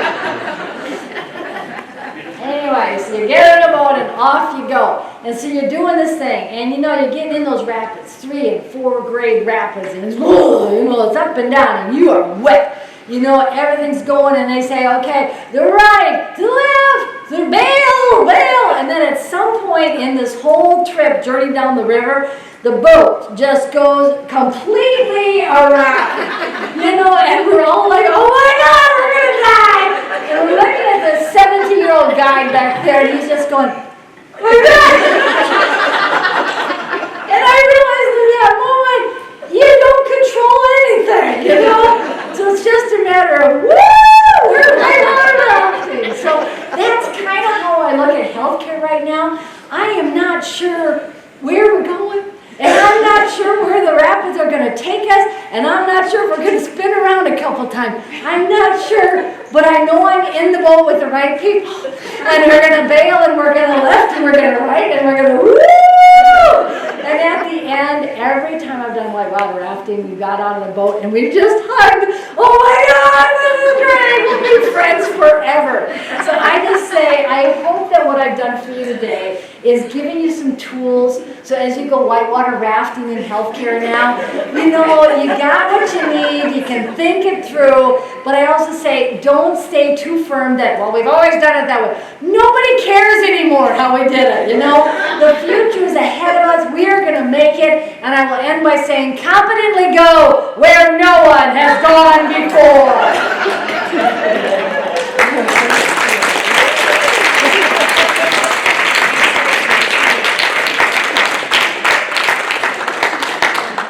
Well, was I right this morning when I said I guarantee you'll have a fun day? Yeah.